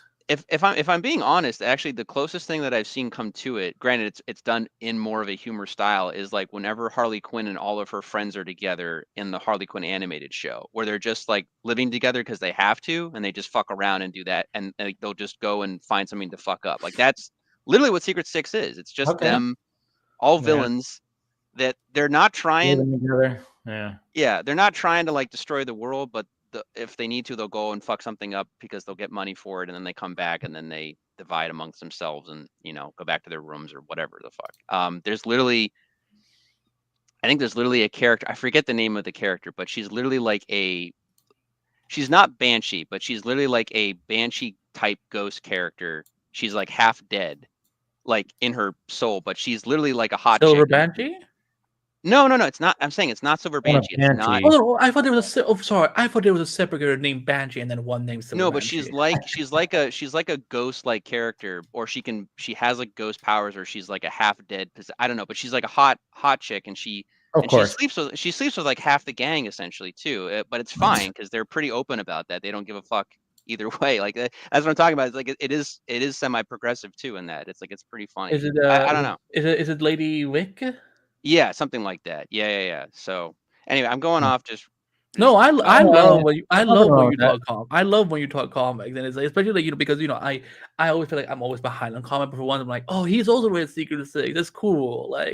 No, but listen, this is almost. I've been getting into this hardcore since I was 20 years old. So it's almost I hate to say almost 20 years of doing this, but I don't know how many times I was in a comic store.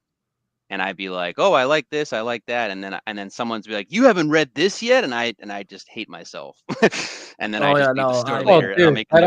Dude, anytime you go to a comic book store and you're wait, you didn't read this yet? You just get the shame. You're like, Well, I listen. I remember when I don't know if there's so much out there though. That's the thing. So much. Read it all. No, but at least none of you have gotten thrown out of a comic book store before, because that's what happened to me. What did you do, Andy? I was what God forbid. So I was did someone insult the CW? No. This was when I was 16 or 17 years old. There was only small back then. I'd just started getting into comics again because Jeff Johns had come on Super Smallville and read a couple episodes. That's how I learned who Jeff Johns was. So it's when I was doing my research, I'm like, okay, so he seems to be like the Green Lantern dude or whatever. And I remember I was it was way ahead when the movie came out, but I remember it was in a comic book store with these adults talking about Green Lantern stuff, and I remember trying to be a teenage kid trying to participate and being well, Jeff Johns basically created the Green Lanterns, right? And they're all turned their heads and they're what? Yeah, didn't he? Isn't he the creator of Green Lantern? He's and one of the guys I remember so distinctly going, well, I'm not going to say he's the creator. He kind of fixed it. I'm like. Blasphemy! Let me finish the story. And I said, okay, so he created what we know as the modern Green Lantern. Essentially, like he created and fixed that, and the comic book like clerk or something was just like, you need to get out, you need to leave, and like he just like pushed me out. I'm like, wait, I'm a kid. Wait, was he really serious, or he wasn't kidding around or anything? He was like serious, like you got to go, you got to get out of here. Yeah, because because I as a kid like, always understood like for me, like I credit Jeff Johns for like what we know as the modern saga of Green Lantern, and in a way that's a way of being a creator again, because I remember like when I was like researching like old Green Lantern stuff like before Jeff Johns, I'm like, this makes no sense to me, this is like all so wacky and inconsistent. And then like once like I read like Secret Origins and other stuff, I'm like, well, this now seems like more streamlined. And that for me, for whatever reason, that comic book clerk just doesn't not like me saying that. Well, the thing was too is if you're running a store, the thing you want to do more than anything without being pretentious about it is you want to educate. Like if you had said that, I would have been like, well, no, he just basically reinvigorated the franchise. And that's basically what he did. He took the thing you have to remember too, though, before like at least for DC anyway, before like the 1970s, pretty much DC didn't care about continuity the same way that Marvel did, or how Marvel started to do in like say the 1960s. So a lot of things could be inconsistent. Rules could fluctuate depending on, because for them it was just printing out the next issue, selling it to make money, and they would do like a goofy cover that would be like a bait and switch kind of thing, like Superman's gonna kill Lois Lane, and you wouldn't do that.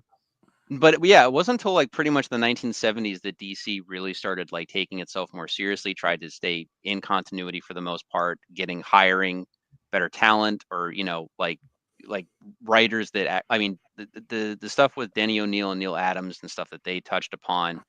Then the 80s brought about like Alan Moore and Frank Miller and just things like that, and just changing up the game basically. But all that was predicated because of the shit that Marvel was doing in the 1960s that changed the game basically, right? So, but yeah, Jeff Johns, all he basically did was he just loved the mythology of Green Lantern. He saw all the pieces that were already laid out, like the Black Hand, like all the different Lantern colors were already out there. He just basically like made it a real mythology, and that's how it led to. Well, first off, the first thing he did is he basically resurrected Hal Jordan as a character because he was destroyed in the 90s.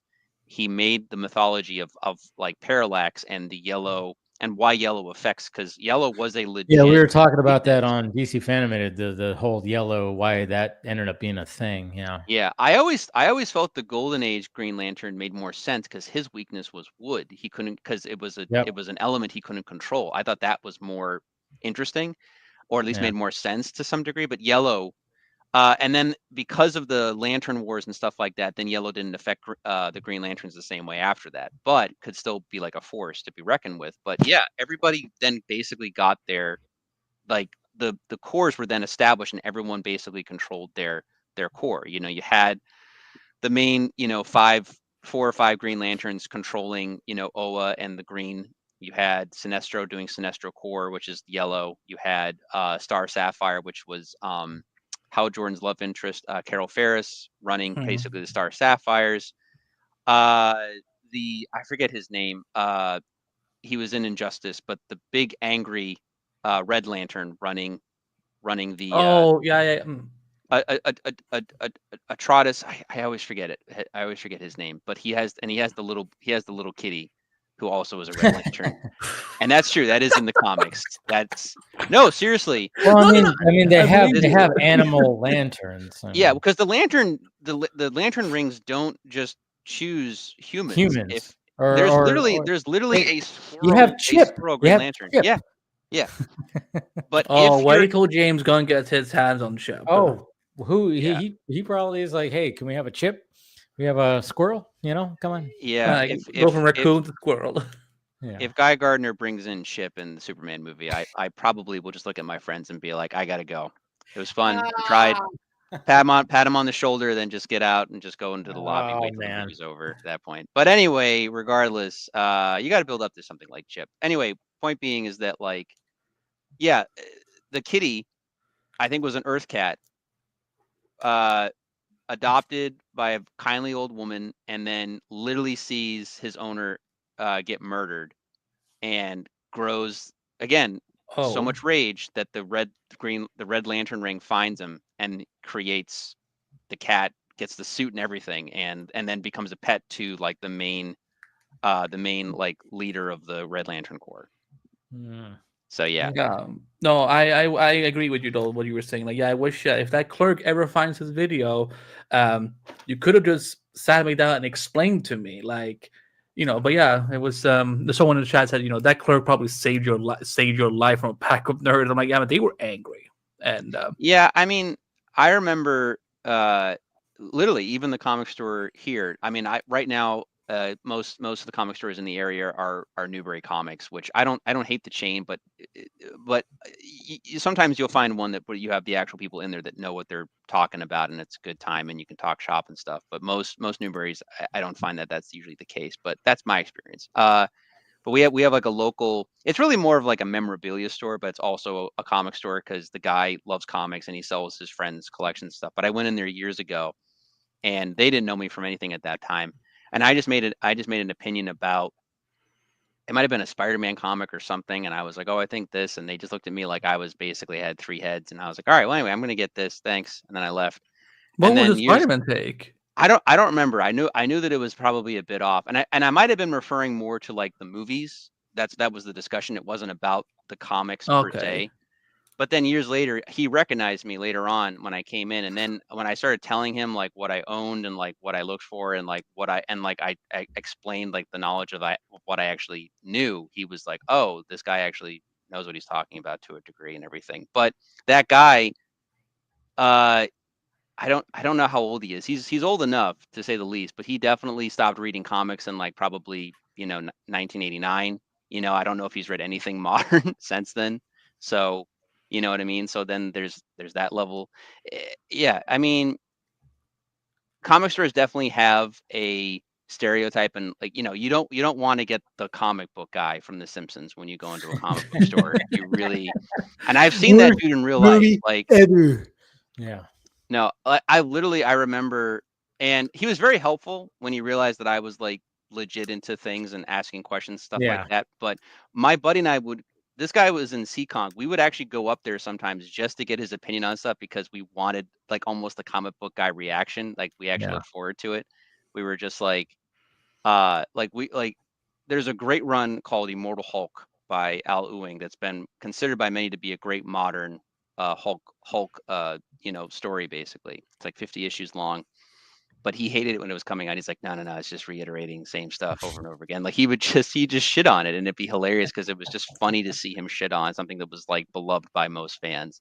Yeah. And to be fair, he did have a point later on because I then went back and read through all of the Peter David stuff became available, and there's a lot of like repetitive nature of comic books in that sense. But yeah, like I got what he was saying, but still, comic book stores should be educational in the sense of like, if you want to learn about the thing, you should hopefully hope that the clerk knows what they're talking about or can not be at a least point you. Yeah, I mean, like the fact was like, if I had been like in my 20s or something, like but like I was like in high school, 16, 17 years old, and like I just got into comics. Like the first comic I ever bought was Superman Earth 1 by J. Michael Straczynski, which is an excellent book. Books of series. But like when I started like getting more into it, and I knew like, oh, my town actually has a comic book store, and that's the reception I kind of get because all I said was, but isn't this kind of what Jeff Johns is known for? And again, the thing was like, it wasn't like 1 or 2 guys, it was like 4 or 5 guys talking to the clerk, and not one of them could be like, well, hey, kid, come over here, let it explain why your information is wrong. Like, I'm more than okay with being like, yeah, okay, if I'm wrong, explain to me why I'm wrong. Like, I don't know all the things in the world, but of course. No. Dave, Dave, because you moved now, where do you go for comics now since you moved? Oh, I haven't. I have to. You know what? What's funny is the next town over, like I said, like the town I'm in and the town that is like the main town. Like the town I'm in is actually smaller than the main town. They're actually on the main street. There is a comic book shop. I haven't visited yet. I plan on doing it. Maybe I'll go tomorrow, Saturday. But there is a comic book shop right on that main street.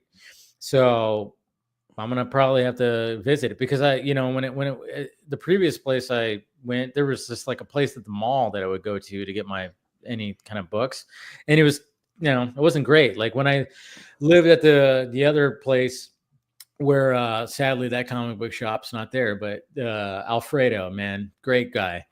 I would always go in there, and it was always just like, hey, pick this, pick that, and I'd have my stack, and then I would just lean up against the fucking, counter and talk to him for 2 hours. And there would be other people that would come in. Yeah, it would be other people that come in. We bullshit with them. And he was a big, Snyder fan. He loved, Snyder stuff. So he would always have like Man of Steel on, BVS on, and stuff like that. Of course, this is before the Snyder cut came out.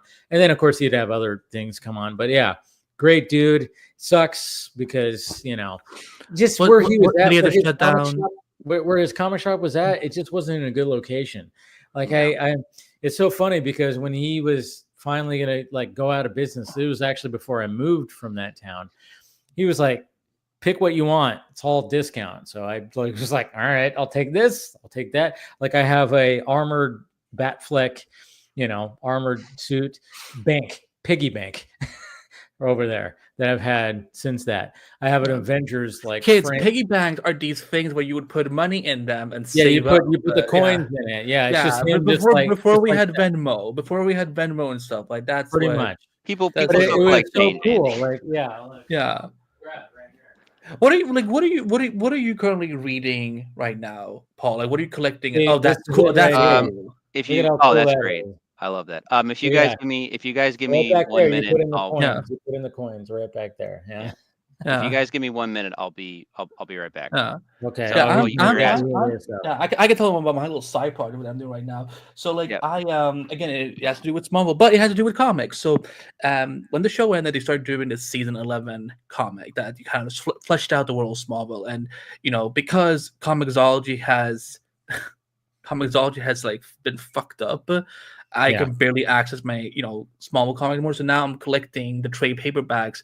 The thing is, they're so expensive because they don't make them anymore. So like I'm buying like literally off of eBay or Amazon, wherever I can get. So like the first one I got is like literally the final book in the small season 11 run. That's pretty awesome. Yeah, which ironically, this is a take on Crisis on Infinite Earths, and then they don't even mention it in like the cameo he did in Arrowverse. I'm like, but you've dealt with this already. But yeah, that's kind of what I'm collecting right now. What do you have anything comic-wise you're doing right now? No, I haven't. It's been a bit since I've been wanting to get into the Absolute universe and the the all-in stuff, but I just have not had. Like I said, I'm probably gonna go to town when I go to that comic book shop and just start like hopefully. I'm sure they have bundles now at this point after like the first couple issues. But because like when the Absolute universe started coming to be, they sold out so quickly. When I went to that was insane. Like I remember like seeing the fact that like wasn't like oh my god, what was it? William would probably know this. Issue 1, I think 1 of Absolute Batman went into its third printing. I think. Yeah, it was selling out so much that anytime that I went to that the place in the mall, they're like, "No, we're sold out. We're sold out." People, they kept getting cleaned out. Look at all the shit that you got, Paul. Paul, while you were gone, I would say that I've started like collecting all the small season 11 books because like I can't get. I can barely. No, I'm glad they started collecting that. I remember hearing about that in season 11 and all that. That's really cool. So wait, what do you have? Oh, I am. Dave, put the full screen. I want to see this now. This is gonna be fun. Okay. All right. Okay, are we ready? Okay. All right. So currently, a good way to wrap up the stream tonight with. Jesus. Yeah. All right. Anyway, going through complete Zdarsky Spider-Man. This contains like the spectacular stuff that he did, the life story, Spider's Shadow, all that good stuff. Recommend that. Let's see. Going through classic Daredevil with the Alex Ross cover, especially now. Original Stan Lee, Bill Everett run back in the day. Let's see. Metal and Death Metal. Or hold on. Yeah, I got a couple of Death Metal stuff. It's pretty good. I would recommend, because they're insane books. Metal's pretty good, but Metal and Death Metal are both good reading all of the tie-ins with it, because the tie-ins lead directly into like the next issue. Like it really is made for that. I recommend that in that sense. Oh, that's cool. Yeah. Oh, Jesus. Oh, God damn. I know, they're so heavy. Heavy books. Yeah, I'm trying not to destroy any of my furniture out here either. Okay, I know, so don't do that. X-Force by Rick Remander. I think that's how you pronounce his last name. Definitely recommend it. This is a harder to find. It's out of print now, but one of the best X-Force. Wait. Hold up that cover again. Let me see a name on there. It almost looks like it says D Pena right there, but it says O Pena or something like that. You see that right there? It does look like a D, actually. Yeah. I was like, Jesus Christ, that almost looks like my name right there. When did I write this? Yeah. No, it's a good team. You got Deadpool, Phantom X from Grant Morrison's X-Men. You got Psylocke, Wolverine, and Archangel. So, yeah, it's fucking, I like fucking it. legit. Yeah. This just came out. I haven't even opened it yet, but still in the wrapping. Aquaman. Oh my God! Complete Peter David run. Oh, nice. The one where he has a claw. Oh yeah, where he has the thing and the armor on the side there. Yeah. Yep. Good stuff. So let's see. Obviously, this for obviously. The Authority. Hey, it's supposed to be coming out easy there. Yeah. So you got that. You got The Authority, huh? Okay. I picked this up because I'm trying to actually catch up on more Thor stuff, but Matt Fraction did a Thor run for a while. It was pretty cool. So check that out at some point. And then reading more of the event books as well, more original Flashpoint Omnibus. Oh, jeez. Look how thick that thing is. Jesus. Yeah. And Zero Hour Crisis in Time. Nice. So yeah. Wait, was that Magneto on the cover? No, he is he's a character that is in time. I forget the name of the character because it's one of those 90s things that. Oh, okay. Well, they invented a character that was doing some crazy shit. Yeah. Right. So basically, some of these I'm going to go through probably over the next month or so, or whatever the case is. And I'm not going to get all of this at one point because most likely, what I didn't bring out is I have omnibus stacks of like the complete Spider-Man run from pretty much the beginning to the death of Gwen Stacy. So, I'll go through that at some point. But the other stuff is the entire Lee Kirby run of Fantastic Four, and then the complete run by John Byrne from the 1980s, and then a small stack of like there's Silver Surfer by Dan Slott, and these other books that haven't even come in yet, which is like the Mark Waid Invisible Woman miniseries, and Chip Zdarsky did like a Marvel 4-in-1, which is basically his run on like Fantastic Four kind of, but it's basically mostly focusing on Human Torch and the Thing, because they always pal around and whatnot. Good dynamic, yeah. Yeah, and I'm trying to think what was the other thing, because I ordered this off Amazon, but it went to my previous address instead, and there was like a mix up. And you got to make sure. You got to make sure.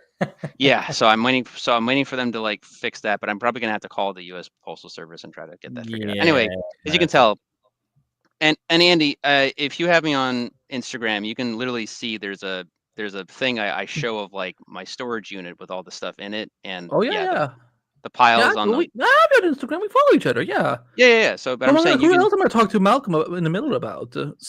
Yeah, but yeah, so that's on. But that's on the the floor of that is just all the books that I haven't, and this isn't even like a quarter of that. So You were mentioning Kirby. Did you hear? Because there was news actually this week that they were documentary. Doing, one of my friends is actually executive producing it, which I had no idea about. Well, that's awesome. Mike Ciccini, who was the former editor-in-chief of Den of Geek, he's working on it. So I'm like, you know what? Like, I've always wanted to learn more about Kirby because like I felt I hear more about Stan Lee and Steve Ditko, and Jared Kirby. Like I just.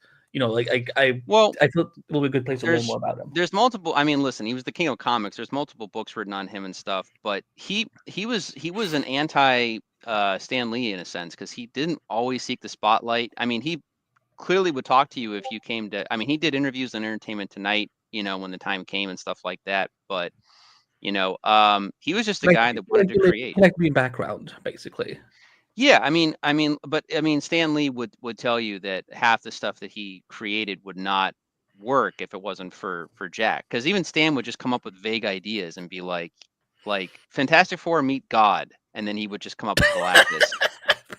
I'm paraphrasing, but that's more or less. But that's a good pitch, though. That's a good pitch of like we need a good villain. Like, well, have him meet God, and and Kirby came up with his own little language, hieroglyphics. The Kirby, what was it called? The Kirby Kirby Crackle, but Crackle. it was more like the background of like something. And Kirby gave us New Gods, right? Yeah. So Kirby originally, when he worked at Marvel, New Gods was supposed to be, I think, attached to Thor. So basically, the Thor and all of them would basically cease to exist, and then the New Gods would come about. But he got so sick of working at Marvel at that point, and because everyone was getting, people still get shafted to this day in the industry, but like he left, and then DC boasted all about getting Kirby and all this and stuff, and then he made 4 books at one time, all being part of the New Gods saga. Essentially, you had Mr. Miracle, you had Jimmy Olsen, because that book wasn't selling at all, but he utilized that as a backdoor to more of the New Gods stuff. Mr. Miracle, New Gods, Forever People, and then New Gods, basically, and all dealing with different aspects of like what was going on. Like Darkseid is introduced in Jimmy Olsen. New Gods is focusing on New Genesis and Orion and stuff like that, as well as what they're doing with Apocalypse. Mr. Miracle is focusing on Mr. Miracle and Big Barda, and Forever People was basically the youth and the hippies of New Genesis. They didn't want to go to war and everything, yet had access to all of these things. But like literally one of the Forever People, or one of the cast of characters, is literally called Dreamer, to show that she doesn't want to be a fighter and stuff like that. Because he was inspired by the hippies of that time. I mean, it was the 1970s, but that's where he was coming from, basically. But I mean, if there's one thing that is consistent in any Kirby biography or anything like that, is he fucking hated Nazis and fascism, and that is why Darkseid is the personification of that. Yeah. He's basically Space Hitler, but not Darth Vader. But funny enough, Orion is his son, and it's pretty well known that Lucas was a Kirby fan, because Doctor Doom, Darkseid, and Orion, and and they're both huge fans of mythology. Yeah, you can saying there's definitely some influence from Kirby for sure. Oh yeah, of course. I mean, Kirby has so much influence when it comes to so many things. Mm-hmm. But he met a lot of cool people. I know, like Paul McCartney met him and stuff like that. I mean, Kirby. He was popular. Yeah, I always say to people though too, because Stan Lee was the man and Jack Kirby was the king. Stan definitely made more money and definitely knew how to talk and schmooze the press, and he was get in the better editorial position, he was a womanizer and all that shit. I don't know about the womanizing. I do know. Well, I don't know about that either. But I will say this: at the end of the day, according to Mallrats, well, a lot of that's probably made up. But no, at the end of the day, you have Stan, who basically, as far as I know, was basically under elder abuse from his daughter. Basically, got caught doing that. Meanwhile, Jack died in 1994, beloved by his family. His grandson runs one of his Facebook pages. Like he was beloved and loved by all those that knew him. What I think one of the nicest things they ever did for Jack was, after he passed, Roz would still go to the cons, and Roz was just as beloved by everybody else, because Roz literally was his Big Barda. That's why he created those characters, because Barda always looks out for Scott Free, and that's what Roz did for him. Like, he would give away drawings to people that would come over to the house or whatever the case is, and these are guys that were in the business, like Marv Wolfman and stuff like that. They'd be leaving and they'd have a drawing, and Roz, unless it was made out to them maybe directly, Roz be like, "What's that?" Be like, "Oh, Jack gave it to me." No, he didn't. She'd take it back, because Jack got scammed a lot of his life, unfortunately. He created all these wonderful things, and he never got the money that he truly deserved, unfortunately. But he's been made a Disney legend. I mean, He's in the, all of the. Well, I mean, even in Superman the animated series, they created a character that looked like him. I can't remember the character. Yeah. And then, of course, when he does get killed in Superman the animated series, they have like a whole funeral sequence, and I was like, I didn't even realize the significance of this whole thing, because like in Superman the animated series, when Darkseid is like taking on Superman and stuff like that, and he gets killed, there's a whole like funeral sequence where they literally have Marvel characters peppered into the original airing. Yeah. Which I was like, I mean, Scott was pointing it out. I was like, holy shit, there's Nick Fury is right there. Tony Stark is there. Steve Rogers is there. I was like, I didn't even Fantastic think Four about is that. there. Stan Lee is there. Yeah, Stan Lee is there. They're all like, they represented during the funeral, all the characters that were there, and it was like, wow. It blew my mind, because I didn't even know that. When I watched it the first time, did I know any of that? No. Well, but then you look at that, we were going through like the little panning of who was attending the funeral, and it was like, yep, there's a guy with an eye patch. That's fucking Nick Fury. There's Tony Stark. You could totally tell, and it was crazy. Yeah, well, Kirby died in like 94, and that episode probably aired 96, because that was like 96, 97, yeah, but animation takes a long time to put out as well, so they probably were just like, let's make a tribute to the King of Comics and stuff like that. It was pretty good. Yeah, funny story. I'm assuming you guys know who Johnny Carson is. Yeah, Tonight Show. I haven't heard that name in a hot minute. Yeah, so Johnny Carson actually got angry at Jack Kirby. He didn't know his background, because Jack Kirby was known as the King of Comics, and he thought that this no-name Jack Kirby was going after like something, and then he found out it meant King of Comic Books, and then he's like, oh, okay. So I laugh thinking about Johnny Carson being mad at Jack Kirby for drawing. So oh man, I'm gonna have to look that up. I wonder if there's footage or anything. I don't think there is, but I mean, I've read in most trivia that's the case, and I do believe it's legit. I could be wrong, but I think that's the case. That is funny. Wow, that's a good way to end the stream tonight. We're going on. I could tell you were waiting for it. No. I wasn't. No, I was like very interested in all the stuff. Yeah. Like, again, that's what I love about, and that's what I love about Paul. Just like how Scott is just an encyclopedia and all this stuff. So no, that's thanks, again, it's like, it's really cool. Of like, I mean, again, Kirby just does not get the recognition that he should. That's why I'm excited for a documentary to happen, so that people can, we can get. And I love the fact that, I mean, there's a Jack Kirby Twitter handle I still follow, where they still post things when it comes to Jack Kirby on there. So I think obviously it's like his kids, grandkids, or whatever the hell that's handling it. But City Saver, that was correct. Yeah, Dan Durbin was in Smallville, and I think. Yeah, and I think they are still or at least they were during the Snyder Cut, because I know they came forward and were like, we're very, very proud of Darkseid and everything. It looks great. It's like, Jeremy Kirby. That's what his name is. Grandson to Jack Kirby. That's who I follow. Yeah. And they still post things like like when Fantastic Four came out, they were posting things, obviously his drawings of them and everything. So they've been, and then of course supporting you in DC stuff too, so that's cool. Jeremy Kirby, grandson of Jack Kirby. So follow them on Twitter. Yeah, got a pretty good following. But this is fun as always, guys. And Jesus Christ. No, it's just funny because, hey, Austin, welcome. Hey, Austin. Totally not late. We are literally just wrapping up right now. We're just starting, right? Okay, cool. No, totally. We're only 2 minutes in. We're going to just talk about everything that... I'm so sorry, dude. I was on earlier, like waiting in the back room. Yeah, I know. I saw that. Yeah. My work was like, hey, can you come in? And I was like, I guess. All good, man. No, we're just wrapping up, man.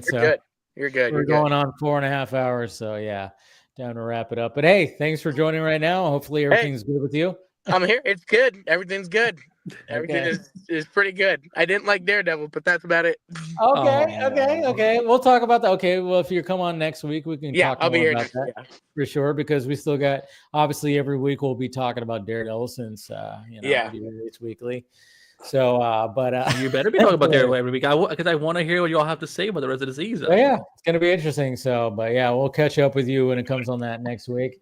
Hell yeah! But yeah, I'm starting to just like totally wind down right now. So, but thank you guys. Of course, thank you to who else is on here? Phil and Chris and Axel. Yeah, Phil and Chris, of course. Thank you to those guys. But let's go around the horn and see, promote whatever you guys have.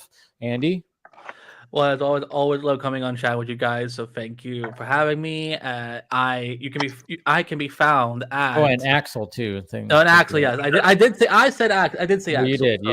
Yeah, I'm the designated non-vodka stream participant. Also because I can't have vodka anymore, so that sucks. But you can find me at Anywhere. Yeah, you try to be a diabetic and see how much your doctor will be like. The alcohol, no.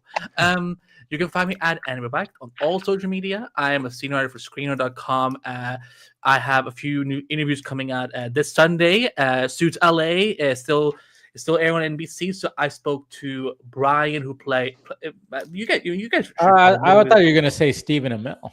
No, not I have not spoken to Stephen Amell yet, but the season is still very fresh. But I spoke to this episode that aired on Sunday will feature Brian from The Office, who played Kevin Malone. Yeah, I spoke to him yesterday, and today I spoke to Patton Oswalt, who's also going to be on Suits LA this Sunday. Nice. So those interviews will go live after that. And I'm the editor-in-chief of multiverseofcolor.com. So check out what all my amazing writers are up to. We're gearing up for CinemaCon, where we'll be present at, and that's where you can find me at. Thanks for having me. Good. No, always great to talk to you, man. Paul? Yeah, I don't know. I got Paul's got information. He's got information in books. Yeah, I just got books. Yeah, I just read. Yeah, I like it. Yeah. If I have an update on actual life, I'll let you know though. No, it's fine, man. I mean, again, what I like what you add to the conversation is what you provided is all the information in the books and stuff like that. I love it. So yeah. Yeah. Thanks, man. No, I appreciate it. So like I got nothing else really going on, but if you guys want to find me, I'm at pmickey1988 on Instagram and Paul Panhook on Vero. And the 1988 also is the same on Blue Sky. So yeah. Okay. So yeah, if you guys want to find me, I'm around. And and again, thanks for having me on, man. It's always a pleasure. Yeah, always, man. Always great talking to you. Austin. Wait. Okay. Where can we find you, Austin? Besides in your car. Sorry, I'm late here. Hey, there he is. Yeah. See, he literally. Yeah. But yeah. Sorry, I'm late. As always, I appreciate you for inviting me and stuff. And you can find me on Twitter, AlienLV1023. That's about it. I'll be here next week. All right, yeah. We'll catch up with you next week when it comes to all this stuff. Yeah, don't nerd and drive. Don't nerd out and drive. That's Don't nerd out and drive. Listen, I'm a follower of Enosh. All right, I follow in his footsteps. So yeah. All right. Well, thank you everybody who's watching. Thank you, Andy. Thank you, Paul. Thank you, Austin. Thank you, of course, Chris. Thank you, Axel and Phil and Phil too. And hopefully his allergies are clearing up. But we love you guys, and we'll talk to you later. That's wrong.